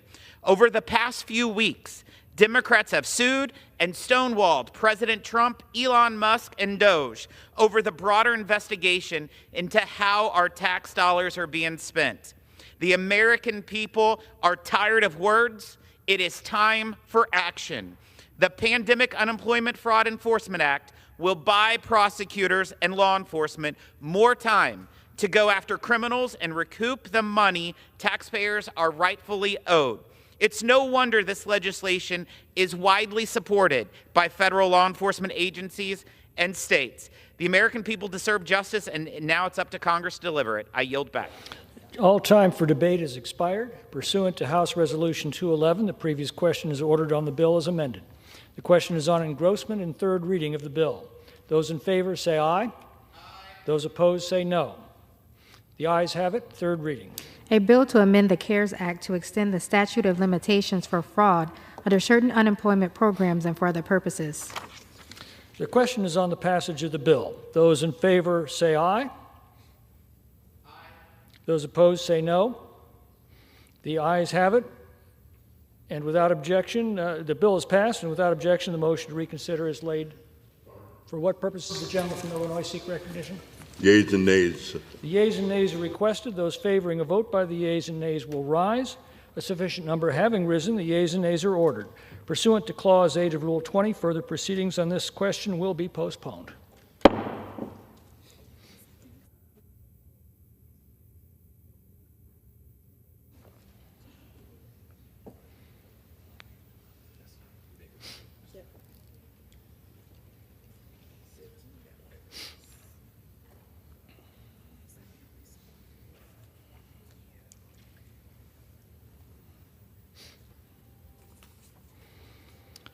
For what purpose does the gentleman from Missouri seek recognition? Mr. Speaker, pursuant to House Resolution 211, I call up the bill H.J. Res. 25, disapproving the rule submitted by the Internal Revenue Service related to gross proceeds reporting by brokers that regularly provide services effectuating digital asset sales, and ask for its immediate consideration in the House. The clerk will report the title of the joint resolution. Union Calendar Number 3, House Joint Resolution 25, Joint Resolution providing for congressional disapproval under Chapter 8 of Title 5 United States Code of the rules submitted by the Internal Revenue Service relating to gross proceeds reporting by brokers that regularly provide services effectuating digital asset sales. Pursuant to House Resolution 211, the joint resolution is considered read. The joint resolution shall be debatable for 1 hour, equally divided and controlled by the chair and ranking minority member of the Committee on Ways and Means or their respective designees. The gentleman from Missouri, Mr. Smith, and the gentleman from Illinois, Mr. Davis, will each control 30 minutes. Chair recognizes the gentleman from Missouri. I ask unanimous consent that all members have 5 legislative days to revise and extend their remarks and submit extraneous material on the bill under consideration. Without objection. Mr. Speaker, I yield myself such time as I may consume. The gentleman is recognized. Thank you, Mr. Speaker. I rise today in support of a Congressional Review Act resolution repealing the last-minute, unfair, and unworkable Biden IRS rule that places a bureaucratic burden on the Americans who own cryptocurrency and the platforms that allow them to own it. Congress gave the IRS clear instructions in the 2021 infrastructure law regarding digital asset reporting. The IRS was given an inch and took a mile. Writing a rule that is overly broad and downright sloppy in the process. The rule subjects decentralized finance platforms or DeFi exchanges to the same reporting requirement as a centralized bank or traditional securities broker. Under President Biden, the IRS traded congressional intent for a politically motivated mandate. The Biden administration made no secret of its opposition to digital assets and America's leadership in this booming industry. Bureaucrats weaponized every tool in the toolbox, including finalizing this rule at the 11th hour, crippling the digital asset industry and threatening American leadership and innovation in the process. Approximately 1 in 4 Americans own cryptocurrency. This rule puts a huge burden on these regular folks and could discourage participation in the digital asset market altogether. While workers lose, foreign countries win. Since only American companies and taxpayers have to comply with the burdensome rules, only American companies and taxpayers will need to spend billions of dollars to change their business models and report billions of pieces of taxpayer data. America risks losing our edge to foreign companies as a result. The rule disincentivizes the very innovation that has powered American leadership in the digital asset industry. In a global economic competition with China, this rule chips away at a source of American economic strength. There are real questions if the rule can ever even be administered. DeFi exchanges are not the same as centralized crypto exchanges or traditional banks or brokers. DeFi platforms do not and cannot even collect the information from users needed to implement this rule. Their software never controls the digital assets. DeFi platforms cannot exchange currencies, hold assets in escrow, or maintain third-party records of financial transactions like their counterparts. Yet, the Biden administration, they wanted to treat them the same. As former IRS Commissioner Rettig said himself, these new IRS crypto regulations require millions of taxpayers to file new Form 1099s in a way that would, quote, overwhelm the agency and have little or no value to be effective and efficient tax administration. The lesson here is simple. Laws passed by Congress should be interpreted and implemented fairly, not used as a pretext to gain more control over the economy at the expense of individual taxpayers. The repeal of this misguided rule would remove a barrier preventing American consumers from participating in crypto and help cement America's digital asset leadership. I want to thank my Ways and Means colleague, Congressman Mike Carey, for leading the effort to protect taxpayers from an unjustified overreach from the Biden IRS. I urge my colleagues to support this bill, and I reserve the balance of my time. Gentleman reserves. The gentleman from Illinois is recognized. Thank you, Mr. Speaker. I yield myself such time as I might consume. Gentleman's recognized. Mr. Speaker, back in 2021, when we passed the bipartisan infrastructure law, Congress felt it was necessary to pay for what we spent. That's a novel concept around here these days, I know. As part of the offsets to that truly bipartisan bill, we made some changes around tax reporting for the sale of cryptocurrency. Under the tax system, taxpayers are required to pay tax when they sell an asset, such as stock or securities, at a gain. I know that some of my colleagues on the other side of the aisle bristle at that notion, but that's how our income tax works. Nothing in the bipartisan infrastructure law changed anything about the tax that cryptocurrency sellers owe. Instead, we created a reporting requirement related to the sales of these assets. When you sell stock with a stockbroker, the broker reports the proceeds of the sale to both you and the Internal Revenue Service. Probably to no one's surprise, when there is independent reporting on these sales, taxpayers are more likely to report their income to the Internal Revenue Service. It's a simple nature. When there's an independent check on one's financial gain, taxpayers are more honest in their reporting of that gain. This resolution today would repeal some, but not all of the Treasury regulations by the Biden administration regarding the new reporting requirements related to sales of cryptocurrency. Although cryptocurrency is exchanged on both centralized and decentralized platforms, the bill today only repeals the regulation related to decentralized exchanges. This inconsistent treatment of cryptocurrency exchanges leaves a significant gap in this reporting system. If this CRA, well, we've done it, passes, taxpayers who would rather avoid paying taxes on the gains of their cryptocurrency sale can now move to a decentralized exchange, knowing that the transaction will not be subject to reporting.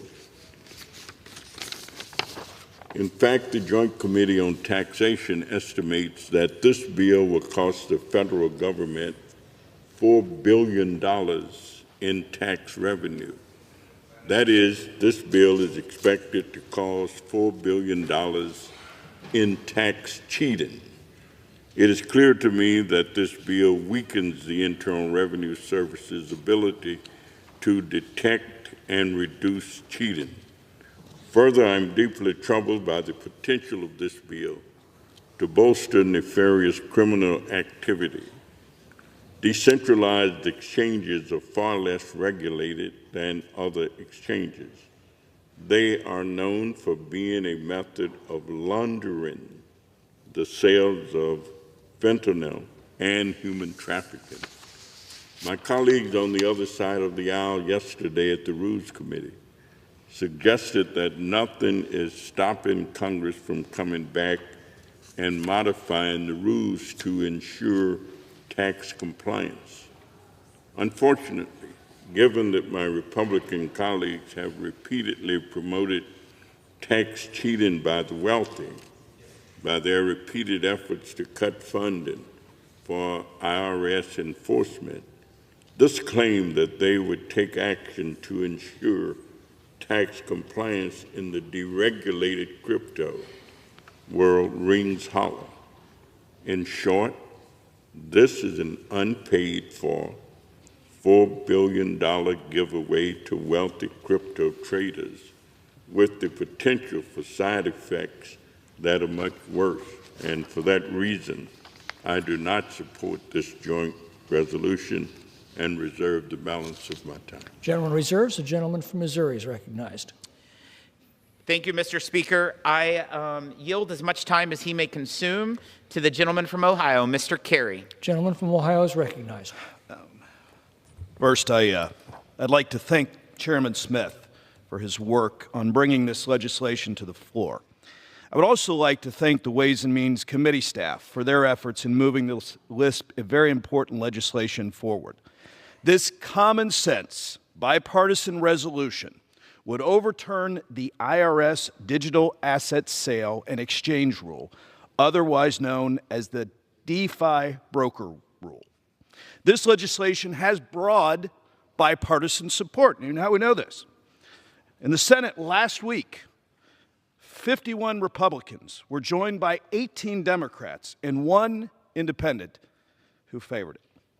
The DeFi broker rule, which came out of the end of 2024, implements stringent reporting requirements on decentralized finance exchanges, or DeFi exchanges.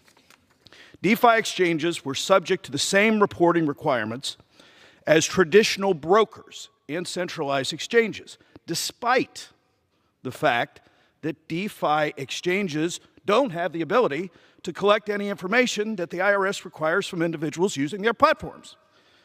This goes well beyond the scope of the Infrastructure and Investment and Jobs Act instructions to the IRS and Treasury regarding establishing rules for digital asset exchanges.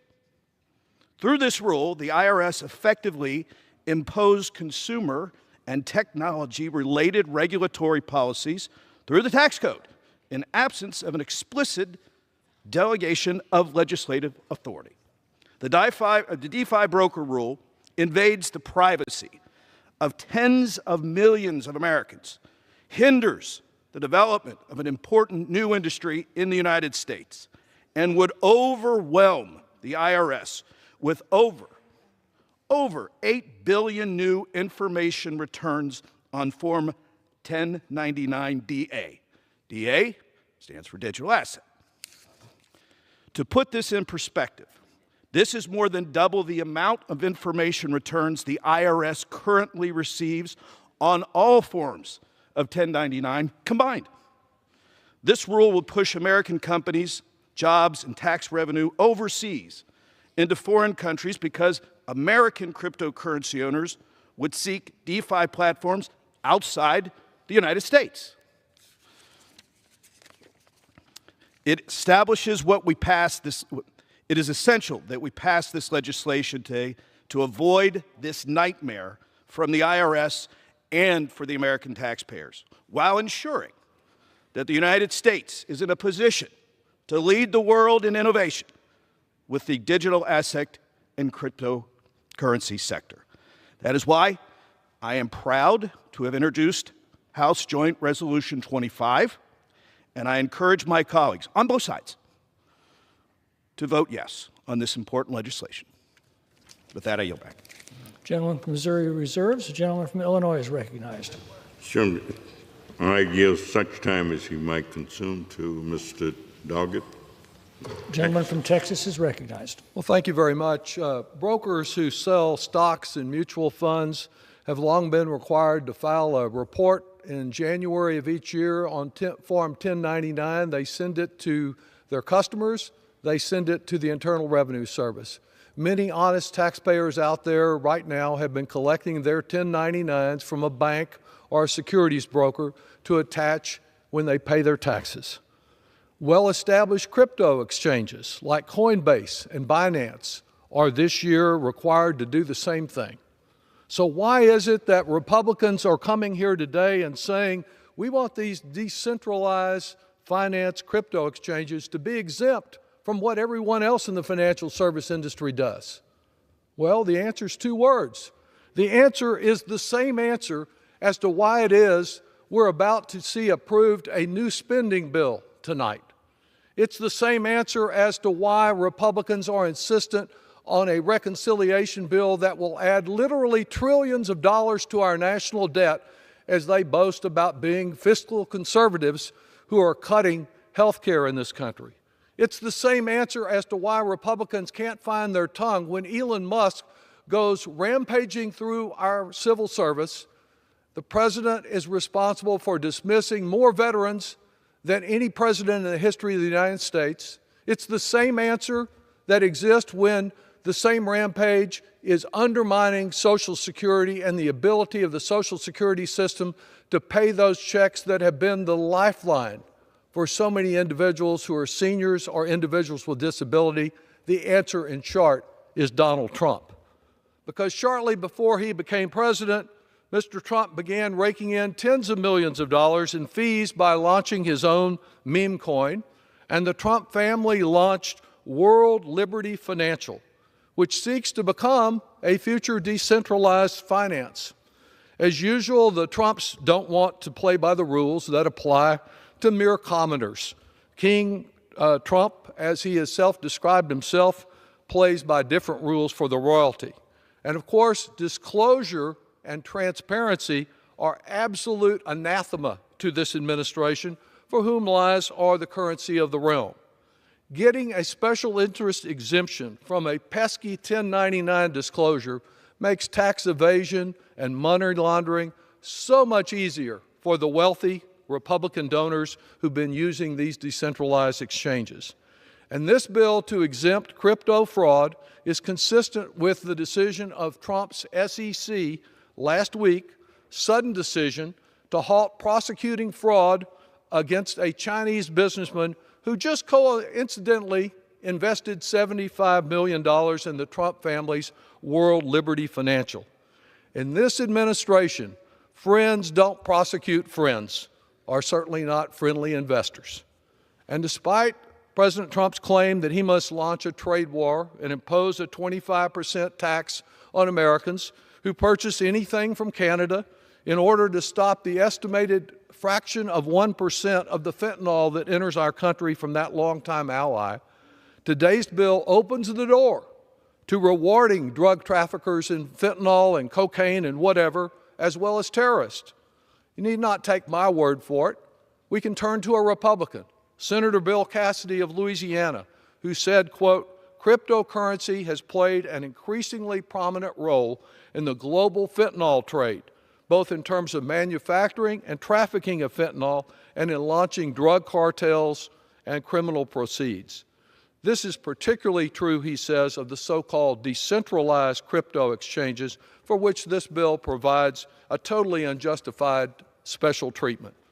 And according to the Nonpartisan Fact Coalition, cryptocurrency is becoming attractive to hostile actors like Hamas, who seek ways to sidestep sanctions. The risks are especially severe with decentralized finance platforms, which are enabled to operate outside the traditional regulatory oversight that applies to others. The further note when we talk about fiscal responsibility, this bill, $4 billion added to our national debt. They can't even question that. It's like the $8 billion in one of the gifts they gave to the oil industry last week. So $4 billion here and $8 billion there, and $4 trillion or so with the Republican tax bill to provide more tax breaks to people like Elon Musk and the people that were there on the front row of the president's inauguration. It adds up. And those Republicans who've been telling us we have a great national security problem with our national debt are so concerned about it that they're going to add trillions of dollars more, and $4 billion is nothing to ignore, which this bill does and does not pay for. We should reject this new Trump special interest legislation that will just result in more corruption in this administration, a loophole that would be exploited by wealthy tax cheats, drug traffickers, and terrorist financiers, and for which there is absolutely no reasonable justification. I yield back the balance of my time. The gentleman from Illinois reserves. Members are reminded to refrain from engaging in personalities toward the president. Gentleman from Missouri is recognized. I yield as much time as he may consume to the gentleman from Ohio, Mr. Miller. Gentleman from Ohio is recognized. Thank you, Mr. Speaker, and thank you, Chairman Smith. The IRS's DeFi broker rule is a misguided and overreaching attempt to impose financial reporting requirements, which represents a fundamental misunderstanding of digital assets and its underlying technology. DeFi protocols are not brokers. They don't facilitate transactions like traditional financial institutions, nor can they collect and report user information. DeFi protocols provide infrastructure.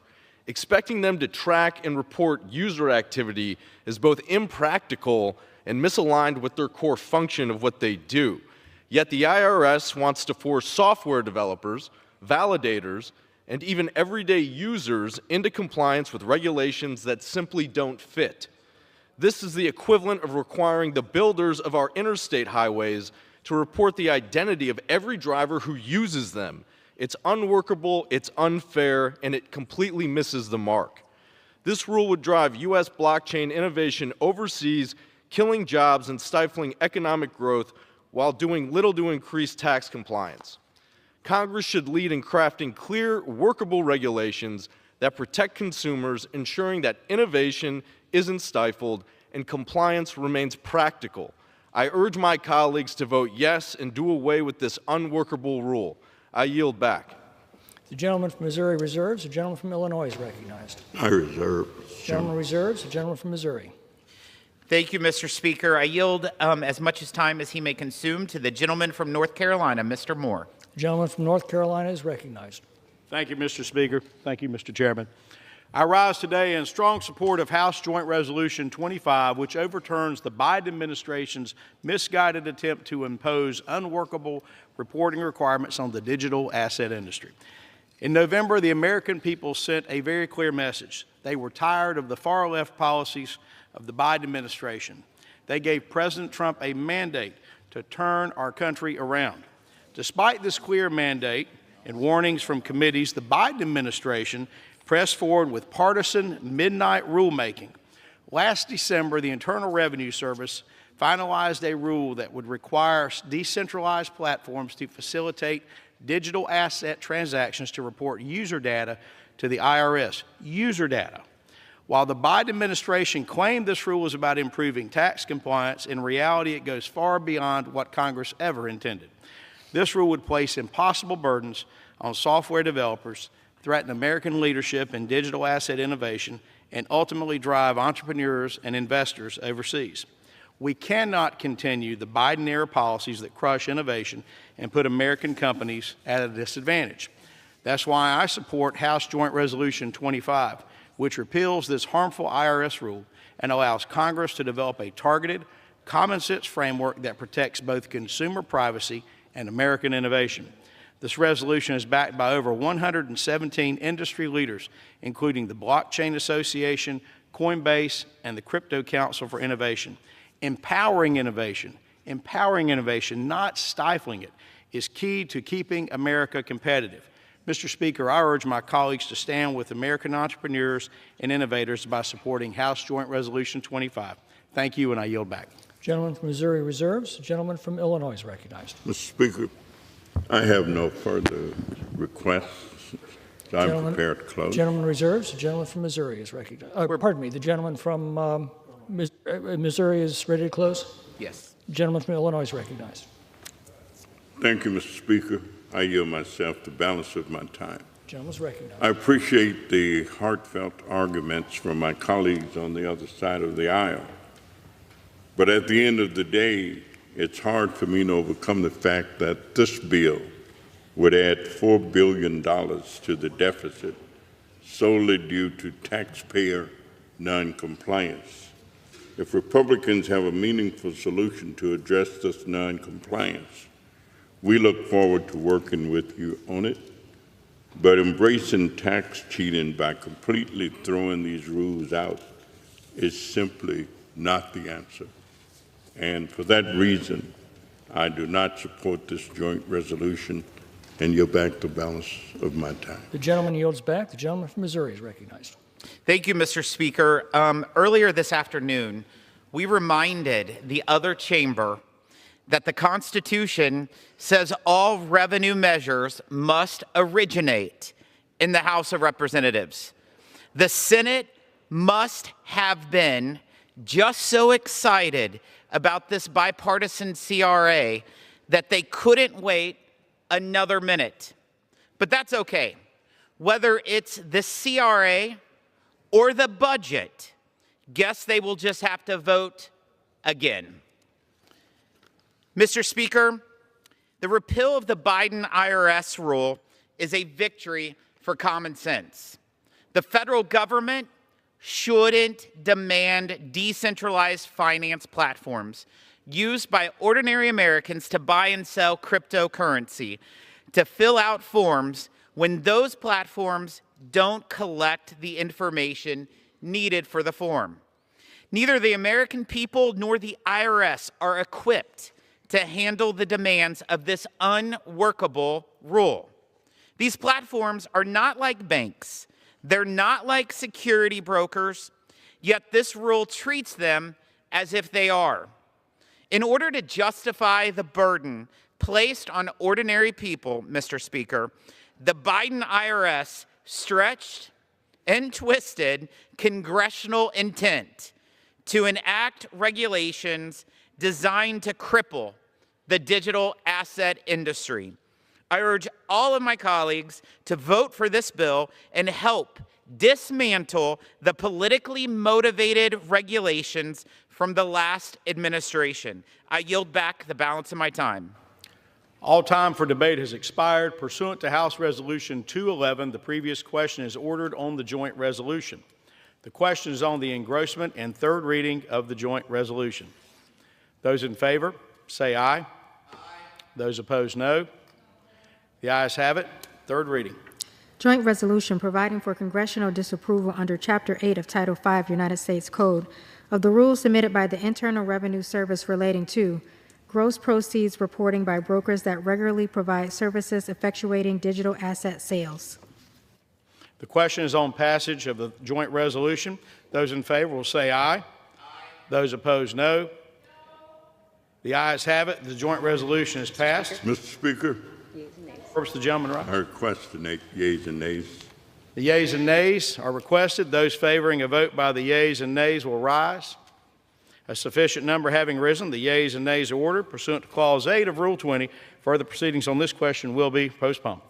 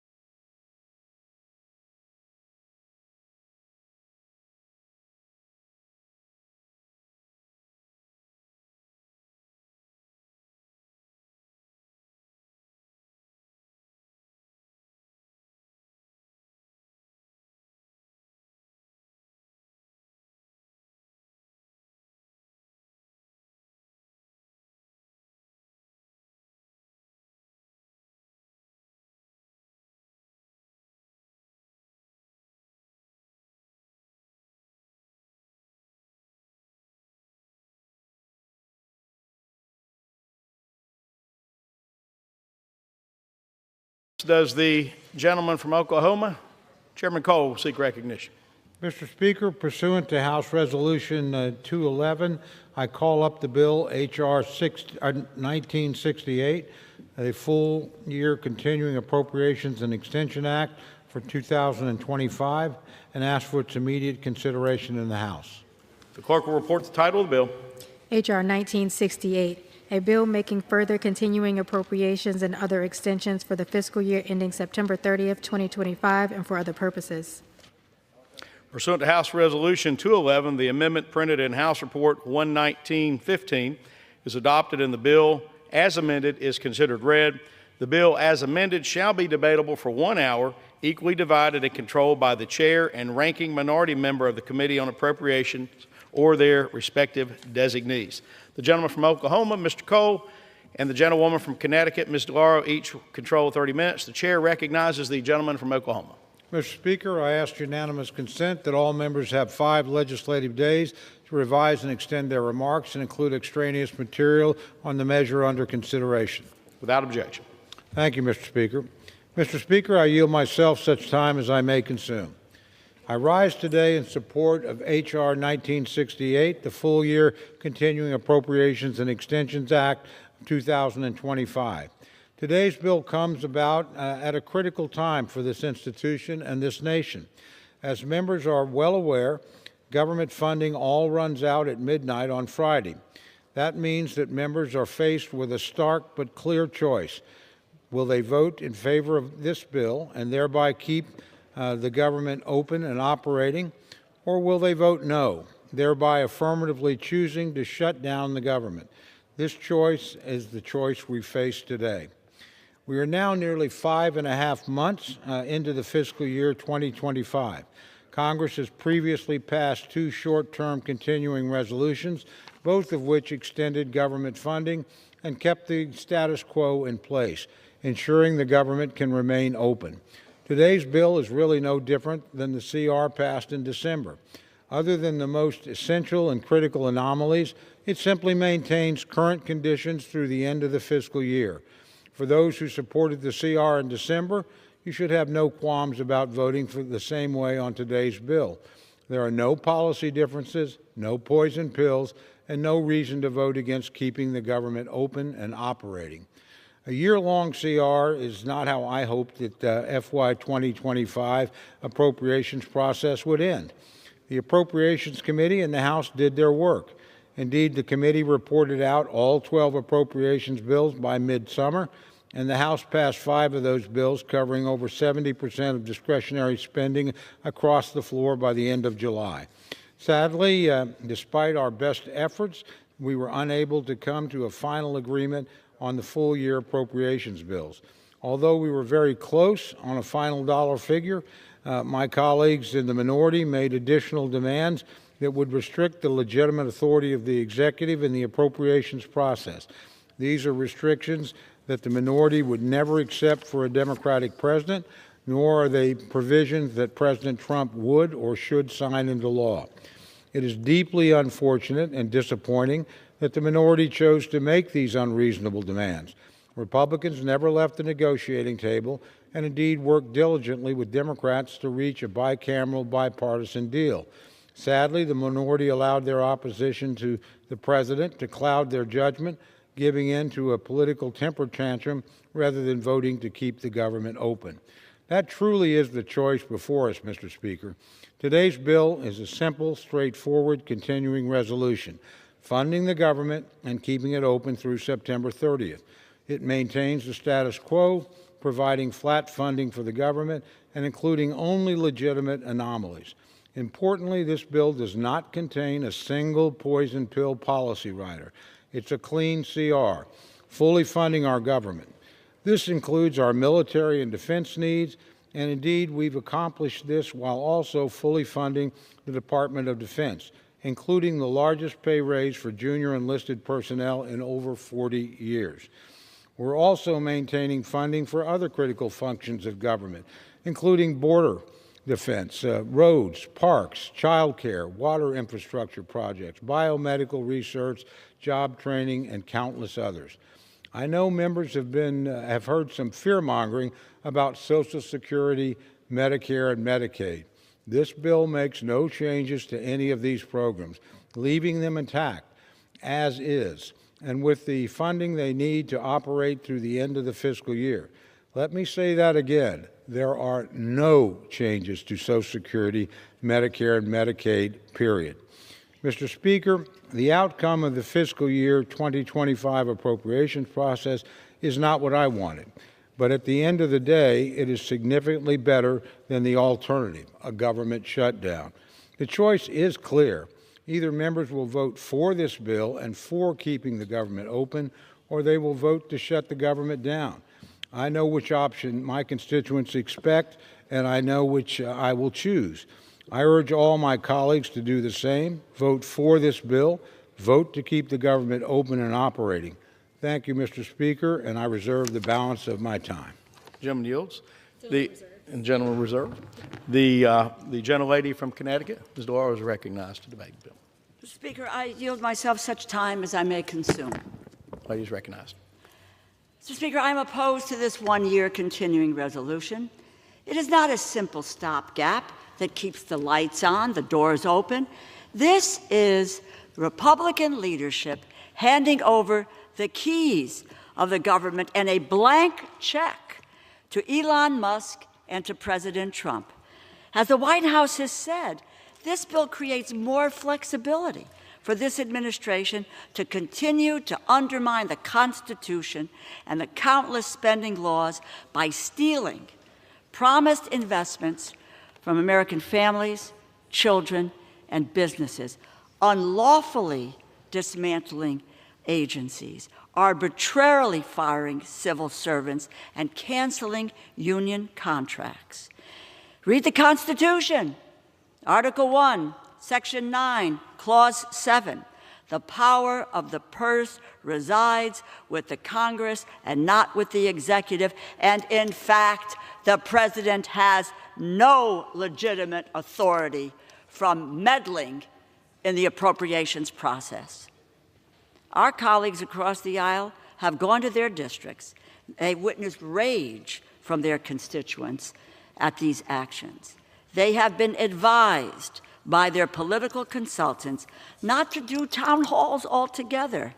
Why bother listening to the American people? It was President Lincoln who said, "Public sentiment is everything, and without it you can do nothing." They do not have public sentiment. So now what we should do? The answer should not be cutting non-defense programs by $15 billion and defense by $3 billion as compared to the Fiscal Responsibility Act agreement in 2025. They are in violation of the Fiscal Responsibility Act. There is an agreement with Senator Schumer, Speaker Johnson. We all voted for it here. But this is a violation, cuts non-defense $15 billion and defense by $3 billion. Why do they want to shortchange defense investments by $3 billion? I ask them. Not only is it bad for our military, there is a reason the Department of Defense has never operated for an entire year under a continuing resolution. And above all, it transfers more power to the administration to shut off and repurpose funding as they see fit. The will of the Congress and the people ignored. Elon Musk and President Trump would be able to fire thousands of employees. Yes, we do not oversee Social Security. That's in the purview of the Ways and Means Committee. However, we do have control over the administration of Social Security. And the President and Elon Musk would be able to fire thousands of employees at the Social Security Administration. Just witness, they're talking about 7,000 positions gone. What does that result in? Office closures, longer wait times, unacceptable backlogs for Americans trying to access their earned benefits. In effect, you remove the staff and the personnel, thereby crippling the agency to be able to do its job and, yes, to provide benefits. And it's nice if you can individually negotiate with the administration on your own to keep your Social Security office open. 47 are on the docket to get closed. If one stays open, why not all 47? The Army Corps of Engineers construction projects would be cut by $1.4 billion, 44%. And President Trump, not the Congress, would determine who gets the funding, what city, state, locality, and how much money that is there. Instead of helping address housing costs, the bill cuts rent subsidies by over $700 million. It leaves landlords to foot the bill or to evict. We will evict more than 32,000 households. This bill breaks promises to veterans. House Republicans wisely proposed $23 billion in advance funding for the Toxic Exposures Fund to care for veterans that were exposed to burn pits, Agent Orange, other toxic substances in their own bill. Their bill last summer was in there. We voted for the PACT Act on a bipartisan basis. But that $23 billion in advance funding has now disappeared. It is gone. We do advanced funding here. We do it with veterans programs, others. We do it with the Indian Health Service. We do it for public broadcasting. Why do we not want to do it for veterans' care and their health care and their treatment. Why? If I were a veteran and they said no to my advanced program, and we do advanced program funding, so issues like veterans' medical care doesn't get caught up in the political whims of this organization, of this body. Veterans today have to understand that that $23 billion for them is not there. There is uncertainty about that. And there's no emergency funding in this bill for disaster relief.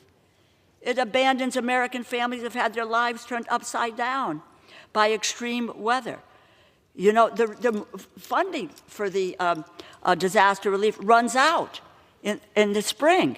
What about Kentucky that just had a winter storm in February? Families will not be able to get back on their feet and recover. Neither will businesses who have been shut down because of a disaster, a natural disaster. You know, the decisions about investments that we make cannot be entrusted in one single office holder. This Congress must decide, do we have the authority to control spending as we were granted and is laid out in Article 1 of the Constitution? Why? Why would we want to relinquish this, to give this administration, which is already doing massive harm, dismantling agencies, firing people, telling them today they're no longer needed, the chaos and confusion that has been caused by Elon Musk and President Trump? Why would we want to turn over our authority to appropriate bills? I implore my colleagues, join me. Stand up for our constituents against an unelected billionaire, Elon Musk, who was stealing taxpayers' dollars from American families, children, and businesses. Oppose this giveaway to the administration. Pass a short-term CR, which I introduced yesterday, which would take us to April 11th to continue negotiations and pass regular bills. Let us finish the regular bills that we agree on. That would be such an improvement over a full-year continuing resolution. And I would just say to my colleagues on the other side of the aisle, a shutdown will be the result of the Republican majority walking away from negotiations. We were that close. They pulled the rug out from under us and said, stop negotiating, because Musk and Trump want to have the control with a full-year continuing resolution. I reserve the balance of my time.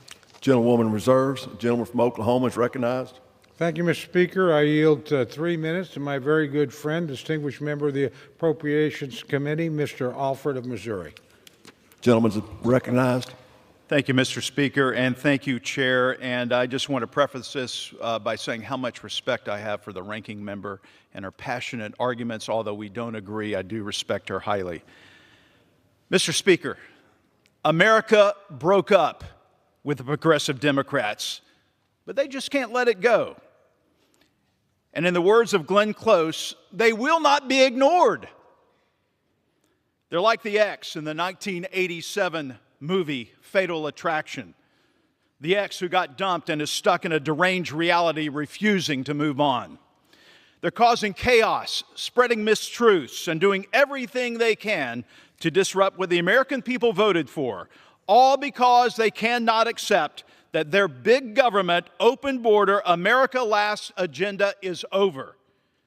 We saw it just last week in this very chamber, Mr. Speaker. We see it when we go back home to try to have conversations with our constituents. It's quite simple. House Republicans are here to govern. We are passing a continuing resolution to keep America open for business, freeze wasteful spending, and secure our border. This continuing resolution gives President Trump the time and power to continue draining the swamp and undoing the damage the radical left did to our country for the past 4 long years. And what is the far left doing? Throwing a tantrum.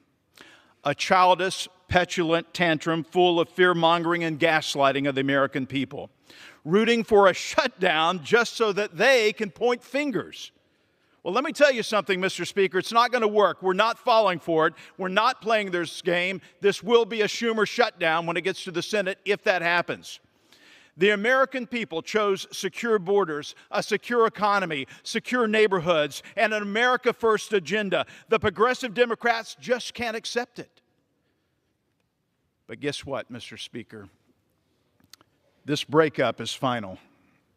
Republicans are moving on. We will pass this CR. We will keep America running. I urge progressive Democrats to join the rest of the nation. It's that, or they can keep screaming into the void, because America is not taking them back. The breakup is over. So leave the rabbit in the backyard alone. With that, Mr. Speaker, I yield back. Gentleman yields. Gentlewoman is recognized. Speaker, I yield 1 minute to the gentleman from New York, the distinguished Democratic leader, Mr. Jeffries. Gentleman is recognized. I thank the distinguished gentlelady for her tremendous leadership and for yielding. I don't really understand the fatal attraction reference, because if anyone is dealing with fatal attraction, it's between President Trump and House Republicans. As soon as he says jump, your only answer is how high. It doesn't matter whether you are hurting the American people. That's why House Republicans are marching the country on a track toward the largest Medicaid cut in American history. You hurt children, hurt families, hurt Americans with disabilities, hurt seniors, close nursing homes and close hospitals. When Donald Trump says jump, extreme MAGA Republicans say how high. That's the fatal attraction. That's hurting the people of the United States of America. And by the way, the core promise that you made last year was about lowering costs. All you talked about was how you were going to lower the high cost of living. Democrats believe that America is too expensive. Housing costs are too high. Grocery costs are too high. Child care costs are too high. Utility costs are too high. And insurance costs are too high. America is too expensive. We believe that that, in fact, is the case. But Republicans have done nothing to lower the high cost of living. No bill, no executive order, no administrative action. That's the broken promise. We were told by President Trump that costs were going to go down on day one. Grocery prices haven't gone down, they've gone up. Inflation is up. You know what's going down? The stock market. Because President Trump and House Republicans are crashing the economy in real time and marching us to a possible Republican recession. That's what's confronting the American people. And so now we have this partisan, reckless spending bill that we're being asked to consider on the floor today. Bipartisan negotiations were underway. Rosa DeLauro was at the table working with the Fiscal Responsibility Act that was passed by Republicans and Democrats and then signed into law in 2023. But when Donald Trump says jump, extreme MAGA Republicans say how high. And he ordered the Republicans to leave the negotiating table to try to jam this far-right extremist bill down the throats of the American people. There are so many challenges with this bill, too many to detail. But let me just articulate a few. The House Republican, highly partisan, shutdown threatening bill is an attack on veterans, it's an attack on families, it's an attack on seniors. It cuts funding for veterans, including billions of dollars in funds that will be cut from veterans in desperate need of health care for people who serve this country who are suffering from painful exposure to toxic substances, Agent Orange, and burn pits. And this bill, before this House, cuts billions of dollars in that health care that is desperately needed. That's an attack on veterans. It's an attack on children and families in America because this bill cuts funding for nutritional assistance that would otherwise be available for everyday Americans to put food on the table. When people are already struggling because grocery prices aren't going down, they're going up under this administration. And yet, this Republican bill will cut funding for nutritional assistance. That's an attack on children and families here in America. It's an attack on seniors, an attack on everyday Americans, an attack on housing, an attack on health care, which cuts funds from things like Alzheimer's research to help older Americans battle these challenges. That's what this extreme Republican bill is all about. It will hurt families, hurt seniors, and hurt veterans. The second problem, equally troublesome, is that this bill does nothing to protect Social Security, Medicare, and Medicaid. We've been very clear. As Democrats, we look forward in this Congress to protecting these vitally important priorities for the American people. Why is the bill silent on these priorities?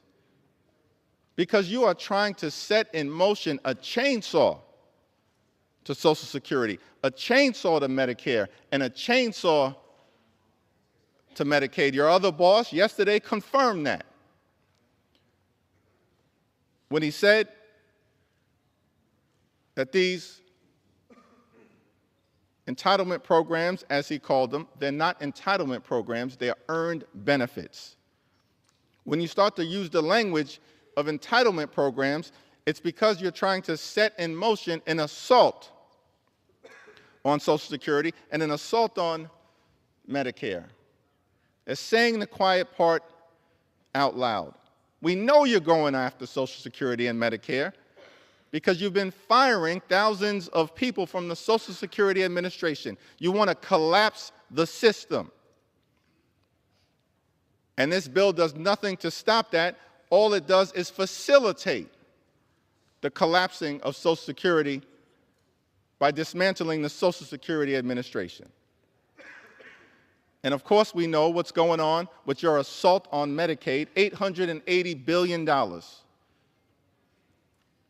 Assaulting the health care of the American people. We've been very clear. We'll work together to protect Social Security, protect Medicare, protect Medicaid. You have no interest in doing that because you want to take a chainsaw to these priorities. And by the way, it has nothing to do with waste, fraud, and abuse. As Democrats, we've been very clear. We want to build a federal government, make sure that we have a federal government that's effective, that's efficient, and that's equitable, delivering services all across the country in a manner that spends taxpayer dollars wisely. But that's not what this effort is all about. This bill will unleash fury on the American people. It will facilitate the ongoing effort that is currently underway. The average Social Security recipient in this country receives $65 a day. They have to survive on $65 a day. But you want to take a chainsaw to Social Security. When Elon Musk and his tens of billions of dollars of government contracts essentially makes at least $8 million a day from the taxpayers, If you want to uncover waste, fraud, or abuse, start there. Don't start with the $65 a day that Social Security recipients receive from their earned benefits, from their hard work throughout their entire lives. Start there. Elon Musk is $8 billion a day feeding at the trough of the American taxpayer. This has nothing to do, this bill right here, with waste, fraud, and abuse. It's all part of a broader scheme to pass massive tax cuts for billionaire donors, the wealthy, the well-off, and the well-connected, and then to stick working-class Americans with the bill. This entire scheme. And as Democrats, we want no part of it, because we're fighting hard to make life better for everyday Americans, to make sure that when you work hard and play by the rules in the United States of America, you should be able to provide a comfortable living for yourself and for your family. Educate your children, purchase a home, have access to health care. Go on vacation every now and then. One day retire with grace and with dignity. That's the American dream. As House Democrats, we're fighting to preserve. This Republican shutdown bill does nothing to enhance the American dream. It undermines it. Which is why we are strongly opposed to this effort, part of a power grab from those who are unelected, unaccountable, unhinged, and then working at the direction of this administration, which again has done nothing to improve the economy, nothing to lower costs, nothing to make life better for everyday Americans. And this reckless Republican bill will make things worse. I was in Selma over the weekend. We had an opportunity to once again cross the Edmund Pettus Bridge. Think about the fact that John Lewis and Amelia Boykin Robinson and Hosea Williams and so many others, as they stood on that bridge, knew that there was trouble on the other side. But even though there was trouble on the other side, they believed that their cause was righteous, and it was. It was a just one. It was designed to make America the best version of herself. And we stand here today, standing on their shoulders, continuing that effort. How do we make sure that the American dream is alive and well for everyone,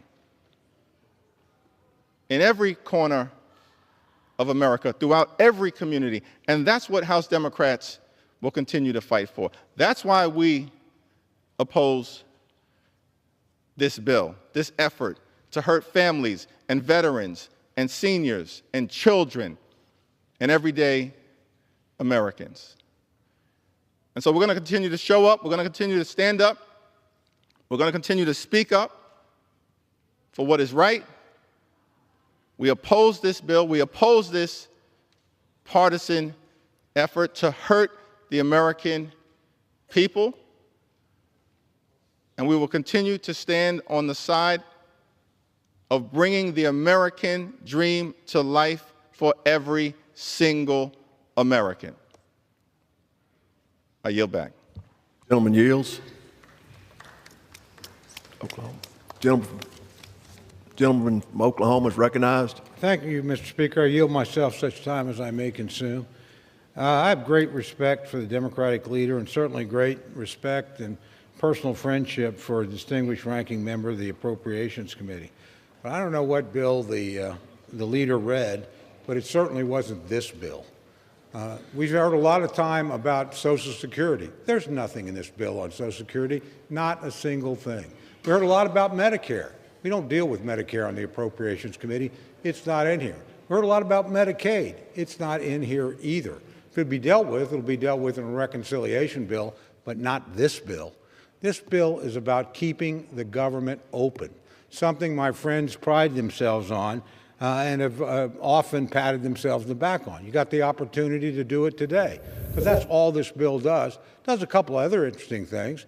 It actually, my friend said, we cut funds for food support. It doesn't do that. It actually adds $500 million to WIC. We said you cut support for housing. It doesn't do that. It actually adds money to the housing accounts.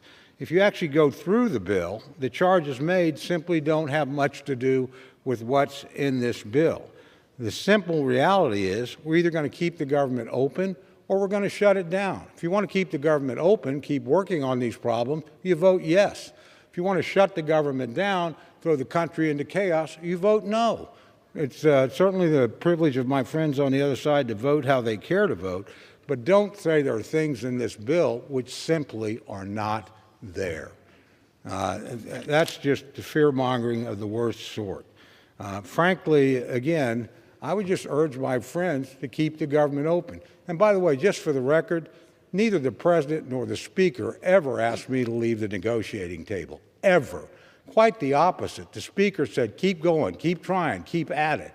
We are 4 days away from a shutdown. It was my friends that introduced a lot of things in the negotiations that aren't normally appropriations issues. Chose to do that. We couldn't come to a deal. We're pretty close on the top line number. We were right there. But we're not going to have a Republican Senate and a Republican House restrict a Republican president from the legitimate exercise of executive authority and then, oh, by the way, ask him to sign the bill. How do you think that's going to work out? That's not a very reasonable request. We resisted it. My friend Senator Collins, who was my negotiating partner from the Senate, resisted it. And we'll continue to resist it, and that's not going to happen. But this bill is about none of those things. This bill is about keeping the government open. You choose to shut it down, then that's your prerogative. You're allowed to do that. But I don't intend to do that. I don't think my colleagues on my side of the aisle intend to do that. And I would urge Democrats who actually read the bill to reflect on it and avoid shutting down the government as well and working with us in that regard. And with that, Mr. Speaker, I reserve the balance of my time. Gentleman reserves. Gentlewoman is recognized. The President has no legitimate authority by the Constitution to insert himself into the appropriations process. I yield 2 minutes to the gentleman from Maryland, the distinguished ranking member of the Financial Services and General Government Subcommittee, Mr. Hoyer. Gentleman's recognized. I thank the gentlelady for yielding.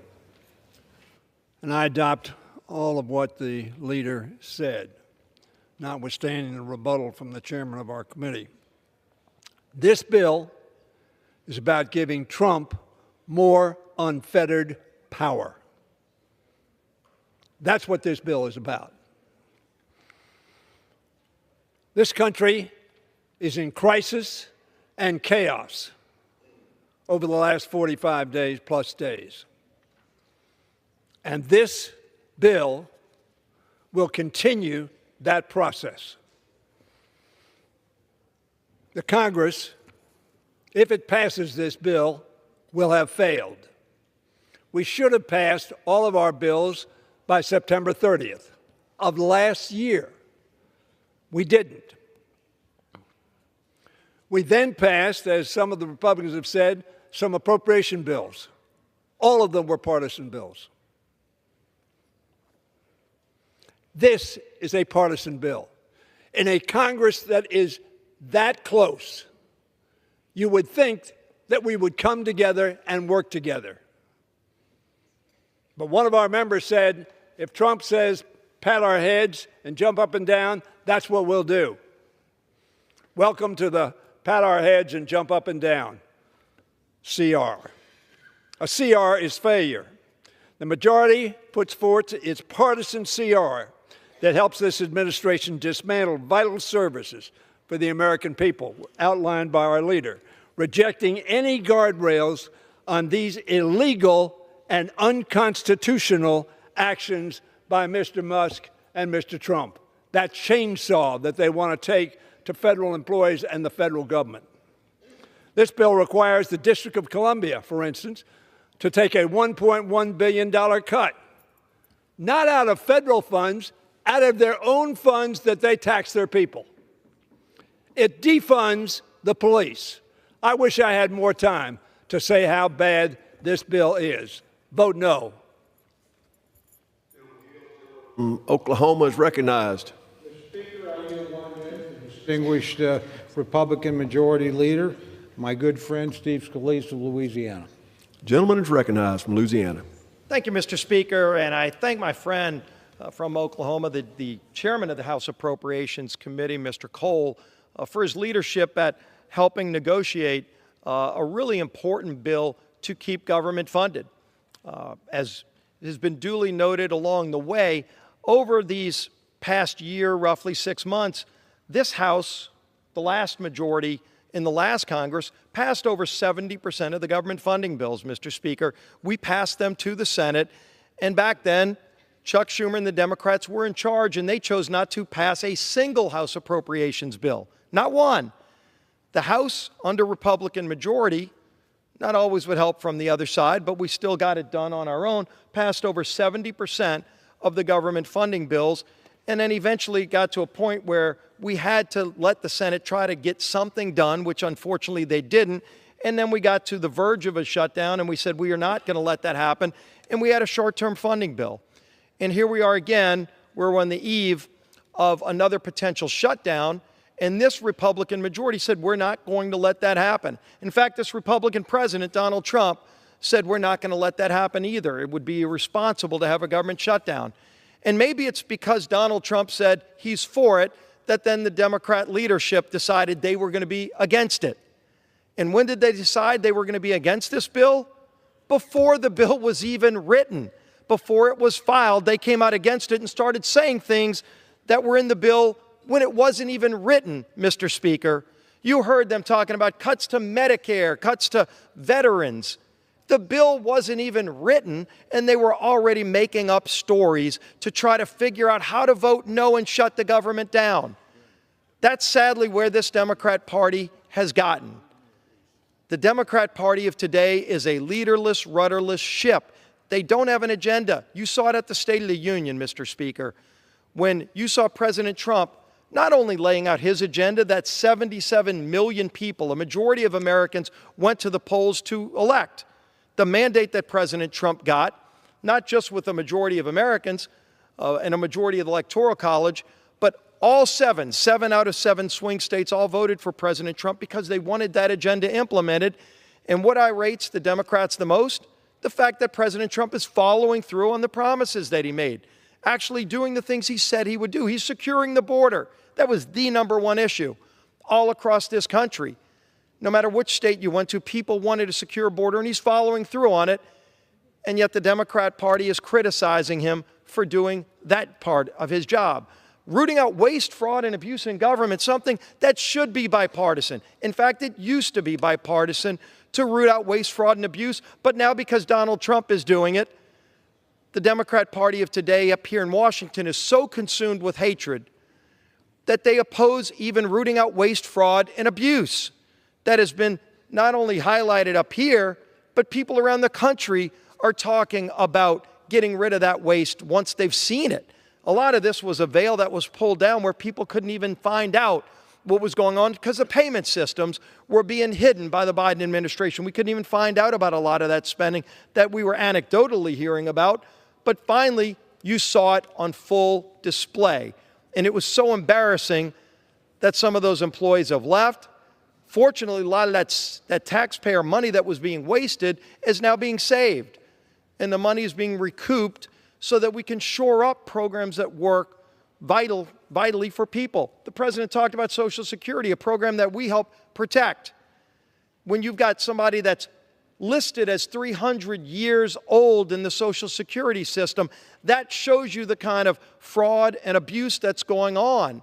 And the fact that President Trump is willing to confront that and take it on so that people actually paid into the program their whole lives can get the benefits they deserve.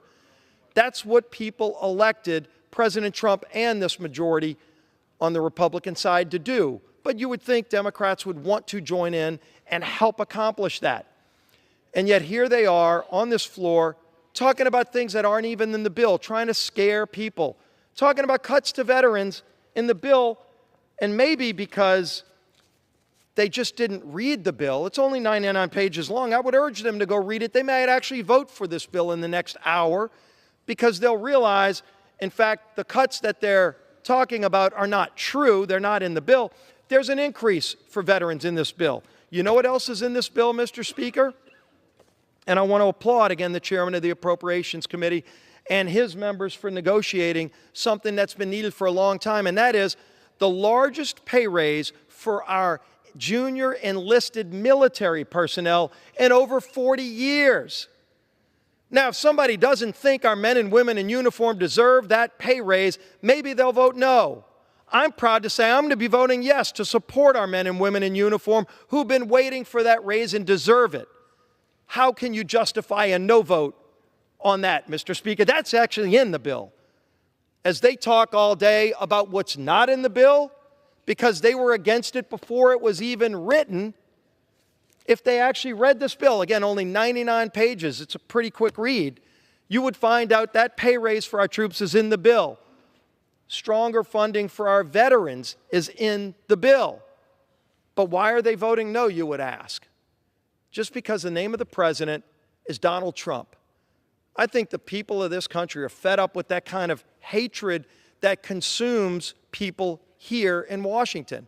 Again, when you watch the State of the Union address, and the president is not even talking about his agenda, he's introducing and paying tribute to a 13-year-old boy who just beat cancer. And they couldn't even stand up and applaud that on their side because of the person who said it. If the hatred is so consuming that you can't even support what's great about America, maybe you need to reevaluate what's important in doing these jobs. We are elected to represent the people, and if the president, no matter who he is or she is, has a great idea, you support it. There were a lot of things about Barack Obama's policies I disagreed with, Mr. Speaker. Yet when he said something that was good for America at a State of the Union, I stood up. We actually worked with the president. The chairman was part of that, Chairman Cole, in passing the 21st Century Cures Act, last bill that Barack Obama signed, to help put more funding into NIH so we could cure major diseases. We protect those gains in this bill. But if they're advocating to vote no, they're advocating for a government shutdown. It's a binary choice. It's not like there's a plan B behind door number 2, Mr. Speaker. So if the plan is to vote no, what you're really saying is you want to shut down the government. And I know a lot of Democrats, we all get to bring a guest to the State of the Union. And they get to sit up in the balcony. You've got the First Lady and the President's guests up there. Again, the 13-year-old boy who beat cancer. The widow of a slain police officer who was in the balcony that they would not even applaud and pay tribute to. But they were there too, but everybody else got to bring a guest. Most Democrats bragged that they were bringing federal workers as their guests. You saw a lot of them holding rallies out in front of federal offices with federal employees, some of who hadn't shown up for work in 3 years since COVID, but they found their way to the office, not to work, but to protest. Democrats are about to vote to furlough all of those federal workers. Why? Not because of what's in the bill. They've been telling you stories that aren't even true about what's in the bill. They don't like it because of the name of the President of the United States. Aren't we bigger than that? Aren't we a better country than that, Mr. Speaker? This is our responsibility to get this job done and then turn the page and go to work. This is the business, frankly, of the Biden administration that we're cleaning up. And we all ought to join together and finish that and then come together and start a real appropriations process where we move not just 70% of the bills in the House and 0 in the Senate. And Senator Thune, to his credit, as the new majority leader, has vowed to actually work on a true appropriations process so we're not working at the midnight hour on CRs, but where we can actually have a full functioning appropriations process, something we haven't seen in this town in a long time. We have to first take care of yesterday's business before we can start on tomorrow's appropriations process. And so it's critical that we get this job done, not to vote to lay off and furlough all the federal workers, the TSA agents. You won't even be able to go to the airport or your favorite federal park if they got their way. Let's actually get our work done so we can start a 12-bill appropriations process that moves through the Senate, too, where you can actually have a negotiation between two sides of the aisle. Again, something we haven't seen in a long time, but is long past due. It's a new day in America. And I applaud President Trump. And we had Vice President J.D. Vance this morning come and talk about the importance of passing this bill, too, because they want to fix the problems of this nation. They want to fulfill the promises that were made during the campaign and follow through on the mandate that was given to President Trump, Vice President Vance, and this Republican majority in the House and Senate by 77 million people to turn this country around. Let's get back to being the greatest country in the history of the world. We can do it. We can come together and solve big problems. But we solve big problems by first taking care of the basics of government, and that's to keep the government open. Let's pass this CR. Let's see a big vote to do it, too.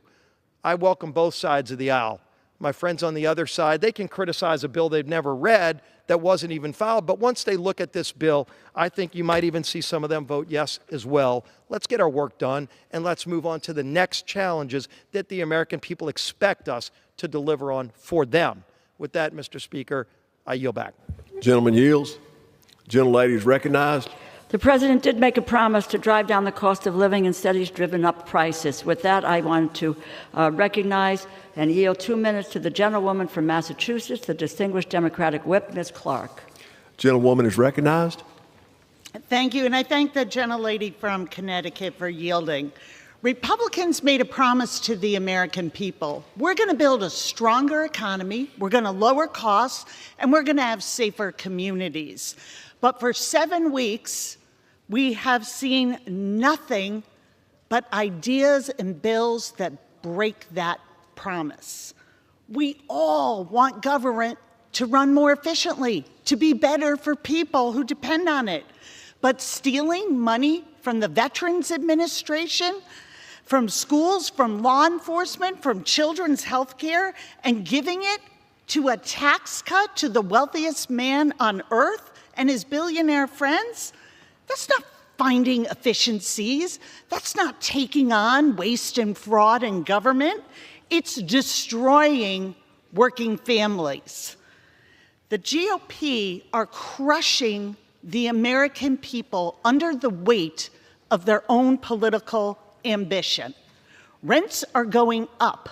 Housing is in a crisis. This bill today, they propose to evict 32,000 families from their home. 32,000. Those are veterans. Those are kids. Those are seniors. Those are domestic violence survivors. Eggs at my grocery store on Sunday were $8.49 a dozen. In this bill, you propose to take $27 million away from the inspectors who go out to our chicken farms who are fighting and trying to stop bird flu that is causing the spike in eggs. What kind of insanity is that? And then if we look at the budget overall, we've got health care spiking, and you want to cut Medicaid. That's the answer? Seniors' cost of living is out of control. And you're saying, let's run up the cost of prescription drugs. And as Elon told us directly this week, coming next, you want to eliminate Social Security. Give me more time. So if you feel this is the mandate that you have, you can do that on your own. Time's expired. Gentleman's recognized. Thank you very much, Mr. Speaker. I yield 3 minutes to my very good friend and senior member of the Appropriations Committee, the gentleman from Idaho, Mr. Simpson. Gentleman's recognized. I thank the chairman for yielding. And first, let me say I appreciate the work the chairman has done over the last several months, trying to get our regular appropriation bills done and then trying to get this CR finished when it became apparent we weren't going to be able to negotiate a top line yet. Something that we will continue to work on. But there's a lot of things that have been said on this floor that I have to say just aren't true. Not a different interpretation of the facts. They're just not true. There's nothing in here that cuts Social Security. There's nothing in here that cuts Medicare. There's nothing in here that cuts Medicaid. But yet I keep hearing that. That's the talking points that were created before this bill was actually written. It is difficult to write a year-long CR. First time I can remember it being done. It's almost harder writing that than it is writing the regular appropriation bills because we have to put anomalies in it. Things that have to be done as we move on with the regular funding. The reason I've been able to support this CR and will vote for it is because of the work that our chairman, Mr. Cole, has done with some of these anomalies that were absolutely necessary. In the interior arena, there were 4 anomalies that really needed to be addressed to get this CR done. One is it fully funds PILT payments, which is an estimated level of $600 million, $85 million above what was the current level. In Indian country, the CR increases funding for Indian health services to expand availability and direct health care services, funding the Bureau of Indian Affairs, BIA, BIE programs are held at 2024 enacted levels. The CR removes the 2024 earmarks with BIA and HIS, but the overall net effect on tribal programs is still a $25 million increase. In addition, program increases, the CR also provides $999 million an increase for tribal contract support costs and an additional $256 million for Section 105(1) leases in an effort to continue our commitment to upholding our trust and treaty responsibilities. It also increases on a permanent basis the wildfire fighting fire pay. That costs $147 million. It actually saves us $20 million, $27 million, rather than just extending the one-year extension of the wildfire pay. And I think when we've seen those great jobs that wildfire fighters do for us, it's incredible what they do. We don't pay them enough now.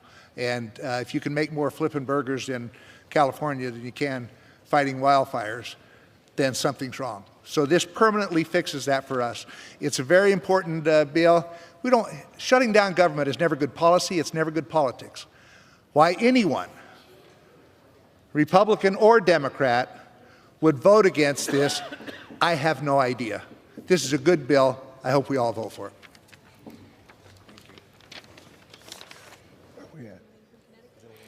Gentlewoman is recognized from Connecticut. I yield 2 minutes to the gentlewoman from Ohio, the distinguished ranking member of the Energy and Water Subcommittee, Ms. Kaptur. Gentlewoman is recognized for 2 minutes.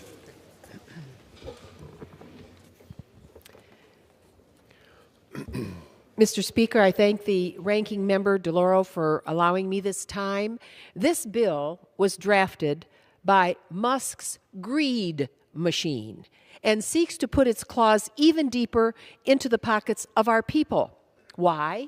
To extract the largest transfer of wealth from money they're taking from these bills, from middle class and working class people, and put it in the pockets of the top 1% who already own half of this country, a handful of people, so very wealthy. The top 1% of billionaires now own as much wealth as the bottom half of our population. That's what's going wrong, and I rise in strong opposition to this bill. Elon Musk and his Doge boys don't need Medicaid, Social Security, veterans benefits. Our Constitution assigns our legislative branch the responsibility to direct federal spending, not unelected billionaires and the 1%.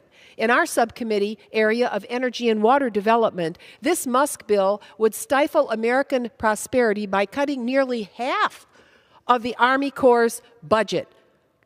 Musk and Trump don't know anything about public works and how essential the Army Corps is to our daily life in every district in this country and to economic growth. The greed machine wants to steal assets from America's people and put them in the pockets of billionaires at places like Mar-a-Lago. Oh, did I say that right? Mar-a-Lago, yeah.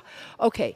Now, finally, the greed machine is cutting a total of nearly $600 million in support for local law enforcement. That's nearly $600 million in cuts of local police, leaving the kitty dry. The greed machine is underfunding our local police. In opposing the bill, I stand with our people, not with the billionaires and their greed machine. Think about it. Why rob Main Street to dole out even bigger tax breaks and more contracts for the Mula-Lago crowd and billionaires whose crew haven't got a clue what working life is like for American men and women? It's overtime for them to pay their fair share. Vote no on this horrendous bill, and I yield back. Time's expired. Gentleman's recognized from Oklahoma. Thank you very much, Mr. Speaker. Mr. Speaker, I yield 2 minutes to my very good friend, distinguished gentleman from Florida and member of the Appropriations Committee, Mr. Rutherford. Mr. Rutherford, recognized. Thank you, Mr. Chairman. I appreciate you yielding, and you know, I really appreciate all the hard work that got us here today. You know, Mr. Speaker, I have to tell you, as I sat here on this floor listening to the conversation, it reminded me of an old saying that my father had for many, many years. I heard this, that a lie can travel around the world 3 times before the truth can get up and put its pants on. Well, that was before the internet. So now, after what I've heard today, I would say it's probably more like 100 times a lie can travel around the world before the truth can get up and put its pants on. And I happen to know that House Republicans have been working diligently to fully fund the core federal government services so that President Trump and his administration can continue to identify the waste, fraud, and abuse of American tax dollars, protect our border, and support Americans, including our veterans, contrary to what you heard, our military families, first responders, of which I'm a former, and our seniors. Most importantly, by passing H.R. 1986, this continuing resolution, we are ensuring that a costly government shutdown does not fall upon the American public. It's our constitutional obligation in Congress to fund the federal government, and House Republicans are acting on that duty. Unfortunately, my colleagues on the other side of the aisle are not. House Democrat leadership came out in opposition to this bill and spread egregious falsehoods about what this bill does and does not do before it was even printed. You've heard that before. Let's be clear, this bill will not hurt law enforcement by slashing cops' grants, nor will it zero out the Toxic Exposure Fund for veterans. Instead, it's a clean bill that will extend funding and certainty for the American people. This bill would maintain government operations while responsibly cutting spending. Expired. Gentleman, additional 30 seconds. Gentleman is recognized. Thank you, Mr. Chairman. Protect Social Security, Medicaid, and Medicare recipients from unnecessary disruption and the confusion that comes along with a government shutdown. Promote public safety, renew our commitment to supporting law enforcement officers, raise pay for our junior enlisted troops by the largest amount in 40 years, fund important nutritional assistance for mothers, infants, and children, and the list goes on. White House Democrats seem dead set on shutting down the government over their disdain for the commander-in-chief, no matter the cost to their own communities, and I am committed to passing this bill, and I urge my colleagues to do the same. I yield back. Gentlewoman is recognized. I yield 2 minutes to the gentlewoman from Minnesota, the distinguished ranking member of the Defense Subcommittee, Ms. McCollum. Gentlewoman is recognized. Mr. Speaker, I rise in strong opposition to this full-year continuing resolution. Let's call the CR what it is. It's a Republican majority abdicating our constitutional responsibilities. Republicans have turned over congressional power to direct funding to Elon Musk and President Trump. The Republican appropriations process for fiscal year 2025 has been a disaster. Republicans have had 18 months to write, pass, and negotiate these spending bills. They failed. The Republican leadership never wanted to negotiate with Democrats with their slim majority in the House. Would have required. So here we are stuck with a full-year CR, something that's never happened in the history of this nation. It's a complete failure to govern. Making things worse, the CR cuts $13 billion from domestic priorities that Americans rely on. I'll mention a few, like life-saving medical research at the NIH. Rent assistance for low-income working families are cut. Republicans failed to include $22 billion in advanced appropriation funding for the VA Toxic Exposure Fund. This jeopardizes the health of our veterans exposed to burn pits and, yes, Agent Orange. Community projects submitted by our constituents for police and first responders have also been eliminated by this bill. Due to the Defense Department, the bill reduces DoD medical research by about 50%. It will obstruct the search for new cures for cancer and infectious diseases. Republicans also underfunded military training exercises, which will mean the readiness for our troops will be put at risk. They cut DoD technology research and development funding, which helps us keep our edge over our adversaries. Simply put, this CR is a disaster, and it did not have to be this way. The American people deserve better, and I urge my colleagues to vote no on this Republican failure. Gentlewoman from Connecticut reserves. Gentleman from Oklahoma is recognized. Thank you very much, Mr. Speaker. I yield 2 minutes to my very good friend and fellow member from Oklahoma, distinguished member of the Appropriations Committee, Ms. Weiss. Gentlelady is recognized. Thank you, Mr. Speaker. I rise today to urge my colleagues to support H.R. 1968, a clean continuing resolution which funds government through September 30, 2025. I think my colleagues on the other side of the aisle are confused about what is in this bill and what is not. They keep talking about impacts to mandatory spending, Social Security, Medicare, Medicaid. That is not in this bill. Just because you keep repeating the same dishonest talking points doesn't make it true. This legislation continues funding and prevents a government shutdown, which would have a devastating impact on my home state of Oklahoma and communities across the country. We must keep government open so we can continue the America First agenda, which is focused on securing our border, unleashing American energy, safeguarding our nation, and rooting out waste, fraud, and abuse. This legislation fully supports our vets and service members. It does not cut 1 cent from the toxic exposure funds or eliminate COPS grants. Continuing resolutions are not ideal, but we cannot allow for the distractions of a government shutdown, which is why I support this bill. I urge my colleagues to vote yes, and with that, Mr. Speaker, I yield.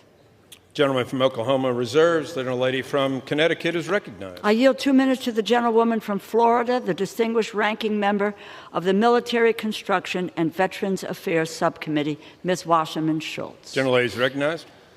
Thank you, Mr. Speaker. I rise to oppose this cruel betrayal of America's veterans, seniors, and working families. This one-year CR doesn't make rent or health care bills more affordable, which is what keeps my constituents up at night. Instead, it actually cuts housing aid that could force 32,000 veterans, domestic violence survivors, seniors, and people with disabilities into homelessness.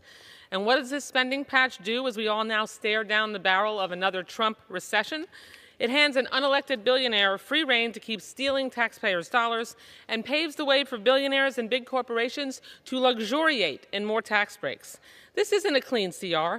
This CR stands for cut and run. It lets Trump close hundreds of Social Security offices and fire thousands of workers who deliver our seniors' checks. It allows Musk to keep hacking into your private tax data. It puts critical Everglades restoration funds at risk. Worst of all, it lets Trump and Musk keep up their brutal assault on veterans and the people who care for them. It does it by eliminating $23 billion in guaranteed funding for health care for veterans exposed to burn pits and other toxins. We should debate bipartisan full-year funding bills that grow the economy and provide vital resources Americans need. Instead, this Republican cut-and-run bill turns Congress into a missing kid on a milk carton and cedes massive power to Trump. This is the same president who, in 2 short months, tanked your 401k and unleashed a job-killing trade war. Yesterday, the stock market just recorded its worst day since 2020. What really enrages me is that this cut-and-run bill sides with the most anti-veteran president in American history. Trump has fired 6,000 veterans, inflicted mass VA layoffs, and killed hundreds of veteran services contracts. Trump even plans to lay off another 83,000 VA workers, and on top of that, this cut-and-run bill makes even deeper cuts to the health care services for all those who bravely served our nation. Democrats are more than willing to back bipartisan funding legislation, but we will never sell out our seniors, veterans, and children like this cut-and-run bill shamelessly does. I yield back. Vote no. Gentlelady from Connecticut reserves. Gentleman from Oklahoma is recognized. Thank you very much, Mr. Speaker. Mr. Speaker, I yield 2 minutes to my good friend, distinguished member of the Rules Committee, and gentleman from Texas, Mr. Roy. Gentleman is recognized. I thank my friend from Oklahoma. My, how times have changed. How many times we've been sitting on the floor of the House listening to our colleagues on the other side of the aisle saying, a CR is the greatest thing since sliced bread. We must have the CR. Because when some of us were saying, wait a minute, Mr. President, wait a minute, President Biden, maybe we should actually secure the border of the United States instead of letting millions of people flood in and kill Americans and let fentanyl flow into our communities. So when we wanted to secure the border and we dared to say that the funding should actually reflect that, and we threatened to, hey, maybe we should actually have a fight on spending, my colleagues on the other side of the aisle said, CR, we got to have a CR, our precious CR. Well, here we are. And what are we doing? Our colleagues oppose the CR. Why? Because we would have spending frozen for 6 months, down about $7 billion, but importantly, allow DOGE and allow our friends in the administration to continue to expose the absurdity of federal spending. How about $1.5 million to advance diversity, equity, inclusion in Serbia's workplaces? $70,000 for production of a DEI musical in Ireland. $2.5 million for electric vehicles in Vietnam. $47,000 for a transgender opera in Colombia. $32,000 for a transgender comic book in Peru. This is what our Democratic colleagues are fighting for, to continue to fund absurd programs rather than do the common sense work of what we're trying to do, to have more beds for ICE, secure the border of the United States, ensure that our defense is funded, ensure that we're able to hold spending in check so we can actually have a chance of saving this great country. I yield back.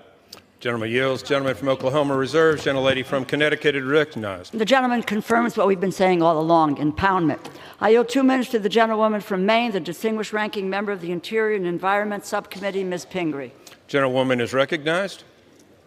Thank you, Mr. Speaker, and thank you very much to the ranking member for yielding me this time. I oppose this full-year continuing resolution and urge my colleagues to reject it. If we vote no and reject this CR, we can go back to work and negotiate a regular full-year spending bill. This full-year continuing resolution is not a responsible way to govern. The bill does not set funding levels for individual programs, and because it doesn't, it creates another dangerous opportunity for President Trump and Elon Musk to defund congressional priorities.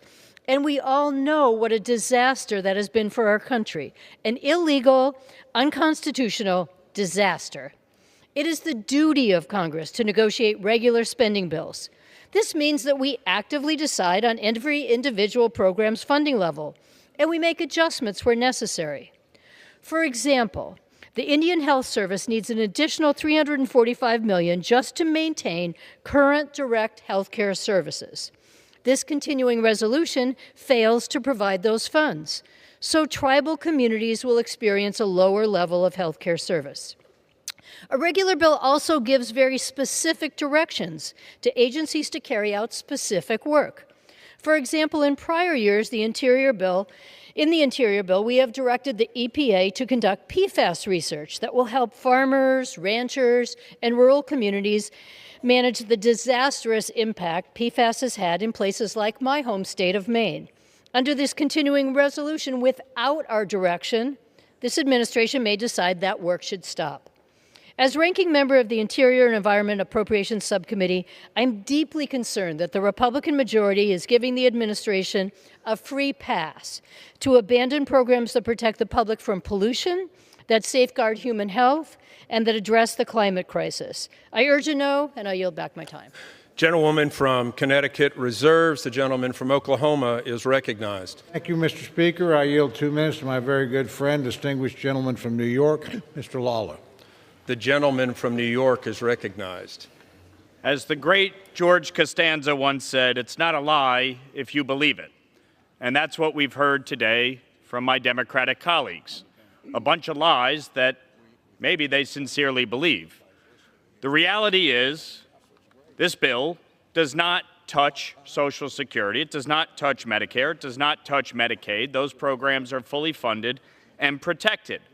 Our veterans, fully funded and protected. Fiscal year 24 was a total of $1.665 trillion. Fiscal year 25, of which we are voting to complete with this CR, is $1.658 trillion. The reduction of $7 billion is because community project funding that has already been paid, already been approved as part of fiscal year 24, is not going to be double paid. So we are saving $7 billion by removing it, as it should be. Why would we pay for projects that have already been paid for? The fact is that we have to keep the government funded and open. Why anyone would vote to shut the government down is beyond me. And when Joe Biden was president of the United States, I voted every time to keep the government funded and open. And the idea that we're going to shut it down because the priorities changed, well, guess what? The administration changed. That's the reality of elections. Donald Trump won in November. Republicans won the House and the Senate. And so, yes, budgets will change.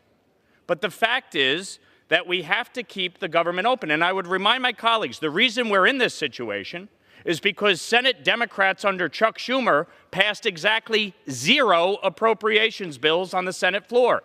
0. There was nothing to negotiate. They couldn't pass a bill.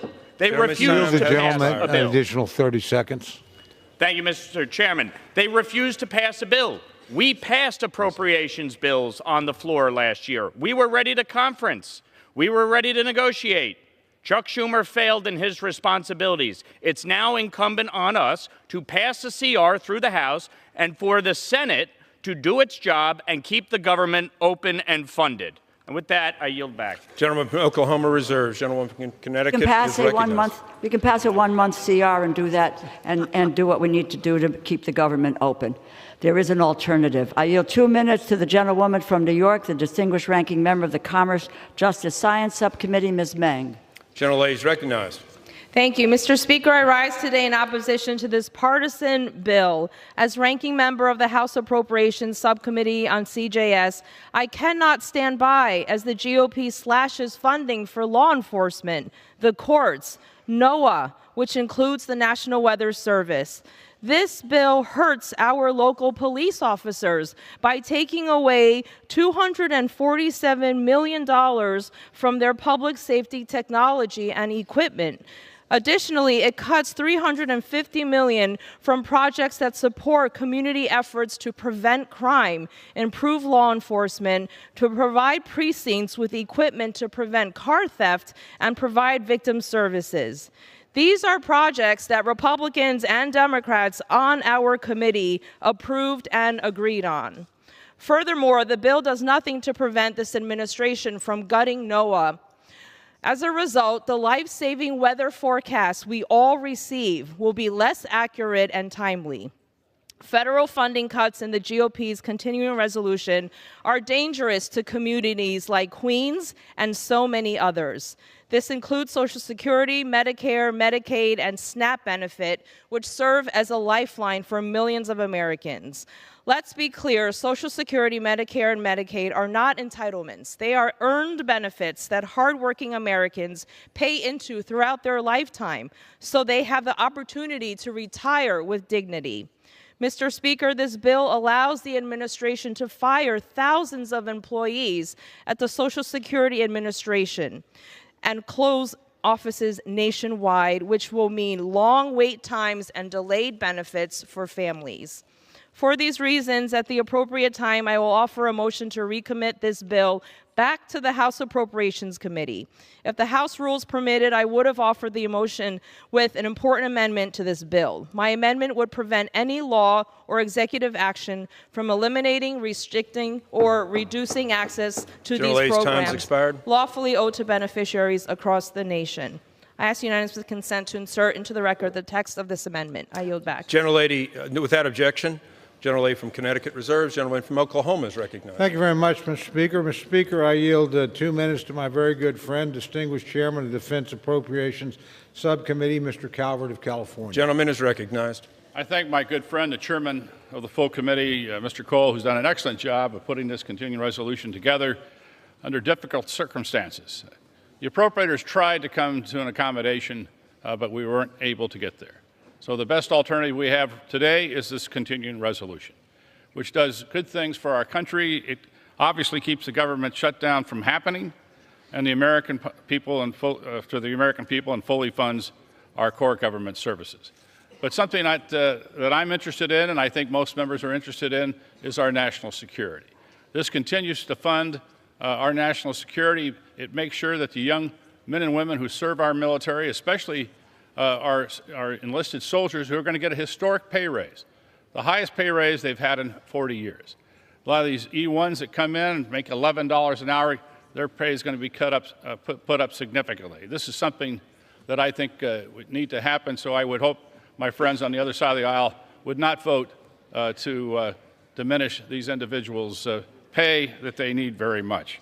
This also supports important weapon systems, the Virginia-class submarine, the Columbia submarine, shipbuilding across the United States, our satellite construction, rebuilding the ordnance for the United States that we need desperately. So a vote against that would stop all of that. And so to me, Mr. Speaker, this is an extremely important vote for our national security. I would hope that everyone would vote for that, vote for the continuing our government, and to make sure that these weapon systems are delivered on time for the American public. And with that, I yield back the balance of my time. The gentleman yields. The gentleman from Oklahoma is reserves, and the gentlewoman from Connecticut is recognized. Let's have the 1 month CR that's been introduced as an alternative and do the business of the House and pass appropriations bills. I yield 1 minute to the gentlewoman from Florida, the distinguished ranking member of the State and Foreign Operations Subcommittee, Ms. Frankel. The gentlelady is recognized. Thank you. Well, I'll tell you why I'm voting against this bill. It doesn't lower any of my constituents' costs. Instead, it gives the Trump administration free rein to continue its chaotic, lawless dismantling of U.S. influence in the world, gutting nearly all our humanitarian development, security, and global health programs that constitute less than 1% of our federal budget. And these are not serious cost-saving measures. Instead, they make us less safe, less prosperous, less healthy. Counterterrorism programs halted, contracts with American farmers canceled, our children are left wasting away, bird flu, Ebola, and HIV spreading, education programs ending, all done without any thought or any reason. And the vacuum's left for China, Russia, and extremists to fill. We should not be handing this president a blank check to continue his harmful sledgehammer approach to how we spend taxpayer money. I urge a resounding no vote on this bill. Gentlelady from Connecticut reserves. The gentleman from Oklahoma is recognized. Thank you, Mr. Speaker. I reserve. Gentleman reserves. Gentlelady Connecticut is recognized. I yield 2 minutes to the gentleman from Illinois, a member of the Appropriations Committee, Mr. Quigley. The gentleman is recognized. Mr. Speaker, there's a national shortage of more than 7 million units of affordable housing across America and more than 771,000 people experiencing homelessness. The CR does nothing to lower the cost of housing. That's what I was going to talk about for my 2 minutes, but after listening to this debate for so long, I think the significant correction has to be made. Programs are not fully funded and protected if you gut the agencies that operate them. Programs are not fully funded and protected if there's no one there to operate them. Under President Trump, spending bills have become a farce. He's not following the previous spending bills law that we passed. Are we saying, well, this time we really mean it? This time the president really promises he's going to follow the law. And that we don't get to the point where Article 1 is optional. Our constituents are asking us, however great you say this bill is, fool me once, shame on you, fool me twice, they're going to blame us because we believed you this time. And we believed a president who, when he gets in the room with the truth, a fight breaks out, as we have seen time again in the last month. So don't, with all due respect, don't tell us what's in this bill, how great it is, how we need to read it, when he doesn't have to follow it. And you don't complain when he doesn't follow it, and you abdicate your responsibilities on Article 1 and as appropriators. And I yield back. Members are reminded to refrain from engaging in personalities towards the United States President. The gentlelady from Connecticut reserves. Gentleman from Oklahoma is recognized. Thank you, Mr. Speaker. I continue to reserve my time. Gentleman reserves. Gentlelady from Connecticut recognized. Mr. Speaker, I yield 1 minute to the gentleman from New Jersey, the distinguished ranking member of the Energy and Commerce Committee, Mr. Pallone. Gentleman's recognized. Thank you, Mr. Speaker. One of my colleagues on the Republican side earlier asked what Democrats are fighting for. And I want to say I'm a proud Democrat fighting for America's health care. And I want to stress that this partisan Republican bill cuts American health care. This bill slashes funding for our community health centers, which provide care for millions of people, as well as our nation's teaching hospitals, which train the next generation of doctors. It fails to reverse the Medicare physician pay cut, which endangers access for seniors, especially those in rural and underserved communities. It also does nothing to stop Republicans' planned catastrophic cuts to Medicaid.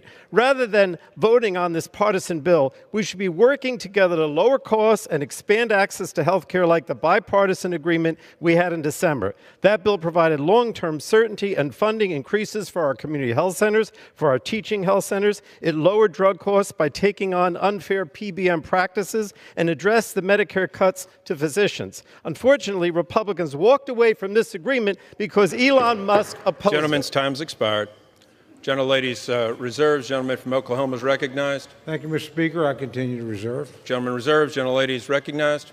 Speaker, I yield 1 minute to the gentlewoman from New York, the distinguished ranking member of the Small Business Committee, Ms. Velasquez. Gentlelady is recognized. Thank you, and thank you for the gentlelady for yielding. I rise today in strong opposition to this reckless Republican funding bill. Republicans claim this is a clean CR, but the facts tell a different story.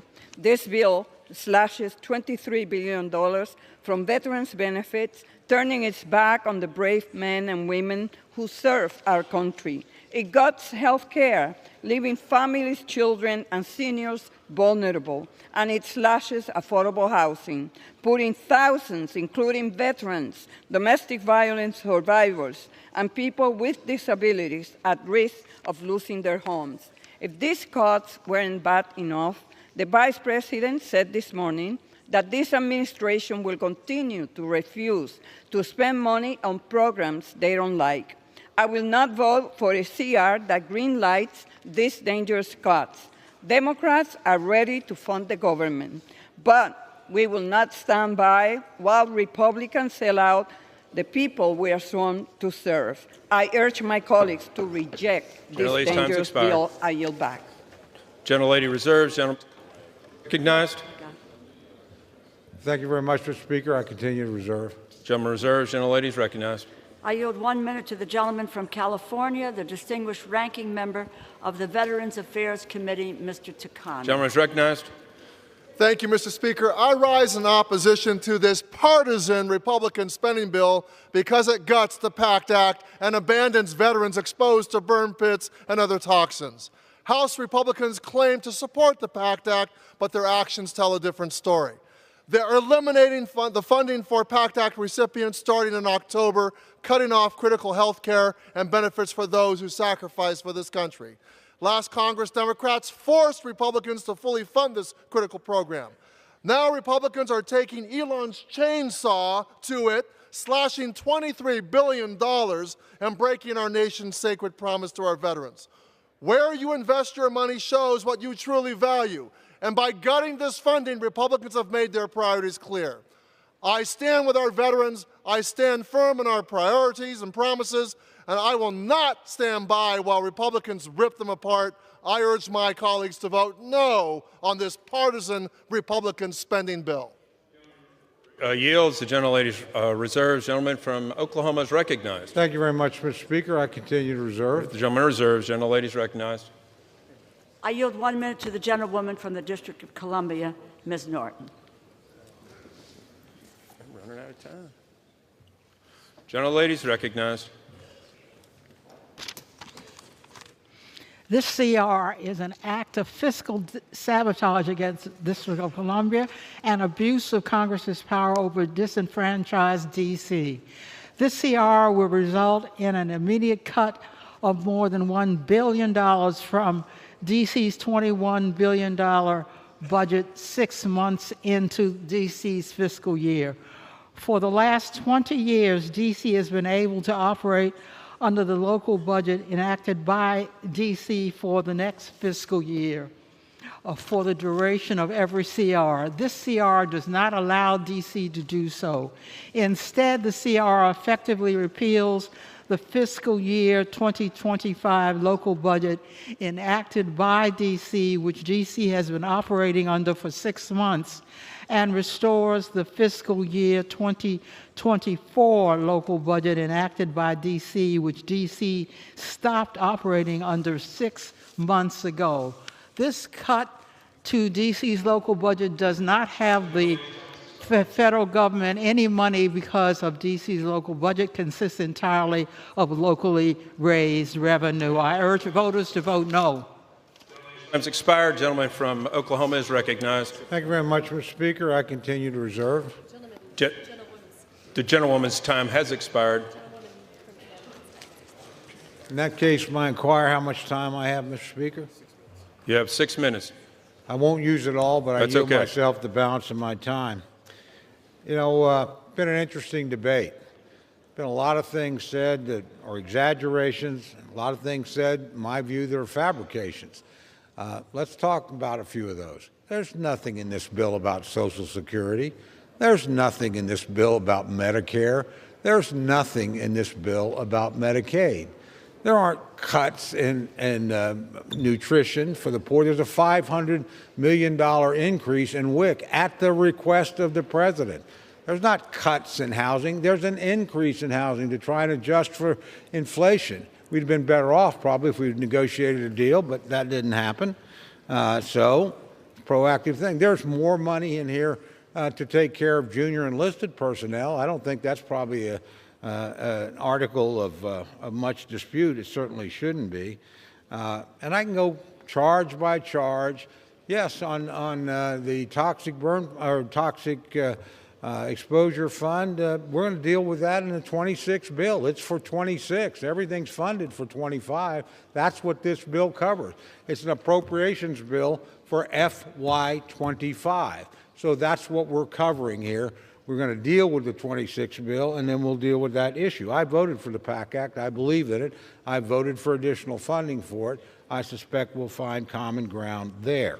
So there's a lot of, fireworks around this bill.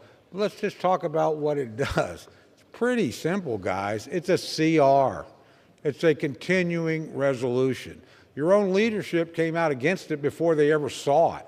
Maybe that's why we have all these fabrications and hallucinations about what's in it. It's pretty short. It's 99 pages. Read it. Now, I'm sorry everybody didn't get their projects. I really am sorry about that. We don't do that in CRs. So the big cuts here are mostly the elimination of congressional projects. I think most of those are worthy. I support them. I actually support the reforms some of my friend, the good friend, the ranking member, put in there. I think she did a great job for this institution. But we can't do them in a CR. We just don't do them. So people are upset about that. I'm sorry about that. But at the end of the day, there's only one important thing that matters here. You can vote yes and keep the government open. Whatever your problem is, whatever your concern is, it's going to be worse in a government shutdown, not better, worse. So whatever you're worried about, shutting down the government is not the answer to your concern. You're only going to make it worse. Keeping the government open is the right thing to do. I wish we could have gotten a deal, but we're not going to sit here and concede the executive authority of a Republican president because it upsets you. Not going to happen.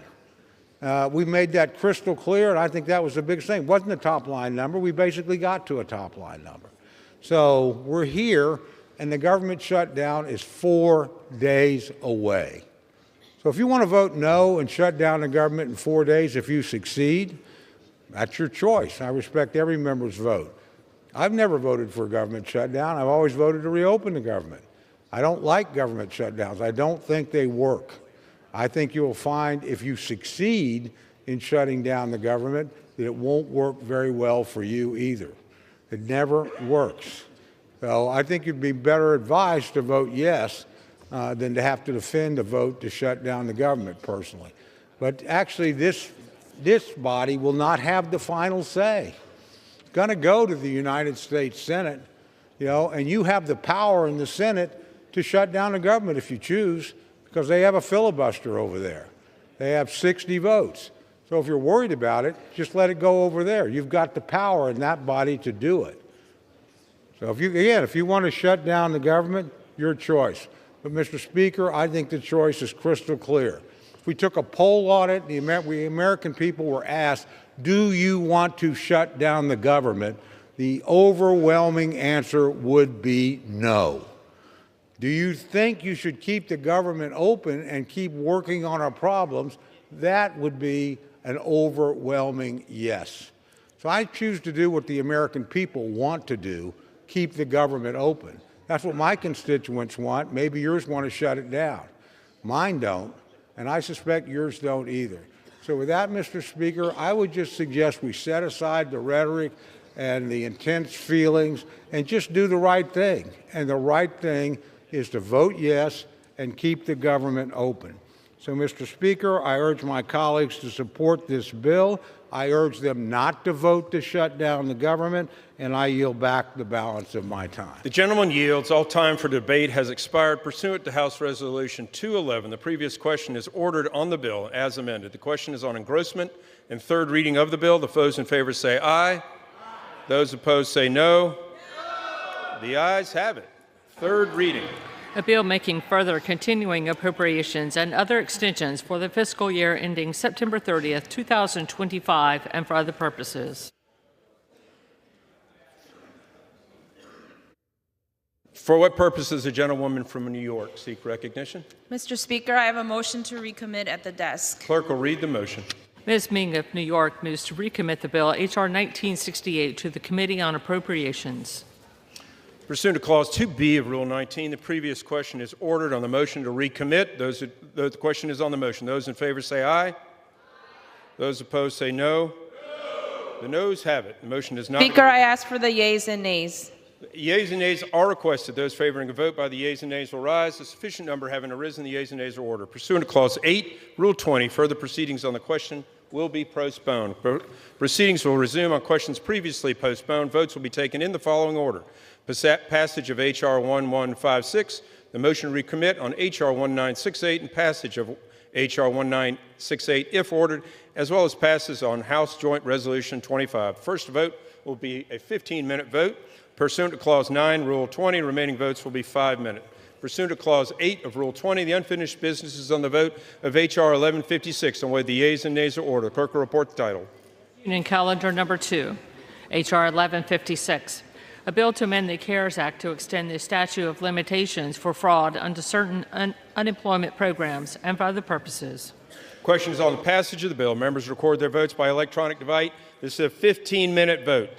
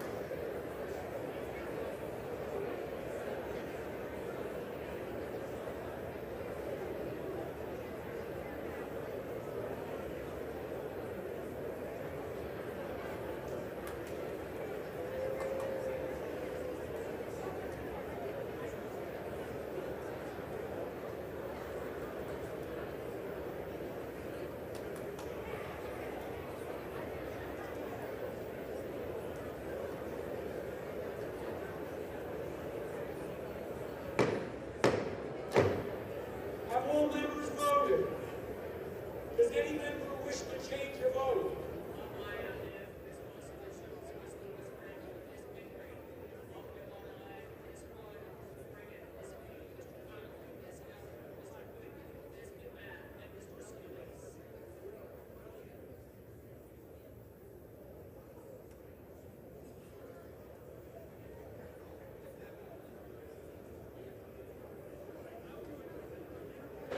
On this vote, the yeas are 295, the nays are 127. The bill is passed. Without objection, a motion to reconsider is laid on the table. Pursuant to Clause 8 of Rule 20, the unfinished business is the question of agreeing on the motion to recommit on H.R. 1968, offered by the gentlewoman from New York, Ms. Meng, on which the yeas and nays were ordered. The clerk will redesignate the motion. Motion to recommit H.R. 1968, offered by Ms. Meng of New York.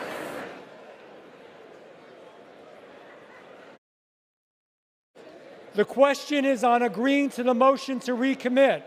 Members will record their votes by electronic device.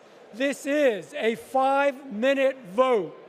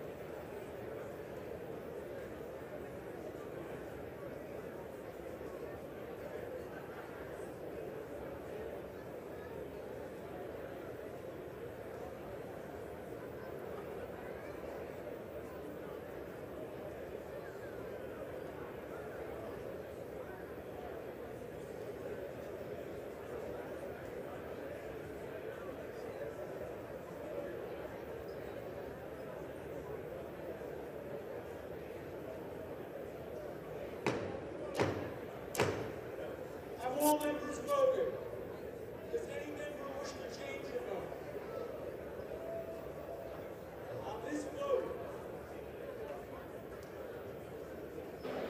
On this vote, the yeas are 213 and the nays are 216. The motion is not adopted.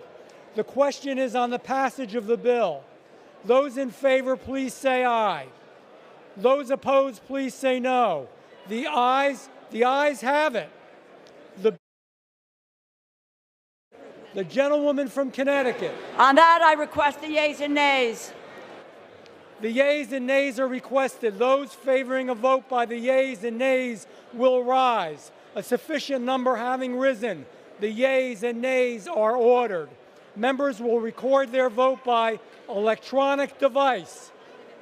This is a 5-minute vote.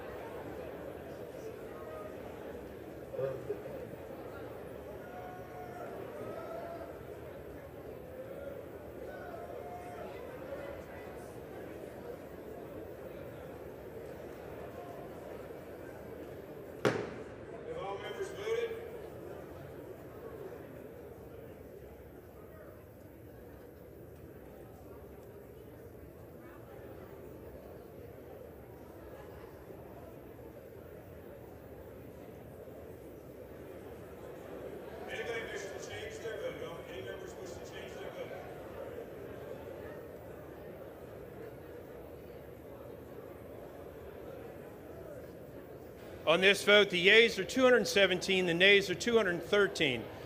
The bill is passed without objection. The motion to reconsider is laid upon the table. Pursuant to Clause 8 of Rule 20, the unfinished business is on the vote of the passage of H.J. 25, on which the yeas and nays are ordered. Clerk will report the title of the joint resolution.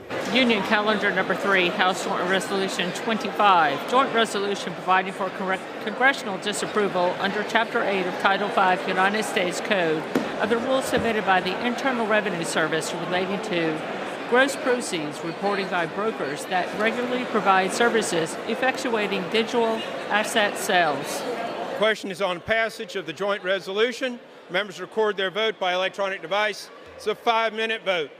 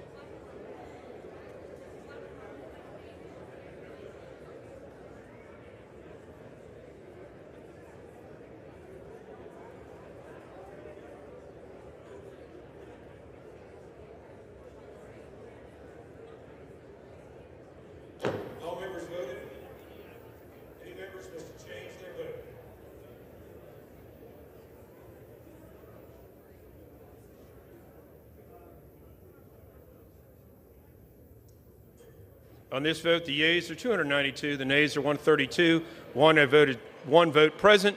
The joint resolution is passed. Without objection, the motion to reconsider laid upon the table. Under Clause 8 of Rule 20, the unfinished business is on the question suspending the rules, passage of H.R. 706, which clerk will report title. H.R. 706, a bill to improve the biodetection functions of the Department of Homeland Security and for other purposes. Will the House suspend the rules and pass the bill? So many of us in favor say aye. Those opposed say no. Opinion of the chair, 2/3 being in the affirmative, the bills are suspended. The rules are suspended. The bill is passed. Without objection, motion to reconsider laid upon the table. Pursuant to Clause 8 of Rule 20, the unfinished business is on the question on suspending the rules and passing H.R. 1692. Clerk will report the title. H.R. 1692, a bill to amend the Homeland Security Act of 2002 to enable secure and trustworthy technology through other transaction contracting authority and for other purposes. Question is, will the House suspend the rules, pass the bill? So many in favor say aye. Those opposed say no. Opinion of the chair, 2/3 being in the affirmative. Rules are suspended. The bill is passed without objection. Motion to reconsider laid upon the table.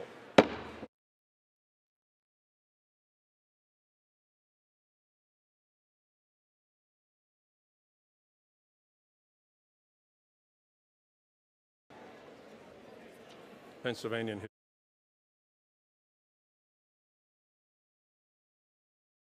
For what purpose does the gentleman from Pennsylvania seek recognition?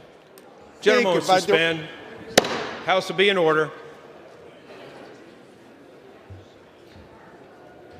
Any discussions or conversations, please take outside the chamber. Gentleman is recognized. Mr. Speaker, by direction of the Republican Conference, I sent to the desk a privileged resolution and asked for its immediate consideration. The clerk will report the resolution. House Resolution 213, resolved that the following named members be and are hereby elected to the following standing committee of the House of Representatives: Committee on Ethics, Mr. Rutherford, Mr. Garbarino, Mrs. Henson, and Mr. Moran. Without objection, the resolution is agreed to. The motion to reconsider laid upon the table. For what purpose does the gentleman from California rise? Mr. Speaker, by direction of the Democratic Caucus, I offer a privileged resolution and ask for its immediate consideration. Clerk will report the resolution. House Resolution 214, resolved. Unanimous consent that the resolution be considered as read. Without objection, the resolution is agreed to. The motion to reconsider laid upon the table.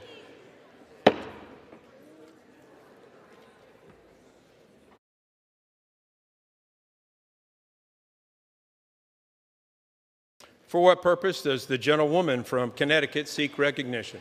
Mr. Speaker, I send to the desk a resolution and I ask unanimous consent for its immediate consideration in the House. Under guidelines issued by successive speakers as recorded in Section 956 of the House Rules and Manual, the chair is constrained not to entertain the request unless it has been cleared by the bipartisan floor and committee leaderships.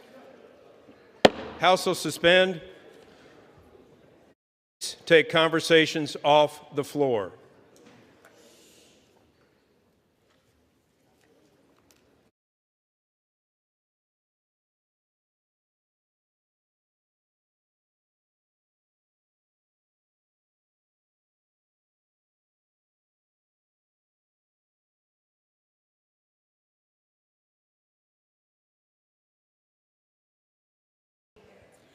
The chair will now entertain requests for 1-minute speeches.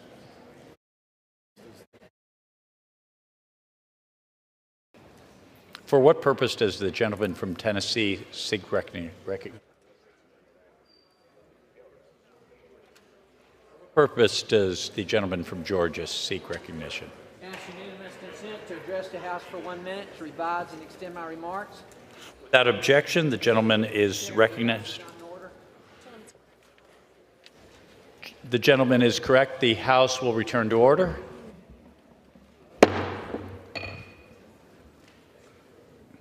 Without objection, the gentleman from Georgia is recognized for 1 minute. Mr. Speaker, I rise today to honor Raekwon Williams, a senior at Groves High School in Savannah, Georgia, whose resilience and work ethic has inspired many. Raekwon has faced immense hardship, losing his father at the age of 5 and his mother in December of 2024. Throughout these hardships, he has excelled academically, participating in dual enrollment studies at Savannah Technical College, never letting his circumstances define him. As a two-way lineman from the Groves High School football team, Raekwon demonstrated exceptional work ethic and dedication, earning the respect of his coaches and teammates. His perseverance earned him the Abby DeLoach Foundation and the Savannah Quarterback Club Scholar Athlete Award, which includes scholarship funds that will help him further his educational aspirations. Raekwon's story is a testament to the strength of the human spirit and the power of community support. Congratulations, Raekwon. We are very, very proud of you. Thank you, Mr. Speaker, and I yield back. The gentleman yields back.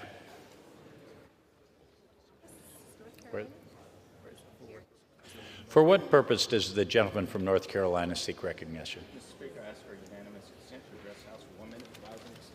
Without objection, the gentleman is recognized for 1 minute.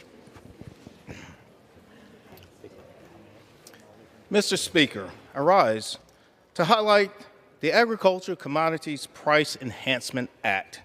Input costs for our farmers are astronomically high right now, whether it be fertilizer, seeds, or labor, not to mention the volatility of the current world food market.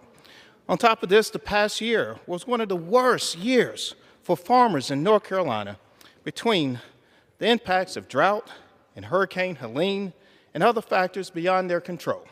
Our farmers need some certainty that they will be able to farm next year if their crops are not bringing in enough income to provide for their families. The Agricultural Commodities Price Enhancement Act directly addresses this by increasing reference prices for key commodities grown in eastern North Carolina and across the United States. Thank you so much, Mr. Speaker, and I yield back.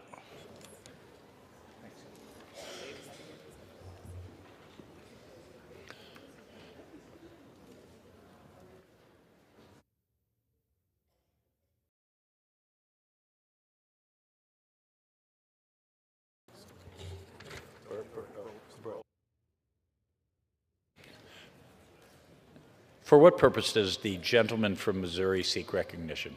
To address the House for 1 minute and to revise and extend my remarks. Without objection, the gentleman is recognized for 1 minute. Mr. Speaker, today I rise to honor the life and the legacy of Julie Ann McDonald, a lifelong Missourian from Savannah who recently passed. Julie Ann was a beloved mother and grandmother who touched the lives of many in our community. Friends and family knew her as Mimi, someone who put service above herself, caring for her neighbors, her community, and especially her family. She regularly volunteered at multiple organizations and schools. She was deeply involved in her local church, and she brought joy to her book club with friends that cherished her company. Throughout a 42-year teaching career, her compassion, leadership, and dedication touched and inspired the lives of countless students who had the privilege of learning under her mentorship. A rich life and a storied legacy, Julie Ann leaves behind her husband, Martin, her sons, Ryan and Scott, her daughters-in-law, Vicki and Laura, and her 2 grandchildren, Mackenzie and Jameson. My prayers are with her loved ones and with her family. Thank you, Mr. Speaker. For what purpose?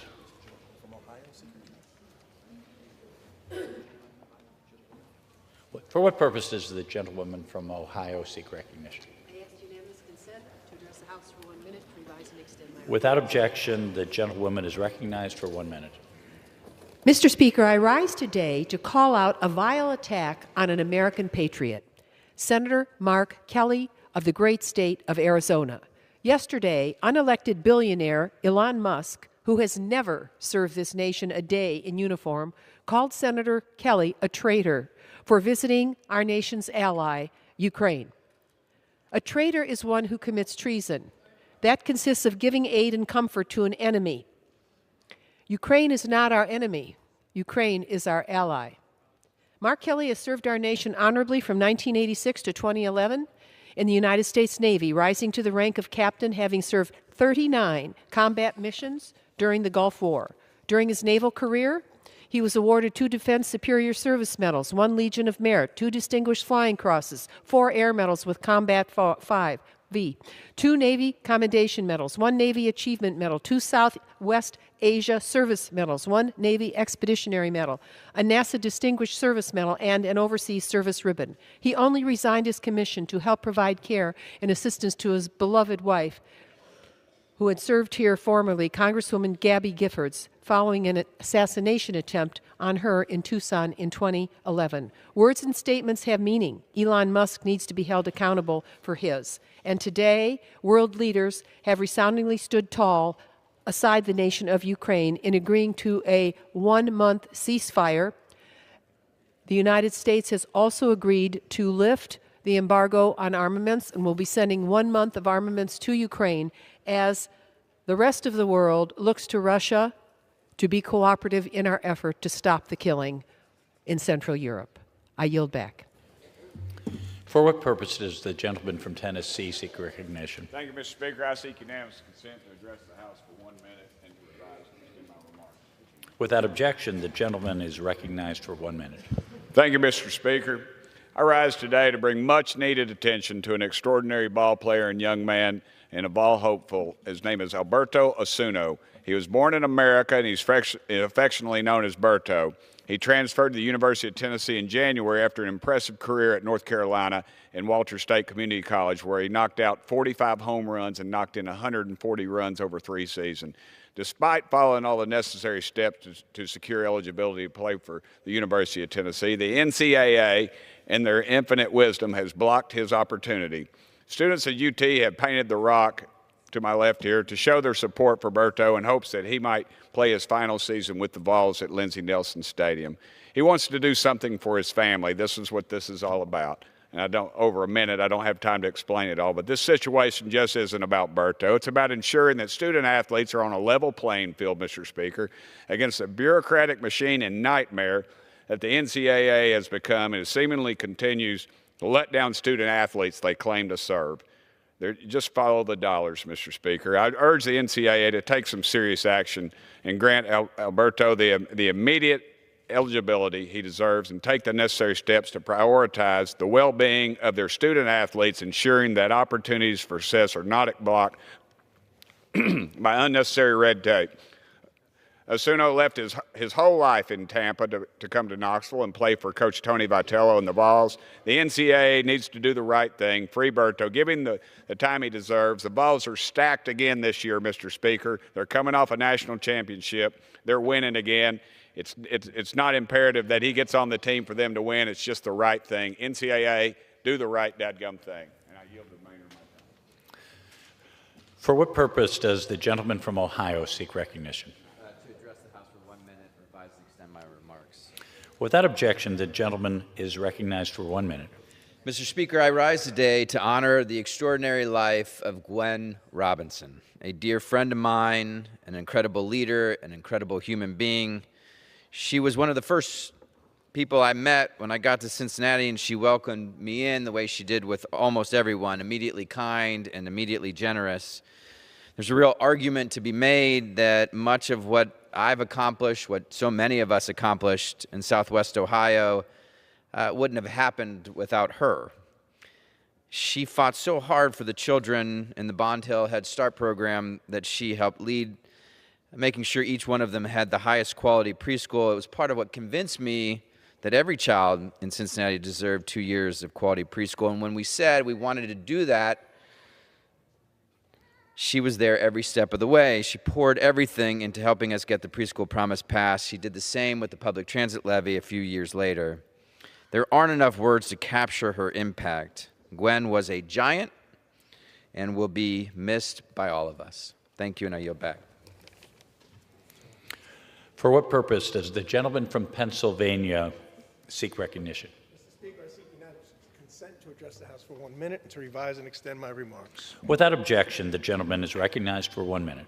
Mr. Speaker, here's some truth. Despite many false claims, the continuing resolution we just passed does not cut Medicaid, Medicare, Social Security, or veterans benefits, or any health care benefits at all. In reality, the CR was almost entirely the Democrats' budget bill last year. So the opposition today and their vote to shut down the government is a little perplexing. Mr. Speaker, here's what this bill actually offers. It gives our troops a 10% raise, provides $6 billion for veterans' health care, invests $7.6 billion into WIC for women and infants, $425 million for food delivery programs for seniors, among other things. And, Mr. Speaker, we're paying for it responsibly. We're repurposing $20 billion in excess funding from the attempt to increase the IRS by $80 billion last year. And we're redirecting $10 billion from the Commerce Department's slush fund, funds that were not used and need to be repurposed. This CR sets the stage for a plan for a new golden era for our country, and I was pleased to support it. I yield back. For what purpose does the gentleman from Illinois seek recognition? Mr. Speaker, I seek unanimous consent to adjust the House for 1 minute to revise and extend my remarks. Without objection, the gentleman is recognized for 1 minute. Thank you, Mr. Speaker. I rise today to honor Neighborhood Housing Services of Chicago on their 50th anniversary and to recognize the enduring legacy of Gail Sankara, a fearless leader for housing justice. Gail understood that owning a home was not just about having a place to live, it was about stability, opportunity, and the chance to build a future, a better future. She took on fighting the banks against redlining and was a champion of the Community Reinvestment Act and never backed down in her pursuit of fairness for working families. During the early 1980s, I had the privilege of working at NHS to see how access to affordable housing could change lives. I saw struggling families become thriving homeowners. I saw struggling neighborhoods revitalized into thriving communities. NHS has shaped many lives. It certainly played a pivotal role early in my own formation. Our work is far from over. Families are still being priced out. Displacement and gentrification are still impacting families, and the access to these programs is under attack. So today, we celebrate NHS on 50 incredible years, but also recommit the fight to housing justice. I yield back. For what purpose does the gentleman from Wisconsin seek recognition? I'd like to ask unanimous consent to speak for a minute and to revise and extend my remarks. Without objection, the gentleman is recognized for 1 minute. Last weekend when I was home, I saw a very good guy who was recently married. He already has 2 children. And he was all happy because he was buying a new house. He had to save up money for a down payment to do it. The thing I noticed, though, is that during the 2 or 3 years that it took to save for the down payment, he had to live with his in-laws, which was fine because he had a strong family, and that's the way it took to buy the house. It bothered me knowing that in other places in this country, people are just given housing. They don't have to live with their in-laws. And in essence, the government is treating them better than this example of a guy who was married and spent a couple of years with his parents. So I hope in the future that this Congress changes the rules so we no longer benefit or raise this guy's taxes to set up someone for their own house immediately. Thank you. For what purposes the gentlewoman from California seek recognition? Mr. Speaker, I ask unanimous consent to address the House for 1 minute in order to revise and extend my remarks. Without objection, the gentlewoman is recognized for 1 minute. Thank you, colleagues. The power of the purse belongs to Congress, not to the president. And this has nothing to do with our current president, Donald Trump. This is in the Constitution, and it's clear as day, and it's been affirmed over and over again by the Supreme Court. Unfortunately, our colleagues on the other side of the aisle want to have it both ways. They want to let Elon Musk, an unelected billionaire, wreck our government with illegal cuts, but they seem to lack the courage of their convictions to actually vote on these cuts. They lack that courage because they know how toxic these cuts are. Deep cuts to health care, cuts to child care, cuts that help the most vulnerable amongst us. They won't even allow a vote on my amendment, when all it would do is to force the president to follow the Constitution. I am here with a simple request from my Republican colleagues. Abide by your oath. Stand up for the Constitution. Allow a vote on this amendment. Stand up for your own constituents and stand up for your own constitutional authority. That is what we are elected to do. That is why we are here. It is one of the main reasons we are here. Do not give our authority as Congress away to an unelected bureaucrat. Thank you. For what purpose does the gentleman from North Carolina seek recognition? Mr. Speaker, I seek unanimous consent to address the House chamber for 1 minute to revise and extend my remarks. Without objection, the gentleman is recognized for 1 minute. Thank you, Mr. Speaker. I rise today to honor the great people of Youngsville, North Carolina, ahead of their 150th anniversary in celebration, on celebration of March 17th. Originally a railroad town and a community along U.S. Highway 1, Youngsville played a pivotal role in the growth of North Carolina's agricultural and rail industries, and in turn helped develop the economy of our state and our region together. Today, Youngsville mirrors her residents. It is a vibrant, a proudly patriotic community with robust growth across the board. And yet somehow, despite this growth, Youngsville has retained its character and heart while reimagining its downtown to meet the demands of an active community. It is no wonder that young families from across North Carolina and the region have flocked to this area. As its residents know, Youngsville is a truly special place and a treasure for the great state of North Carolina. Congratulations on this anniversary, and I wish you all the best in the next 150 years. Thank you, Mr. Speaker. I yield back. For what purpose does the gentlewoman from New York seek recognition? Mr. Speaker, I request unanimous consent to address the House for 1 minute to revise and extend my remarks. Without objection, the gentlewoman is recognized for 1 minute. Thank you, Mr. Speaker. Hazel Dukes was a lifelong champion for families and children in New York and across the country. Through her decades of civil rights activism, including as president of the NAACP, Dr. Dukes fought tirelessly to build a more perfect union. Dr. Dukes broke barriers as the first Black American to work for the Nassau County District Attorney's Office, where she stood up for Long Island communities that had been long ignored or underserved. As we mourn her tremendous loss, we take comfort in the fact that Dr. Dukes' legacy will continue to live on in those that she mentored and the countless Americans who have been impacted by her life's work. May she rest in peace. With that, I yield back. For what purpose does the gentlewoman from Minnesota seek recognition? Ask for unanimous consent to address the House for 1 minute, extend and revise my remarks. Without objection, the gentlewoman is recognized for 1 minute. Mr. Speaker, I rise today to honor the life of Jeremy Zivitz, a beloved father, husband, and a member of our community and a teacher at De La Salle High School in Minneapolis. Jeremy dedicated his life to teaching and touched the lives of hundreds of Minneapolis students over the years. Even in the midst of difficult health challenges, he never wavered in his commitment into educating and supporting his students. Generations of young people will carry his lessons of kindness, authenticity, and the power of connection. Jeremy saw education as more than just an avenue for teaching. He saw it as a place to help his students become their best selves. His students and colleagues alike remember him as a teacher who led with authenticity and heart. Our community will miss him dearly, and his legacy will live on. Thank you, and I yield back. For what purpose does the gentlewoman from Oregon seek recognition?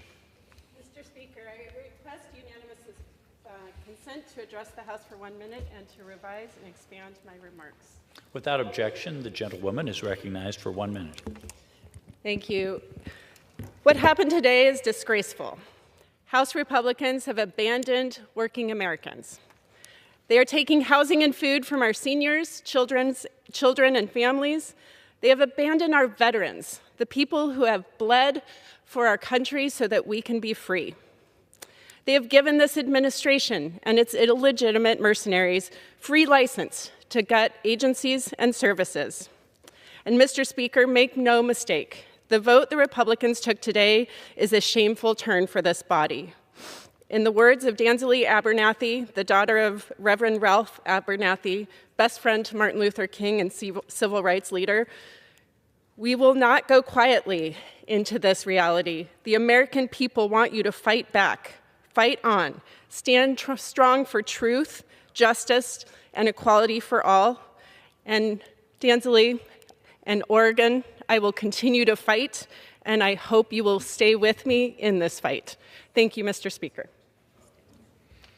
For what purpose does the gentleman from New York seek recognition? Mr. Speaker, I ask for unanimous consent to address the House for 1 minute and to revise and extend my remarks. Without objection, the gentleman is recognized for 1 minute. Thank you, Mr. Speaker. The House just voted to pass a radical partisan government funding bill. I voted no because it lets Elon Musk decide how this money is going to be spent by federal agencies. There is a lot wrong with this bill. This bill fails to lower the cost of housing and instead cuts rent subsidies for low-income Americans, including seniors and domestic violence survivors, by $700 million. This enables President Trump and Elon Musk to cancel transportation infrastructure projects already underway. These projects are reducing traffic congestion and improving subway systems. This reduces the emergency food program by $20 million at a time when food prices are on the rise. This allows Musk and Trump to fire thousands of employees at the Social Security Administration, and it cuts funding for health care for veterans who are exposed to toxins and so much more that is worse. We needed a bill that protects the middle class and makes life less expensive for residents in Westchester and the Bronx. This continuing resolution is the opposite of that. Remember, I told you so. Thank you, Mr. Speaker. For what purpose does the gentleman from Indiana seek recognition? I ask unanimous consent to address the House for 1 minute. Without objection, the gentleman is recognized for 1 minute. Mr. Speaker, I rise today to state that should now the House-approved full-year continued resolution become law, it will be a legislative tragedy for Northwest Indiana that will strip away specific funding for public safety and economic development. By not including community project funding requests approved by this institution in the House Appropriations Committee just last year, Indiana's 1st Congressional District loses $4 million in approved funds to support equipment and resources for law enforcement agencies, and $7 million in approved economic development projects, and reducing health benefits for veterans and putting at risk health care for seniors and children with complex medical conditions. The House majority has made Northwest Indiana less safe and jeopardizes our potential for economic growth and the ability to create more work and wealth, and put veteran health care and those veterans who were exposed to toxic burn pits, Agent Orange, and radiation health care at risk. It is shameful that we have misled our local law enforcement agencies, local units of government, and veterans and seniors. I encourage my Senate colleagues to reject this harmful measure, and with that, I yield back. For what purpose does the gentlewoman from New York seek recognition? I have consent to address the House for 1 minute. I extend my remarks. Without objection, the gentlewoman is recognized for 1 minute. Thank you, Mr. Speaker. Today I rise in honor of Dr. Hazel Dukes, a lifelong activist, a champion for civil rights, and the president of the NAACP New York State Conference. Her fierce commitment to fighting for equality and justice is simply unmatched. She was a trailblazer in New York State and across the country, a renowned community organizer and a leading voice at the NAACP for nearly 40 years. She worked tirelessly for equity in housing, healthcare, and education. I remember sitting next to Dr. Dukes at a long meeting where we were standing for hours, clapping and cheering. I was so tired and kept trying to sit down, but she reminded me that it was a privilege to be there and to remind me to stand right back up. Her strength came from her compassion and love for our communities. The legacy that she leaves behind will inspire women, girls, and advocates across New York for generations to come. It was an honor to have known you, Dr. Dukes. May you rest in power. I yield back. For what purpose does the gentlewoman from Connecticut seek recognition? I request unanimous consent to address the House for 1 minute and to revise and extend my remarks. Without objection, the gentlewoman is recognized for 1 minute. Thank you. In recognition of National Nutrition Month, I introduced the Feed Hungry Veterans Act, legislation to permanently remove barriers to SNAP, often faced by veterans with work-limiting disabilities. According to the 2023 RAND report, 1.4 million veterans are food insecure. That is in part because many disabled veterans do not meet all of the qualifications for federal nutrition programs like SNAP.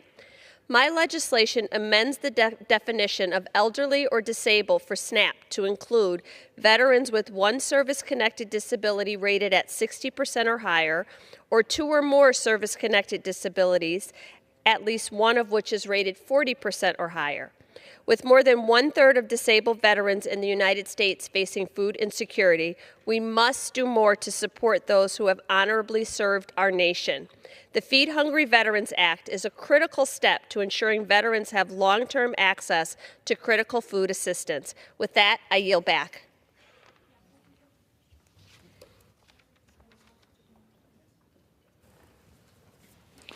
The chair lays before the House a communication from the Speaker. The Speaker's Rooms, Washington, D.C., March 11th, 2025. I hereby designate the period from Tuesday, March 11th, 2025 through Sunday, March 23rd, 2025 as a district work period under Clause 13 of Rule 1. Signed, Mike Johnson, Speaker of the House of Representatives.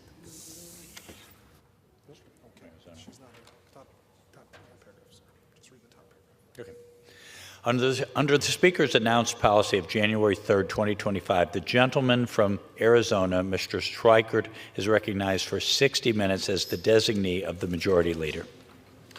Thank you, Mr. Speaker Pro Tem. I'd like to yield the gentlewoman from Minnesota as much time as she may consume.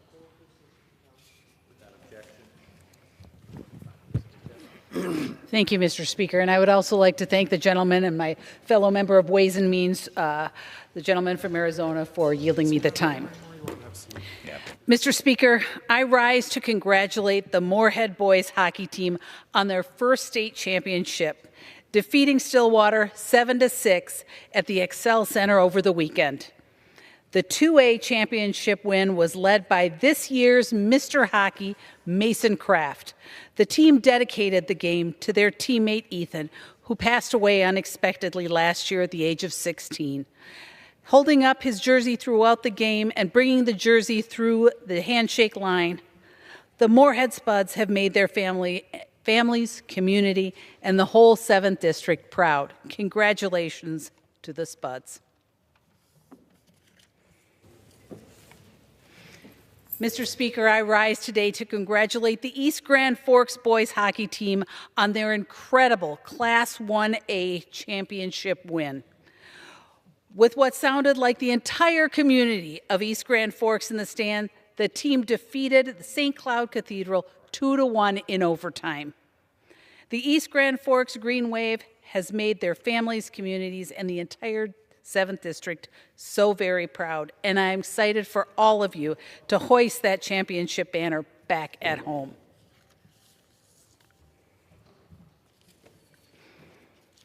Mr. Speaker, I rise to congratulate the Warroad girls hockey team, the Lady Warriors, on their 10-year streak as section champions.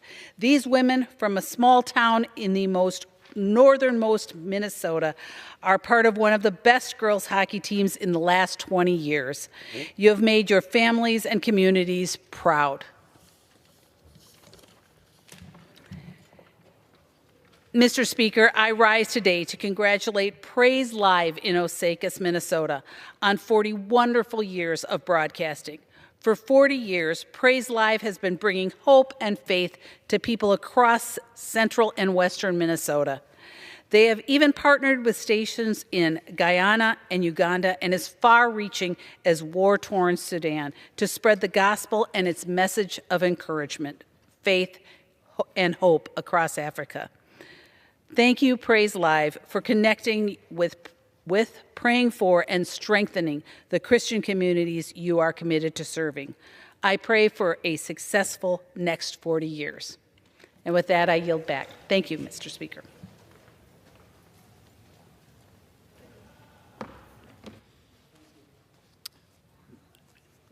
appreciate it. Mr. Speaker Pro Tem, I'm going to try something this evening. The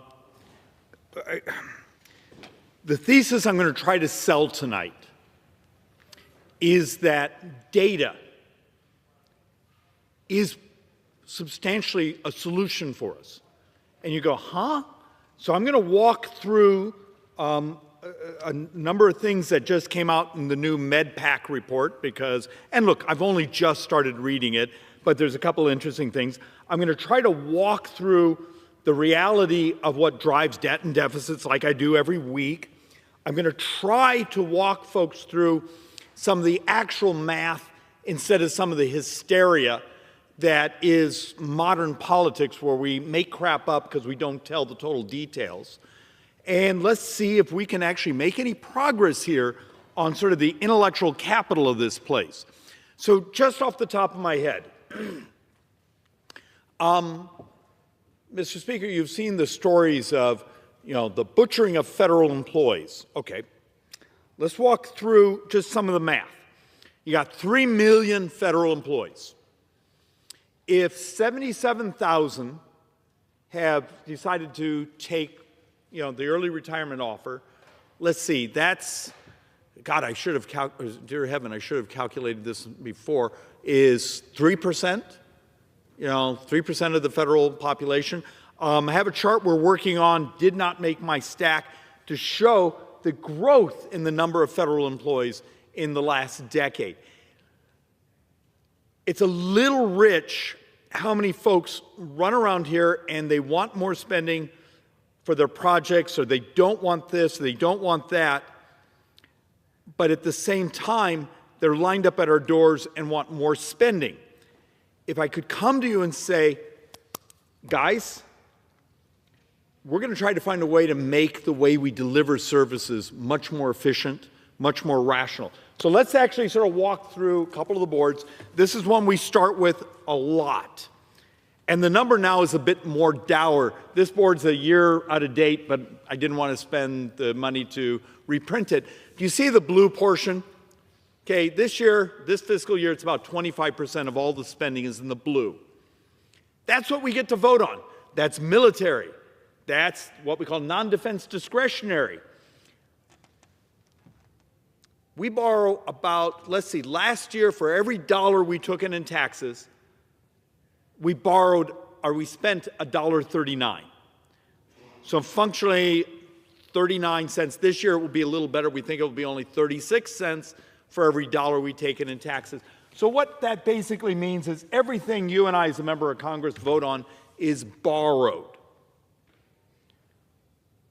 But we have this reconciliation budget. It's one of the few times where we actually get to talk a little bit about what's in the red. But we don't get to touch net interest.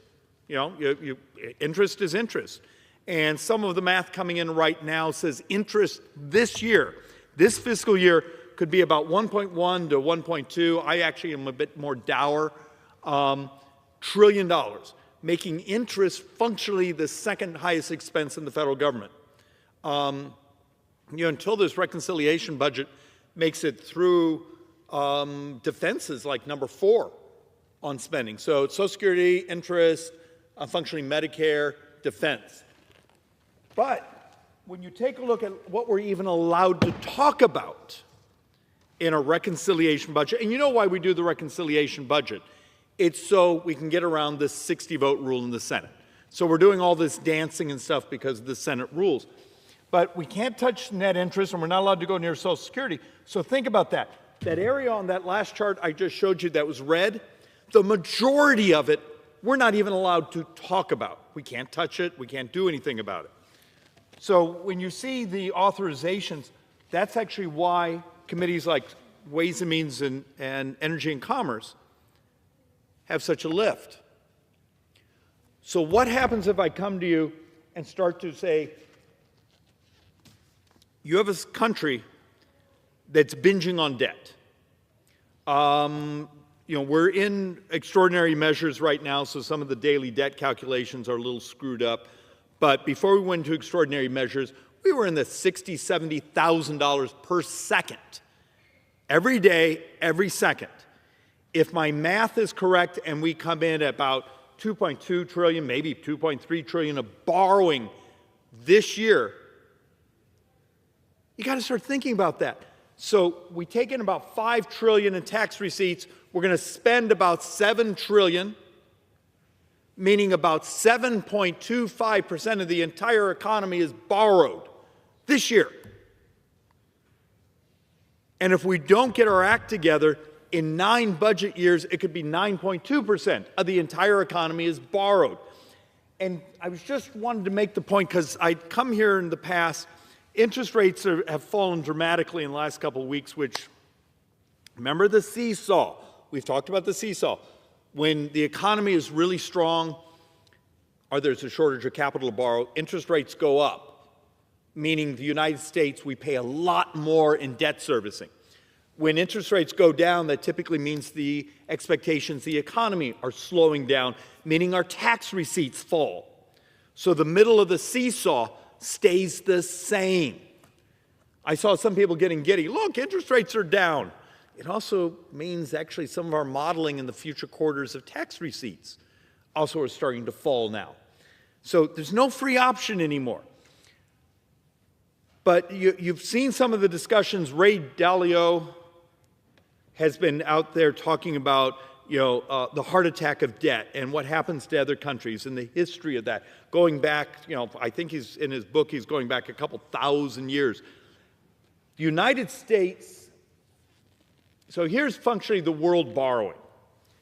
China's borrowing about 17% of what we call the available capital for sovereign borrowing. Japan's borrowing about 10%. We're borrowing 40%. So we're about 25% of the world's GDP, but we're borrowing 40% of the money that goes to sovereigns. You got to understand the scale, the binging on debt. And when I get to the very last board, I'm going to show again the chart that just seems to upset people, but it's math.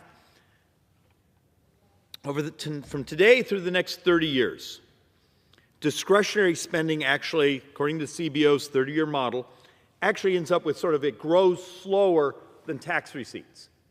But it's Social Security and Medicare. It's demographics. It's not Republican, it's not Democrat, it's demographics. Where it becomes partisan is the unwillingness to tell truth about the math, and then actually the creativity of how we disrupt the cost. So how do you actually find some of these things? This chart's a little awkward. I would have designed it a little different, but sometimes you're running around. The point we're trying to make is, here was the effective interest in 2014 to the United States. Now all of a sudden we're up here, and the actual market rate we expect in the future to actually continue to consume, meaning interest is our great fragility in this country. I've told the comment many times, at our current rate of borrowing, we've almost put the bond market in charge of this country. Because if you have to bring hundreds and hundreds and hundreds of billions of dollars to market every month, you screw with your banker. And in many ways, that bond market now is our banker. For my brothers and sisters on the left, who often want to attack the tax reform of 2017, attack tax receipts, I've done presentation after presentation behind this microphone using the stuff from the Manhattan Institute that basically shows if we do all the Democrats' tax hikes and then do the economic adjustments, often from Democrat groups, you get about 1.5% of GDP in new tax receipts. Okay, maybe we're going to be pushed against the wall and have to do that, but we're borrowing over 7% of GDP. So it's like on Social Security. It's common that the reframe is, well, just raise the cap. Okay. In 2033, Social Security Trust Fund is empty. Our brothers and sisters on Social Security will take 17 to 20% cut. We double senior poverty in America. And when someone says, well, just raise the cap, our model is in that next year, 2034, raising the cap only covers about 38% of the shortfall, and you've wiped out the cash and the other things you actually need to also save Medicare, which actually that trust fund runs out like 3 years later. So one of the reasons for this chart is trying to demonstrate something very simple, that back when, before TCJA, the 2017 tax reform, the actual projection of what tax receipts would be, so before the tax changes, we're right on track. You see the weird blip there? That was the remarkable amount of spending that happened during the pandemic. We actually just went back to nominal. So what happens here? What happens when there's this intense hunger to play this weird blame game instead of being willing to tell our voters the truth? The vast majority of debt this decade will be interest and healthcare costs, mostly Medicare. So one more contributions to the increase in spending from 2024 to 2035. Interest. So remember, why this chart is important. Let's put it in perspective. Baseline. This is actually with the taxes going up at the end of this year, just baseline. So following current law, not the clowns that actually run around saying, let's just avoid the law and just let's pretend what we spend, we spend. The law says we're going to borrow $22 trillion over the next 10 years. Okay, that's baseline. Here's the mix of that borrowing. 24% of that will be interest of the additional borrowing. Old age survivors, Social Security will be 31%. Discretionary, 13%. Other mandatory, 4%. And Medicare, 28%.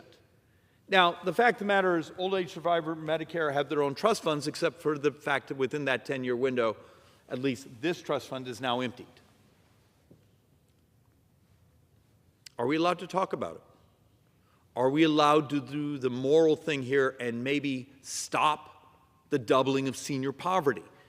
But yet, the fact of the matter is maybe I'm an idiot for getting behind the microphone and actually mentioning the word Social Security because there's someone writing an attack ad on me right now for trying to save it. It's just the sickness of this place. So let's actually walk through a little bit. I saw a number of folks who actually have been attacking DOGE and the attempts to use data. Understand that some of the communication skills are haphazard.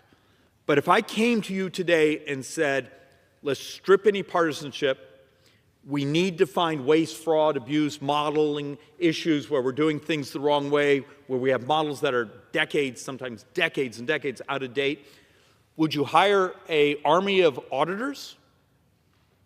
An army of lawyers? Or would you hire data scientists? Turns out, several years ago, Congress started requiring agencies that send out payments, that cover healthcare costs, that send out checks, these things, start telling us your error reports. Okay, so for 2023, we think the reports come back at $236 billion of improper payments. Okay, that's a stunning amount of money. But that doesn't mean there's $236 billion of improper payments that have been stolen. There's a bunch of it has been, but it's more complex. And an army of auditors, it would take years to grind through this. That's why actually the miracle of technology right now, hire some data scientists. They're really expensive. Most of them actually I've met recently actually are bathing. That's both funny and shockingly true. I met one that is an MIT dropout. Apparently MIT wasn't hard enough for him. But that's actually what he does. And the failure to access data information. Well, it turns out a whole bunch of what we label as improper payments, we lacked data on understanding. So what happens when it's the data scientists that will help us grind through? I just grabbed this one because Treasury itself, not just CMS, all the other agencies, Treasury itself has $21 billion of improper payments. When you walk through what those were and why they were improper. They didn't verify household size. They didn't verify the qualifications. They didn't verify these things. That is basically data. So let's actually have a little more fun here. Types of improper payments. Okay, we actually estimate of that 36 billion. And actually, this is for 2024. The other chart was 2023. 135 billion are overpayments.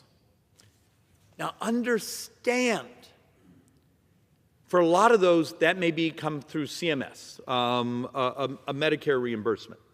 CMS has the ability, months and months, a year later, to try to recapture those monies. What we're trying to get the data scientists to build us models to understand, okay, if there's 135 billion of overpayments, how much of that comes back to us and how much is, we'll call it leakage, even though leakage is with a B. And then there's, we have 12 billion unknown payments. We know payments went out, but there wasn't enough data telling us what they were. We had almost 8 billion of underpayments where we underpaid people. So you see what I'm trying to provide here is we know we have a problem.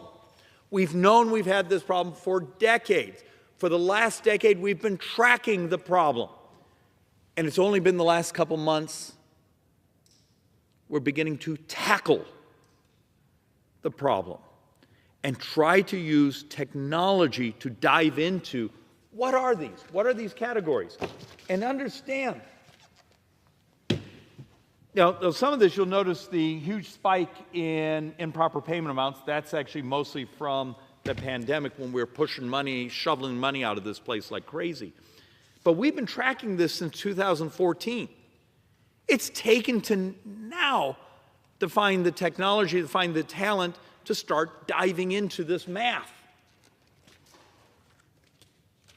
And why is this just so important? If you're someone like me who believes there's trillions of dollars over the next 10 years that we can save by just modernizing the way we deliver services, you first have to identify the outliers, identify what's going on. But why is this so incredibly important? You've got to understand what we're up against. Outlays of the largest mandatory programs are projected to massively increase. So let's be a moment of brutal honesty. This is 2025, this is 2034, so functioning 9 budget years. Social Security will have a 61% increase in spending. It's just that this is our demographics. And I'm going to try to explain these numbers a little bit more. Medicare will have almost a 78% increase in spending over those next 9 budget years. Now, there's a little more for this because this has none of the offset. So I want to try to provide a level of brutal honesty. Remember, on like Medicare, on some things you have a portion of copay, those things. So, but it's still a 75% increase, but it goes from $2 trillion spending. So 9 budget years, Medicare itself will be a couple $1 trillion, just the spending on that. If you do the offset, the payments the senior makes, okay, that's about $400 billion. It's still a 75% increase in spending. What would happen if I could come to you and say, if we would use technology, if we'd modernize? So here's the MedPAC report that came out in the last couple days. Haven't read the whole thing, read part of it. Here's last year's MedPAC report. We read all of it, highlighted it, and we actually make our staff read it. Well, it turns out around here, actually reading the actual math and the concepts. So if I came to you right now and said, like in here, there's a whole paragraph that's saying there's something wrong in Medicare Advantage data. Now, MedPAC report says Medicare Advantage, really important program. We need to keep it. But we're going to have to dive in on how to modernize how it works. Because here, Coding intensity, they made the adjustments for coding intensity, but it basically says, translates into a projected $84 billion, or 17% of total payments, meaning Medicare Advantage coming at $84 billion this year, more than fee-for-service. And that's with the adjustments for renal failure and other things. Look, and I've already started to have the MedPAC report fall apart, so if any of you talk to the MedPAC folks, ask them for better binding on their reports. So what would happen if I came to you right now and said, we can do things to fix these outliers in cost and never cut a service by changing the incentives? Instead of the incentives that the MedPAC report talks about of scoring people as sicker and sicker and taking that additional spending, how about a system that says, why don't we incentivize the providers in this program to help our brothers and sisters who are seniors be healthier? And that making your population, helping them be healthier, is actually your profit. Is that heresy? I would argue that's just good design. And we don't have a choice, because last week, the Joint Economic Committee, we published a report. And I chair the Joint Economic Committee, and I appreciate we have remarkably hardworking economists, and we're trying very hard, but we're willing to go to places that are politically dangerous but mathematically honest, which is something that rarely happens around here. But we tried to touch on things like, how fragile is U.S. debt to higher interest rates? Fact of the matter is, I did a chart a couple of weeks ago that showed if the United States went back to a 6% handle on U.S. sovereign debt. Now, you go, well, that's a lot higher than we're at today. Yeah, but go back to the early 2000s, we were right up against 6%. You do realize in 9 budget years, if you are at 6%, it would mean 45% of all U.S. tax collections go just to interest. We do a chapter here on the effects of obesity to our society, to spending, to longevity, to family formation. Last year's report came in over $9 trillion. This year, we even define it more to understand what happens when the single biggest spend in our society could actually be mitigated by helping our brothers and sisters in the country be healthier. Are we allowed to talk about that, or is that just heresy? Because once again, got to tell the truth, over the next 30 years, Social Security and Medicare represent all the borrowing. And it's like $116 trillion of borrowing. Discretionary, which we talk about a lot because that's where you find some of the really stupid spending, the shiny objects, is projected to grow slower than tax receipts. My point is, for everyone out there who wants to be enraged by the White House, enraged by those of us who are trying to find solutions, bring us ideas. Bring us actual math. Stop making crap up, but if you're going to give us ideas, actually maybe read your subject area first. You'd be amazed how many things we get, where if we just didn't have foreign aid, and we show the chart that it's a week of borrowing. Understand, you have a country that our baseline is going to be borrowing about $6 billion a day. How long do you think we can do that? So first, if we can find ways to do it better, faster, cheaper, read the actual reports that we've been given for a decade that actually have ideas in this, and be willing now to do the hard work of just using technology and data and modernizing.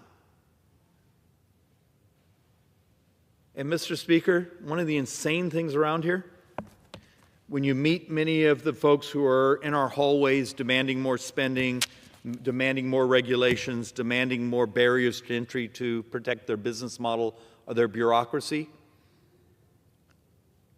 They actually hate the discussion of modernizing. You're a medical professional. You know what you're doing. The fact of the matter is there's hope.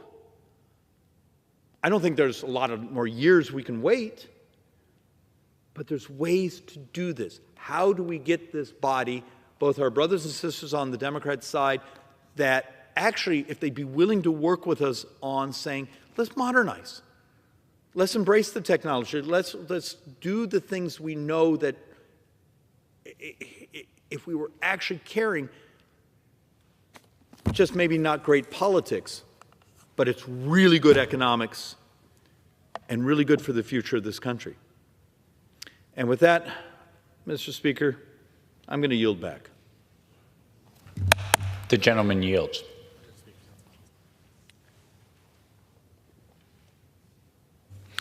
Under the Speaker's announced policy of January 3rd, 2025, the gentleman from Illinois, Mr. Foster, is recognized for 60 minutes as the designee of the minority leader. Thank you. Mr. Speaker, I ask for unanimous consent that all members have 5 legislative days in which to revise and extend their remarks and to submit extraneous material for the record. Without objection. Thank you, Mr. Speaker. First, I'd like to thank my colleagues in the Democratic Litigation and Response Task Force for helping us with this various special order hours discussing the Trump administration's various reckless actions. And tonight, I rise to bring attention to an issue that really should have all Americans on alert, which are President Trump's tariff policies. Since the beginning of this administration, American businesses, manufacturers, and families have been stuck in limbo as the Trump administration has repeatedly threatened, then implemented, and then paused, and then restarted tariffs, creating uncertainty and instability. The most recent policy shift, a 25% tariff on goods from Canada and Mexico, has been fraught with delays and exemptions, leaving American businesses, manufacturers, and consumers just stuck in limbo, not knowing how to react and how to make their plans. In fact, just this morning, Trump doubled planned tariffs on steel and aluminum from Canada to 50%. And then a mere couple hours ago, a spokesman from the White House said that the tariffs on Canada were back down to 25%.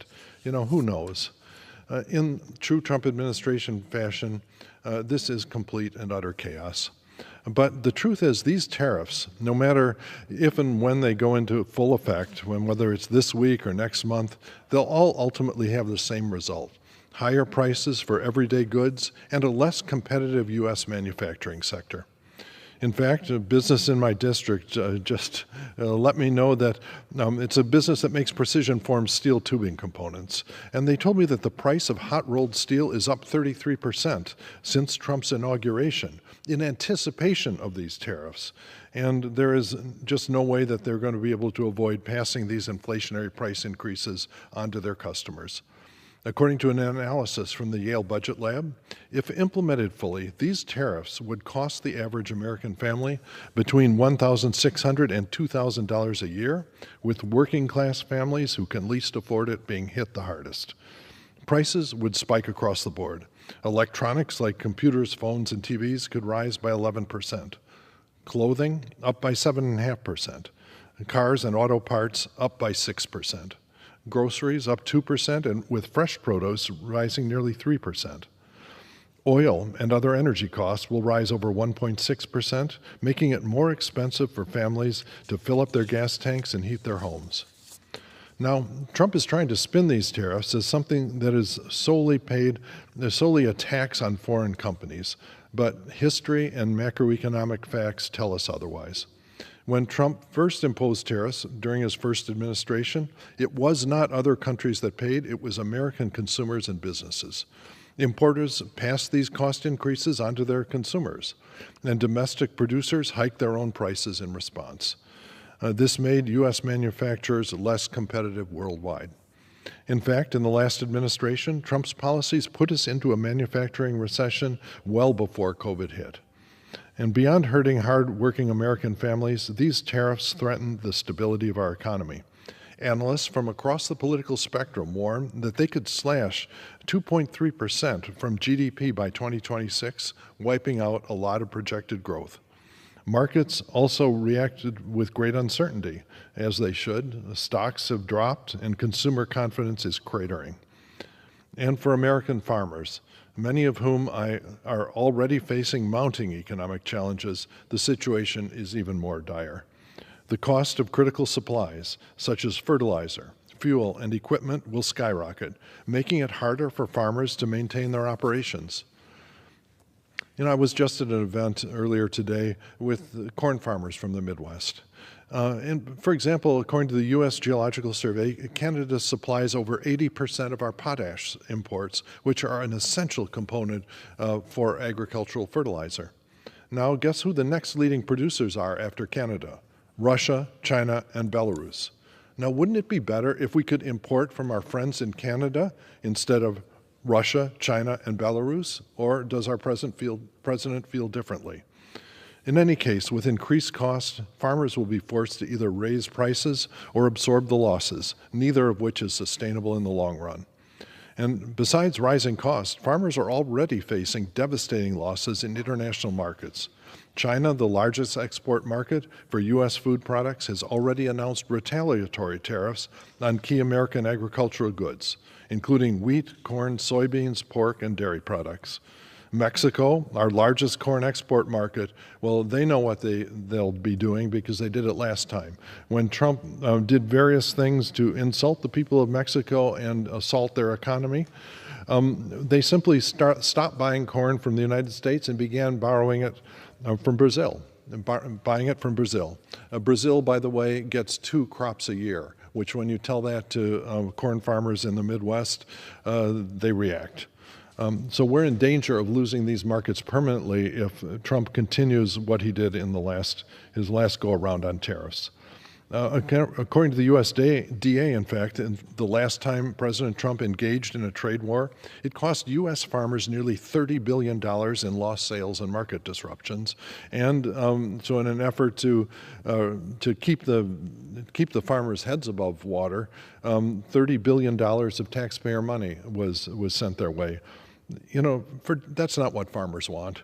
For decades, American farmers have worked tirelessly to expand access to foreign markets, ensuring their products reach consumers around the world.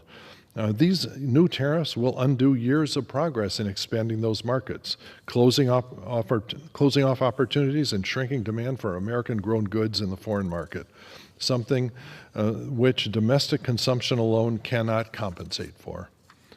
And finally, Mr. Speaker, manufacturing.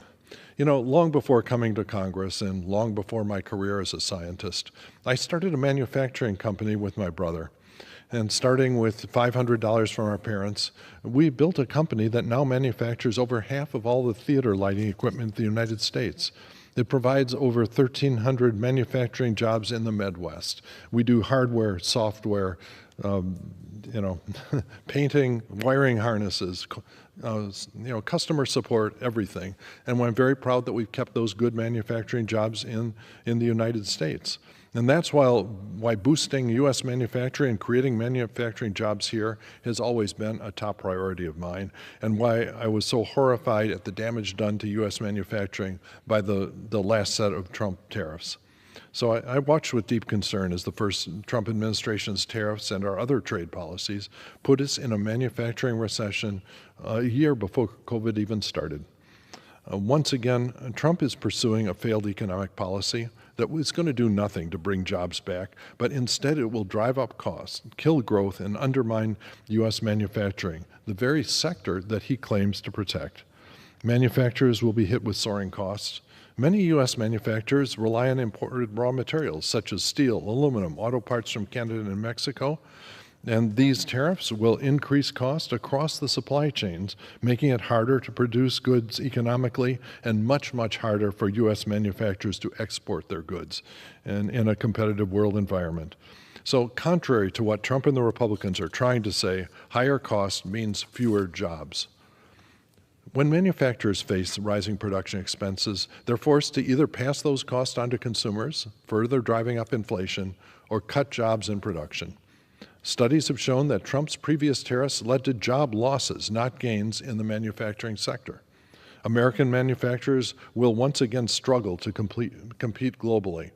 By making essential inputs more expensive, Trump is weakening U.S. manufacturers against foreign competitors who are not burdened with these artificial price hikes. Not to mention, manufacturers will likely to be hit by retaliatory tariffs when they're trying to export their goods to the countries that President Trump has targeted. This is not America first. This is America last in the global economy. The last trade war was a disaster. Under Trump's first round of tariffs, manufacturers suffered as input prices soared, supply chains were disrupted, and retaliatory tariffs from other nations crushed U.S. exports. And this time, the consequences could be even worse. The truth is, there are no winners in trade wars, only those left to bear the burden of higher costs, lost jobs, and economic instability. Instead of strengthening our economy, Trump and his Republican allies are needlessly putting at risk, gambling with the livelihoods of American families. And so when the U.S. is threatened with a recession, you don't have to take my word for it. You can read the front page of the Wall Street Journal. It will be those policies who are to blame. And next, I'm glad to be joined by my colleague, Congresswoman Melanie Stansbury. As a representative of a southern border state, New Mexico, she knows all too well the importance of fair trade with Mexico for our nation's economy, and especially for working families' wallets. And with that, I now yield to the gentlewoman from New Mexico, Ms. Stansbury. Thank you, Mr. Speaker, and I thank my colleague for convening this special order hour. And I rise today to talk about the real-world impacts of what's happening right now in our federal government, with the dismantling of federal agencies, the free fall of our economy, and the impacts that Elon Musk and Donald Trump are having on our communities. Because what is happening right now is not normal, and it is impacting our communities in ways that many do not even understand. Right now, real people are hurting. They are scared. They don't know what's going to happen. Today in my office, I met with members of a tribal council and leaders from a tribe in New Mexico who came to visit me. Like others, they shared stories about the people in the community who are frightened about what is happening. Teachers and educators in tribal schools who've been fired without any explanation. Critical federal funds that are on hold. And when they went to meet with the Department of the Interior today, they were told that even those who are in charge of the very programs that they were meeting them about didn't know what was happening. Back home, people are frightened. They are scared. They don't know if they're going to lose their Social Security, their Medicaid, or the access to life-saving care. A few days ago, I met with the largest food bank in the state of New Mexico.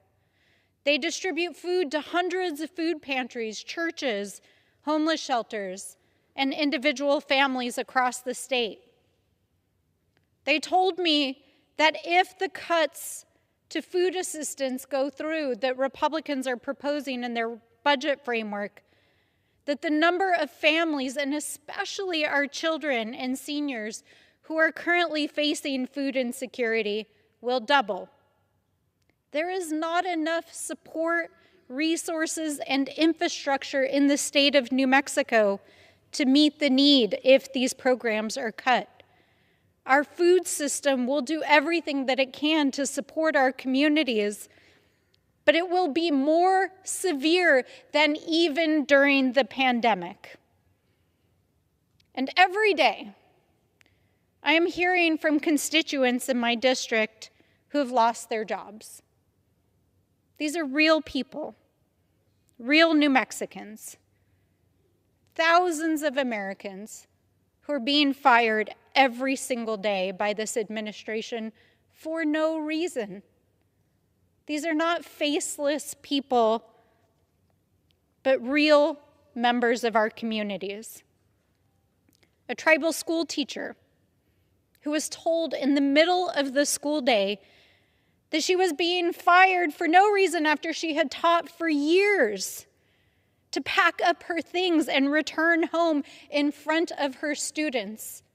Students who don't know if they're going to be able to finish the school year and graduate. No answers, no explanation, no follow-up for how she's going to support her son and her disabled mother at home. A veteran who was on medical leave, who returned to their job at the VA on a Monday, only to find out that they had been locked out of their email. And inside that email was a nameless, faceless dismissal, letting them know that they had been fired for no reason. A dedicated public servant who drove to work every single day, 60 miles every day to the VA hospital to serve their fellow veterans, who was never even notified as to the reason they were terminated. Just a mass email sent to thousands of federal employees across the United States. And just like the other veterans across my district who lost their jobs over the last several days, another veteran who served in the Army Reserves from 2001 to 2010, who also received that same nameless, faceless email from Elon Musk. A veteran who received an Army Achievement Medal, a Combat Action Badge, and other medals and achievements over the course of their service, who was fired with devastating impacts to their family, not only financially, but emotionally. These are the real people being impacted by this administration. An administration that seems to have no regard whatsoever for the thousands of Americans who are literally losing their livelihoods every day as a result.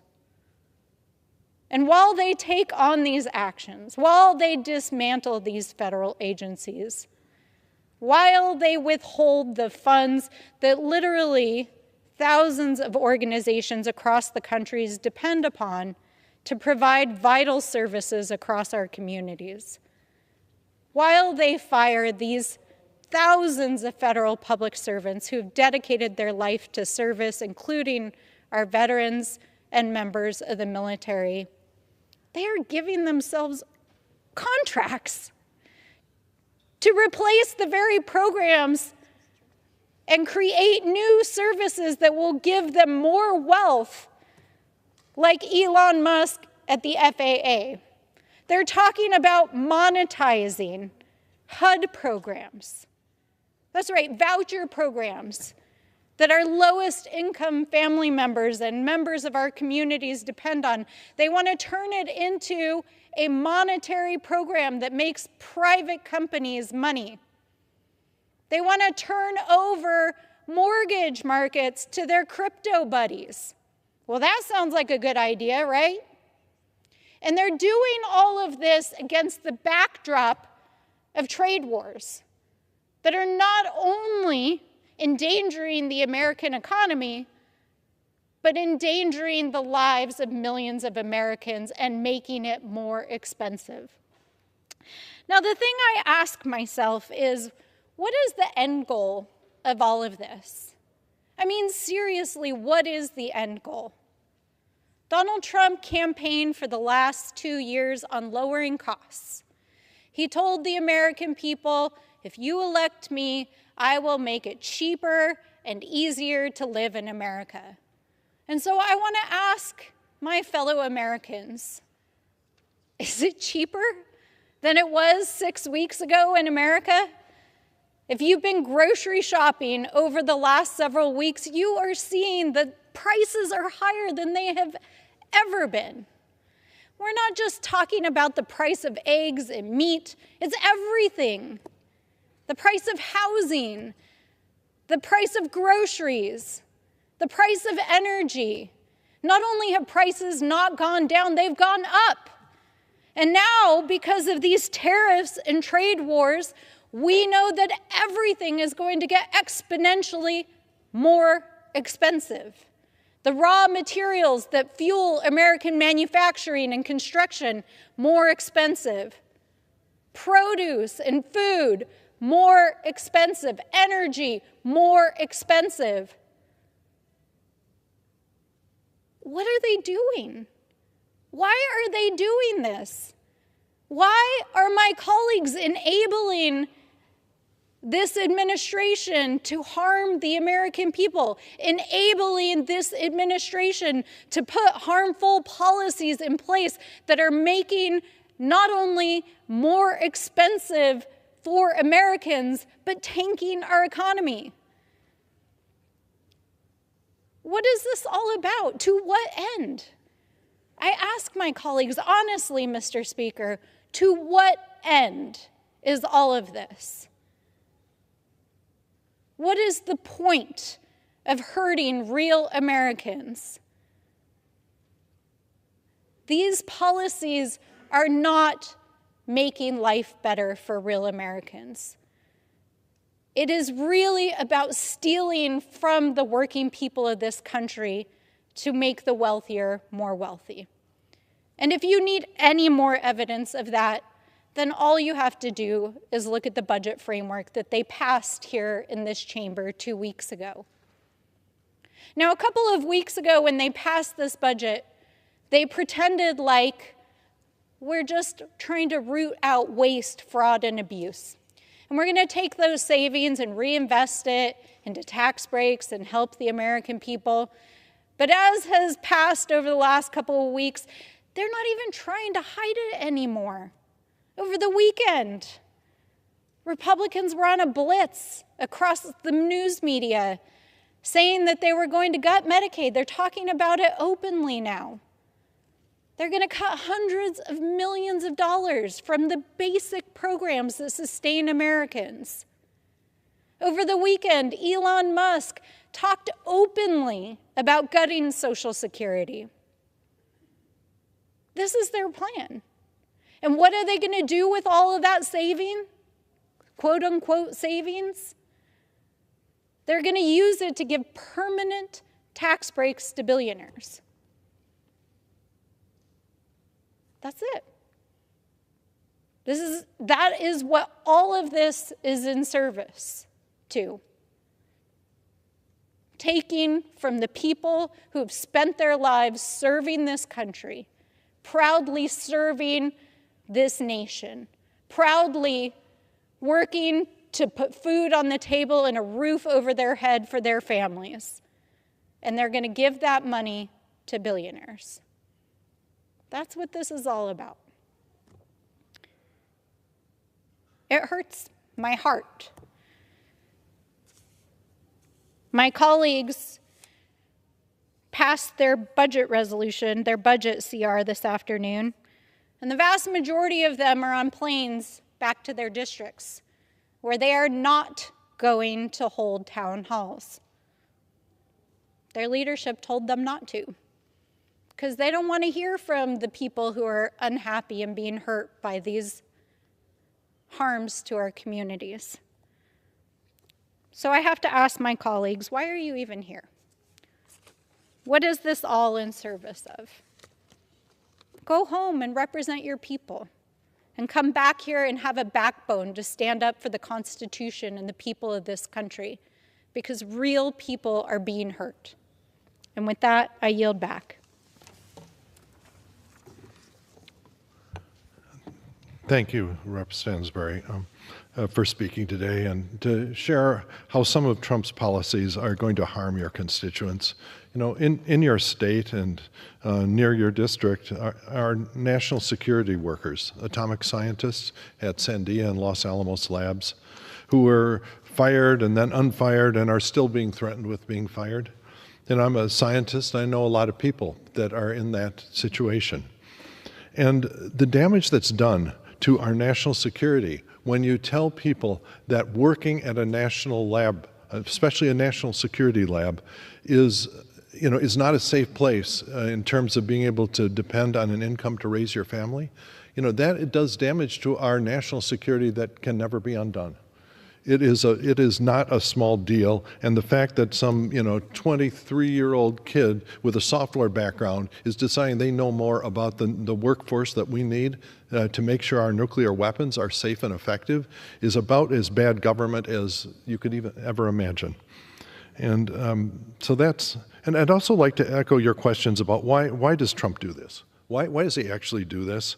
The president's reputation, it's based on, as a great businessman, it's based on making a series of one-off deals. And he's a real estate deal maker, not a manufacturer, not a businessman who has real customers.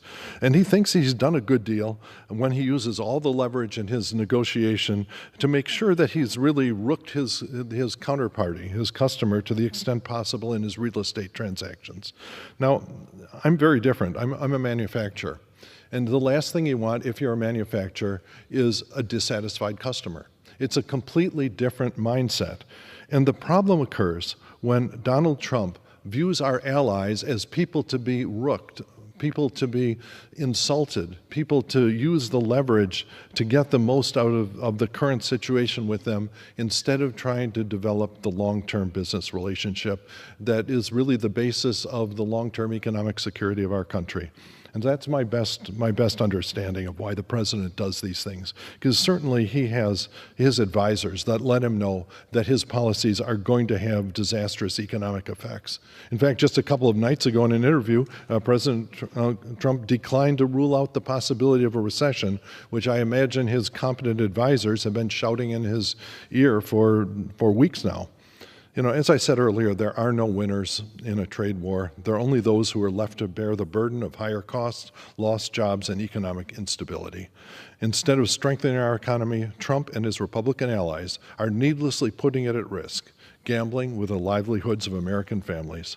So if the U.S. indeed enters a recession, we will know who to blame. I yield back.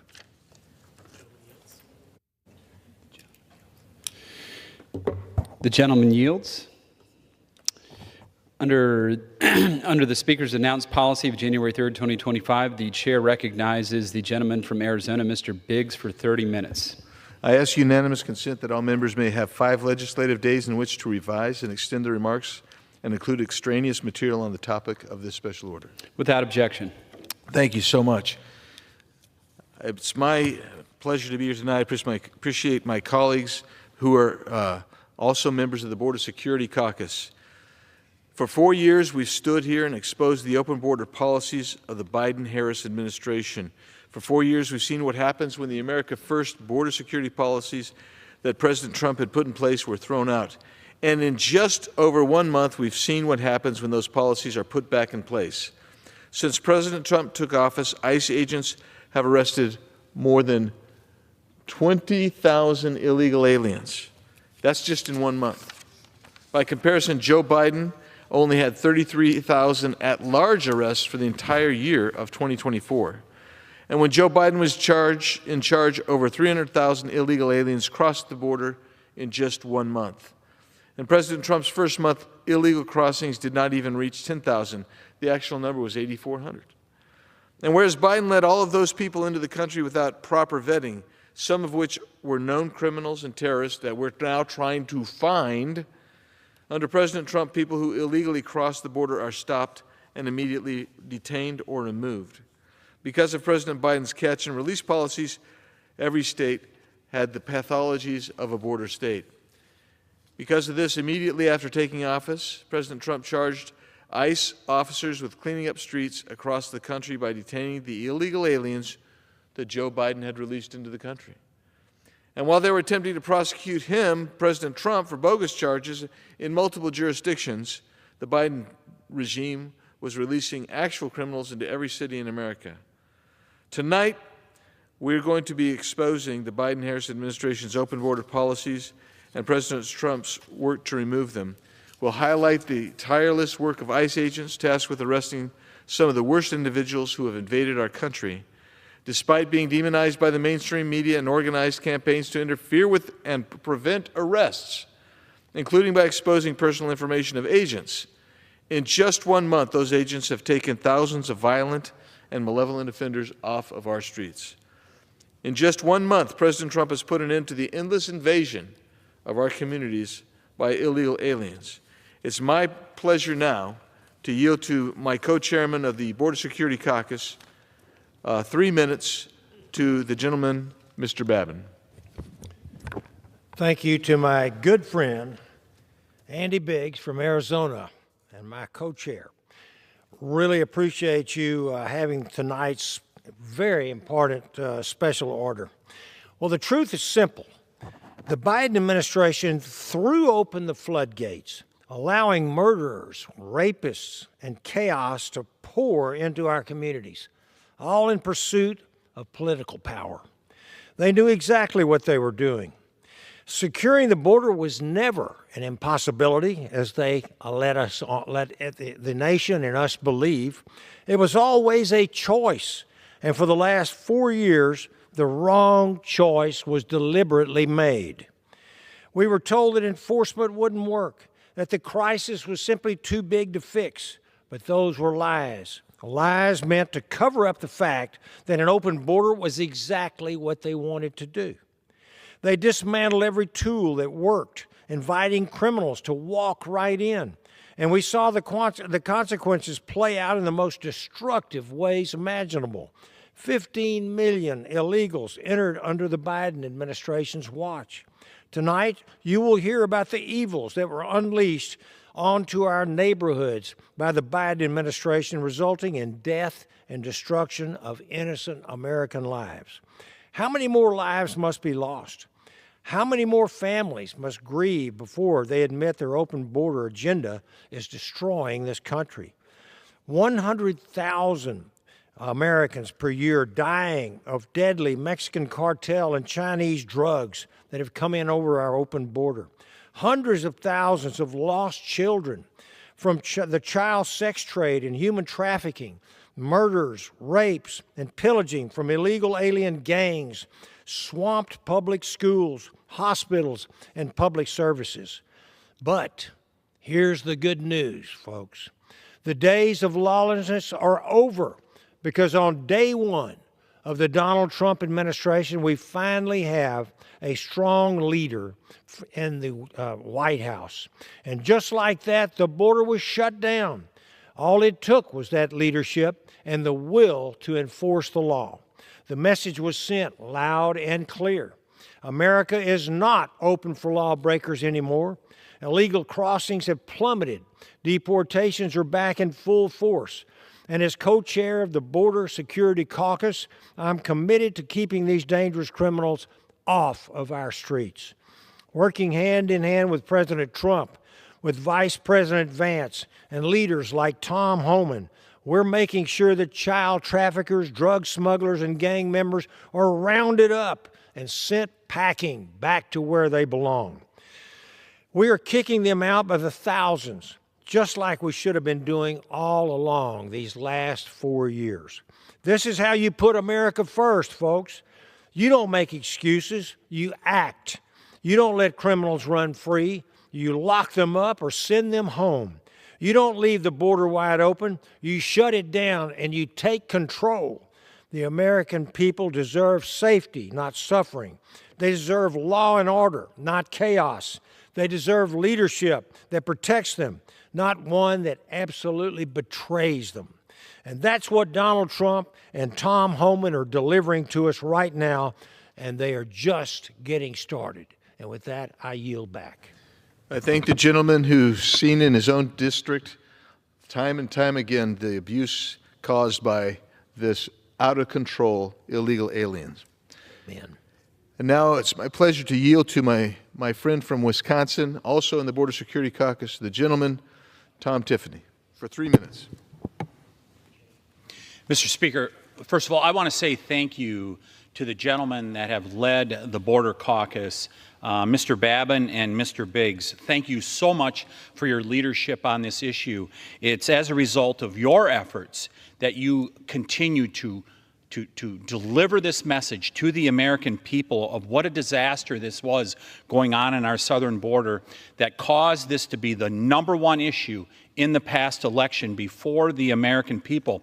And in particular, I want to thank Mr. Biggs from Arizona. The first trip I did after being sworn in May of 2020 was to go down to the southern border, and with a trip that he led with many of us, as he did so many times with so many members. I don't know if there's hardly any members on the Republican side that he didn't lead on the southern border to deliver the message. It's there that I got to meet people like Sheriff Mark Lamb from Pinal County in Arizona, Sheriff Mark Daniels down in Cochise County, who talked about back in 2020 about how the border was becoming secure. At the end of the Trump administration's first term, the border was becoming more secure. You visited them a year later, and they told you it was all deteriorating, simply because there was a change in the presidency. So I want to thank them for their leadership in regards to this. You have done a service to the American people, and hopefully we can fix this for the future. We just had a hearing this morning with a sheriff from one of the counties in Texas, a border county there, as well as one of the leaders of the Border Patrol Union. And they told us it is night and day since January 20th. Thank God we have new leadership in the White House, because the border is once again secure. So I would just say, remember when the media and Democrats told us that President Biden needed a bill to fix the border? That was a lie. As President Trump said last week in his joint address, all we really needed was a new president. If there's one thing that's been proven over the last month, it's that the Democrats' border invasion was intentional. President Trump announced illegal border crossings in February were the lowest in decades. February 2024 under Biden, nearly 190,000. 2025 under Trump, a little over 8,000. That's a 96% decrease without a single new law from Congress. The difference, real leadership. It's truly a shame that Democrats willingly let the killers of Laken Riley, Jocelyn Nungare, and Rachel Morin into this country.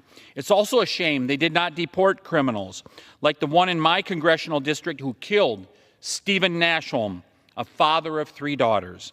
Thankfully, President Trump didn't wait for excuses. He took action by putting Remain in Mexico back in place, declared an emergency at our southern border, sent troops to help the Border Patrol, put a stop to illegal crossings, and signed the Laken Riley Act into law to deport dangerous criminals. Gone are the days of catch and release, which have a completely different meaning where I come from in the lakes in northern Wisconsin. But President Biden had turned it into an illegal alien term where illegals who were caught at our southern border were released into the U.S. To be clear, the last administration chose to let America be invaded. President Trump chose to stop it. Now American strength is back and stronger than ever, but we cannot stop here. Congress must act now to ensure these gains are not undone by the next weak president in the White House. We must codify things like stopping birthright citizenship, ending catch and release, ensuring that ICE has the tools needed to carry out mass deportations, and preventing parole abuse permanently. President Trump is doing his job. Now it's time for Congress to do ours. No more excuses. It's time to stand up for America.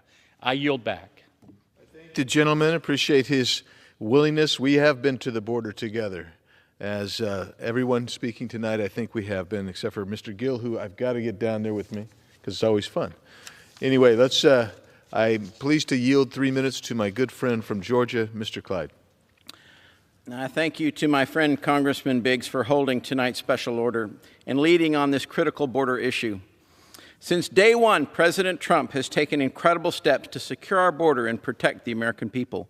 These measures include ending catch and release, reinstating Remain in Mexico, restarting construction of the border wall, and cracking down on sanctuary cities. Recently, the Trump administration ended the taxpayer subsidization of open borders, meaning Americans' hard-earned tax dollars will no longer be used to support or incentivize illegal immigration. Additionally, the Trump administration has made great progress in carrying out its mass deportation operation. You know, what used to be called the CBP-1 app to allow illegals to more easily come into the country is now the CBP Home app. And you know why it's called the Home app? Because it's good for a one-way ticket home for illegal aliens so they can self-deport. President Trump is emptying our country of illegal aliens. Promises made, promises kept. Border Czar Tom Homan and DHS Secretary Kristi Noem are tirelessly working to detain and deport illegal aliens. ICE agents, along with key assistance from local, state, and federal law enforcement partners, have already arrested and issued detainers for thousands of criminal illegal aliens, including murderers, drug traffickers, suspected terrorists, and MS-13 gang members. For example, ICE recently arrested an illegal alien in Atlanta, in my home state of Georgia, whose criminal history includes a conviction of 4 counts of indecent liberty with a child. 4 counts. This heinous criminal illegal has no place in the Peach State or anywhere else in our great country for that matter. I'm deeply appreciative of the Trump administration for taking criminal illegals off of our streets. My Northeast Georgia district has seen the devastating impact of criminal illegal alien crime up close and personal. Last year, Maria Gomez Perez, a 12-year-old girl, was abducted in Gainesville, Georgia by an illegal alien. Thankfully, she was rescued and found in Ohio. Days before the 2024 election, Mimi Rodriguez Ramirez, a 25-year-old mother, was murdered by an illegal alien from Mexico, and that happened in Habersham County. And just outside my district, Laken Riley, the 22-year-old nursing student, was brutally murdered by an illegal alien in Athens, Georgia. President Trump is working to prevent these tragedies from devastating additional families and communities across our country. I applaud his work to make America secure, safe, and great once again. Thank you, and I yield back to my friend from Arizona. I thank my friend, the gentleman from Georgia. And now I am privileged to yield 3 minutes to my friend from Indiana, who I took, and I'll always remember him going off with Art Del Cueto and leaving the rest of us in a car stuck with a bad tire and stuck in the dirt as we were down on the border. But it's good to see that you made it, Jim.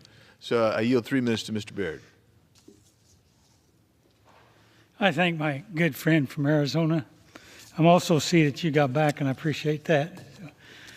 But anyway, Mr. Speaker, under the Biden administration, our borders were wide open, with record numbers of illegal immigrants and deadly drugs flooding across our border. Under President Biden, every single state became a border state, including Indiana. These include dangerous criminals that ties to gangs such as the Tres de Argo and the MS-13, who have committed horrific crimes and vicious attacks against innocent Americans.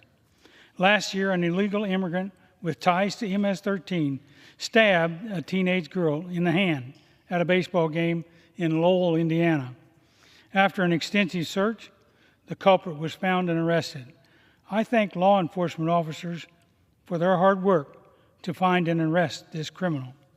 Under President Trump, we have swiftly returned to common sense border policies, and illegal border crossings have plunged to a record low. In January 2025, there were 61,465 illegal border crossings, down from 176,000 in January of 24. Just last month, illegal crossings at our southern border plummeted to the lowest level on record. President Trump has sent a message loud and clear to border is closed, and his strong border security policies are working. House Republicans are working with the president to implement his agenda to secure our border and keep Americans safe. I yield back. I thank the gentleman who's also a member of the Border Security Caucus. Thank you for being with us tonight. And now it's my pleasure to yield 3 minutes to the gentleman from Texas, another border state, a newcomer who's setting the world on fire, Mr. Gill. Thank you, and thank you, Mr. Speaker.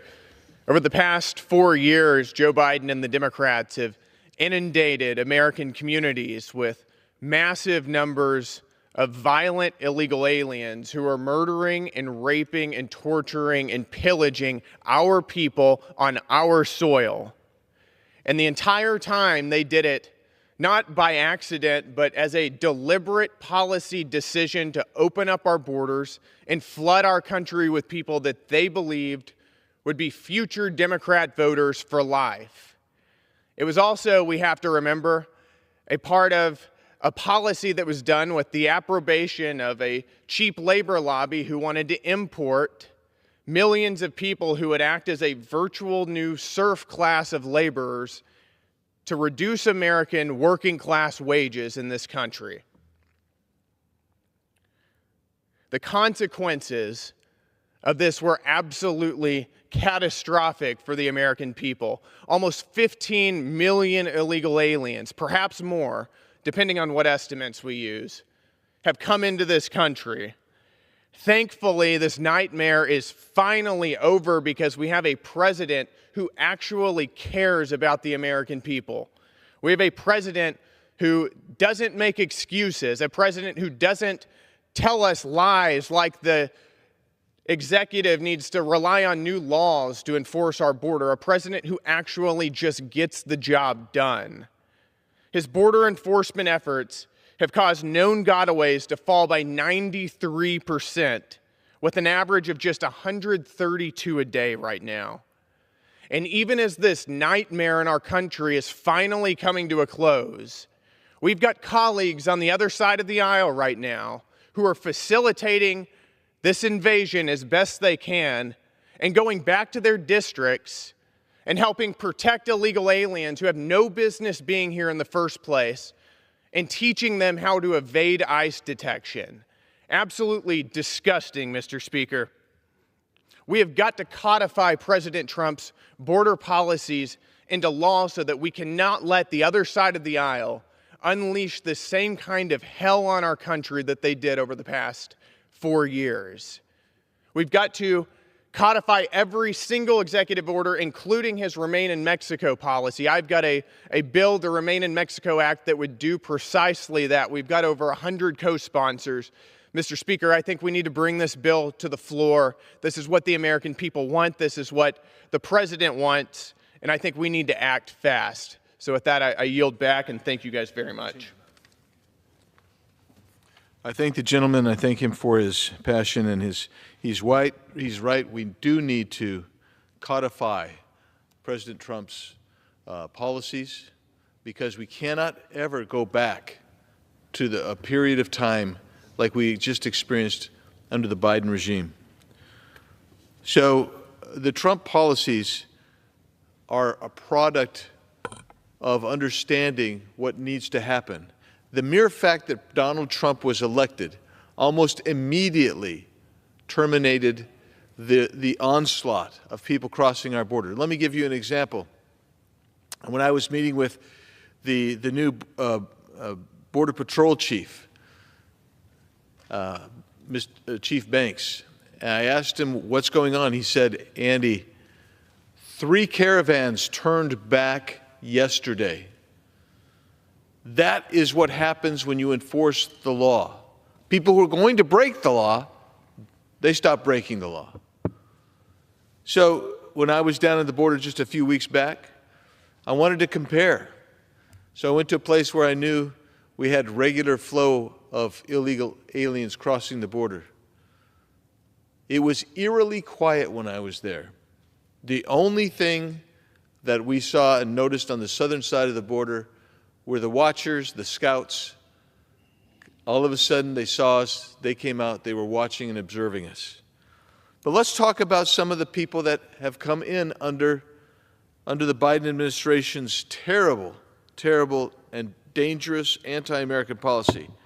First is Eduardo Domingo Renault Matu. Some call him Turco. In the sanctuary city of Los Angeles, federal agents arrested Eduardo Domingo Renault Matu, also known as Turco, who's charged with running one of the largest human smuggling organizations in the country, spanning 5 years and smuggling in around 20,000 illegal aliens, largely between LA and Phoenix. And just so you know, the last number was about $10,000 per person that he was smuggling. A co-defendant of his was also charged with threatening to behead a Homeland Security investigations agent and his family while authorities were conducting a search of his home. Charges against them, he and his co-defendant, include hostage-taking, transporting aliens into the U.S., and transporting aliens for private financial gain and resulting in death. Illegal aliens were charged, in some instances, more than $15,000 for transportation, and if they couldn't make the payment, they were held as hostages in stash houses in L.A. and Phoenix. So let's take a look at someone else. Let's see if we can find Wilmer Giovanni Fuentes Benitez. On February 2nd, ICE officers in Philadelphia arrested Honduran national Wilmer Giovanni Fuentes Benitez, who was previously deported 3 times. This time he was also arrested for resisting arrest and battery of a police officer. These are the people that my friends across the aisle say should be allowed to remain here in these sanctuary cities. ICE agents in Omaha arrested a member of Tren de Aragua who had spent 7 years in a Venezuela prison for robbery, resisting arrest, and unlawfully discharging a firearm. In Newark, New Jersey, ICE agents arrested Fernando Hernandez Martinez for 2 counts of child molestation. We have another poster. This is Jose Roberto Rodriguez Urbina. On January 22nd, ICE agents in New York City arrested El Salvadoran national Jose Roberto Rodriguez Urbina, who is wanted in his home country on extortion charges. This is what happens when an administration does not properly vet people they let into the country. Criminal fugitives see the U.S. as a safe haven from justice, and they abuse the parole statute. They literally granted parole to millions of people when the very purpose of parole never saw more than 25 or so people admitted into the country under parole, but not under the Biden administration. In St. Paul, Minnesota, another individual was arrested by ICE agents, Victor Covarrubia Ozuna, for sexually assaulting a child. Another, in San Francisco, California, ICE agents arrested Edwin Davila Galvan for lewd acts with a minor. We have another poster. On January 27th, ICE agents in San Diego arrested an Afghani who had an existing removal order and was a known or suspected terrorist.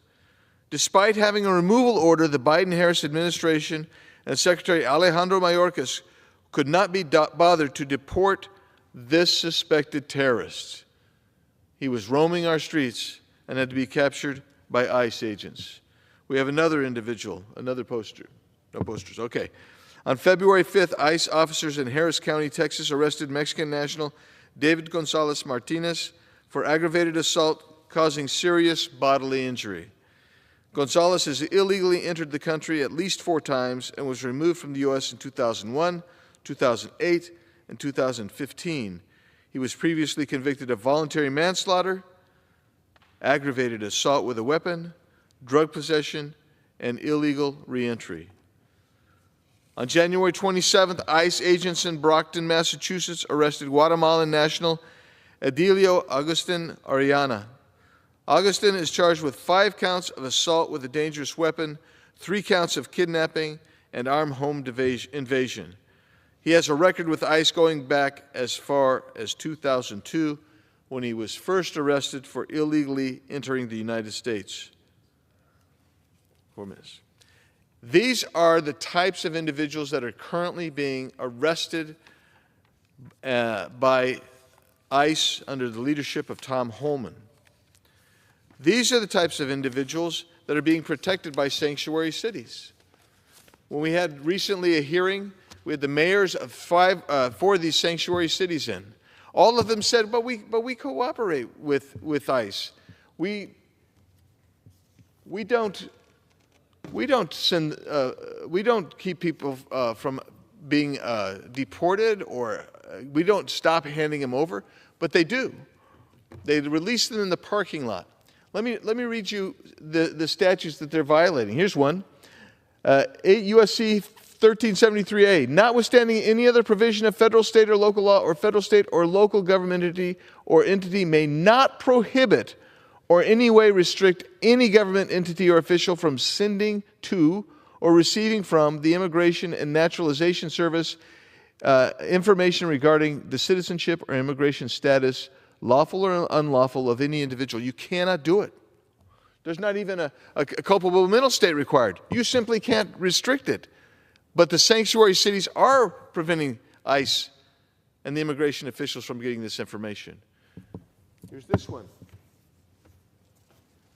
This is 8 U.S.C. 1324C. In conducting investigations and hearings, immigration officers and administrative law judges shall have a reasonable access to examine evidence of any person or entity being investigated. But when the sanctuary city mayors say you can't cooperate with ICE, they're violating this statute. They have criminal culpability. And also, you'll see there's no culpable mental state. There's no requirement that they intentionally or willfully, knowingly do it. It's a per se statute. They're violating this. They have criminal culpability. The sanctuary cities also have culpability on this. Any person who knowing, now you have a culpable mental state, that a person is an alien, knowing or in reckless disregard of the fact that an alien has come to, entered, or remains in the United States in violation of law, conceals, harbors, or shields from detection, or attempts to conceal, harbor, or shield from detection, such alien in any place shall, for each alien in respect to whom such a violation occurs, be fined, imprisoned not more than 10 years, or both. Now, I want you to understand something. What you have here is you have mayors telling their police chiefs and their officers, don't hand these people over. Don't hand them over. And there's no distinction between civil or criminal. And when they do that, they know that they're concealing. That's a penalty. That's a criminal sentence up to 10 years. They're violating the law. They need to be prosecuted. And I'm calling on Pam Bondi, the new Attorney General, and I'm also calling on Mr. Holman to make that happen. With that, Mr. Chairman, I tip my hat to Mr. President Trump. What he's done just by enforcing the law has actually secured most of our border. With that, I yield back.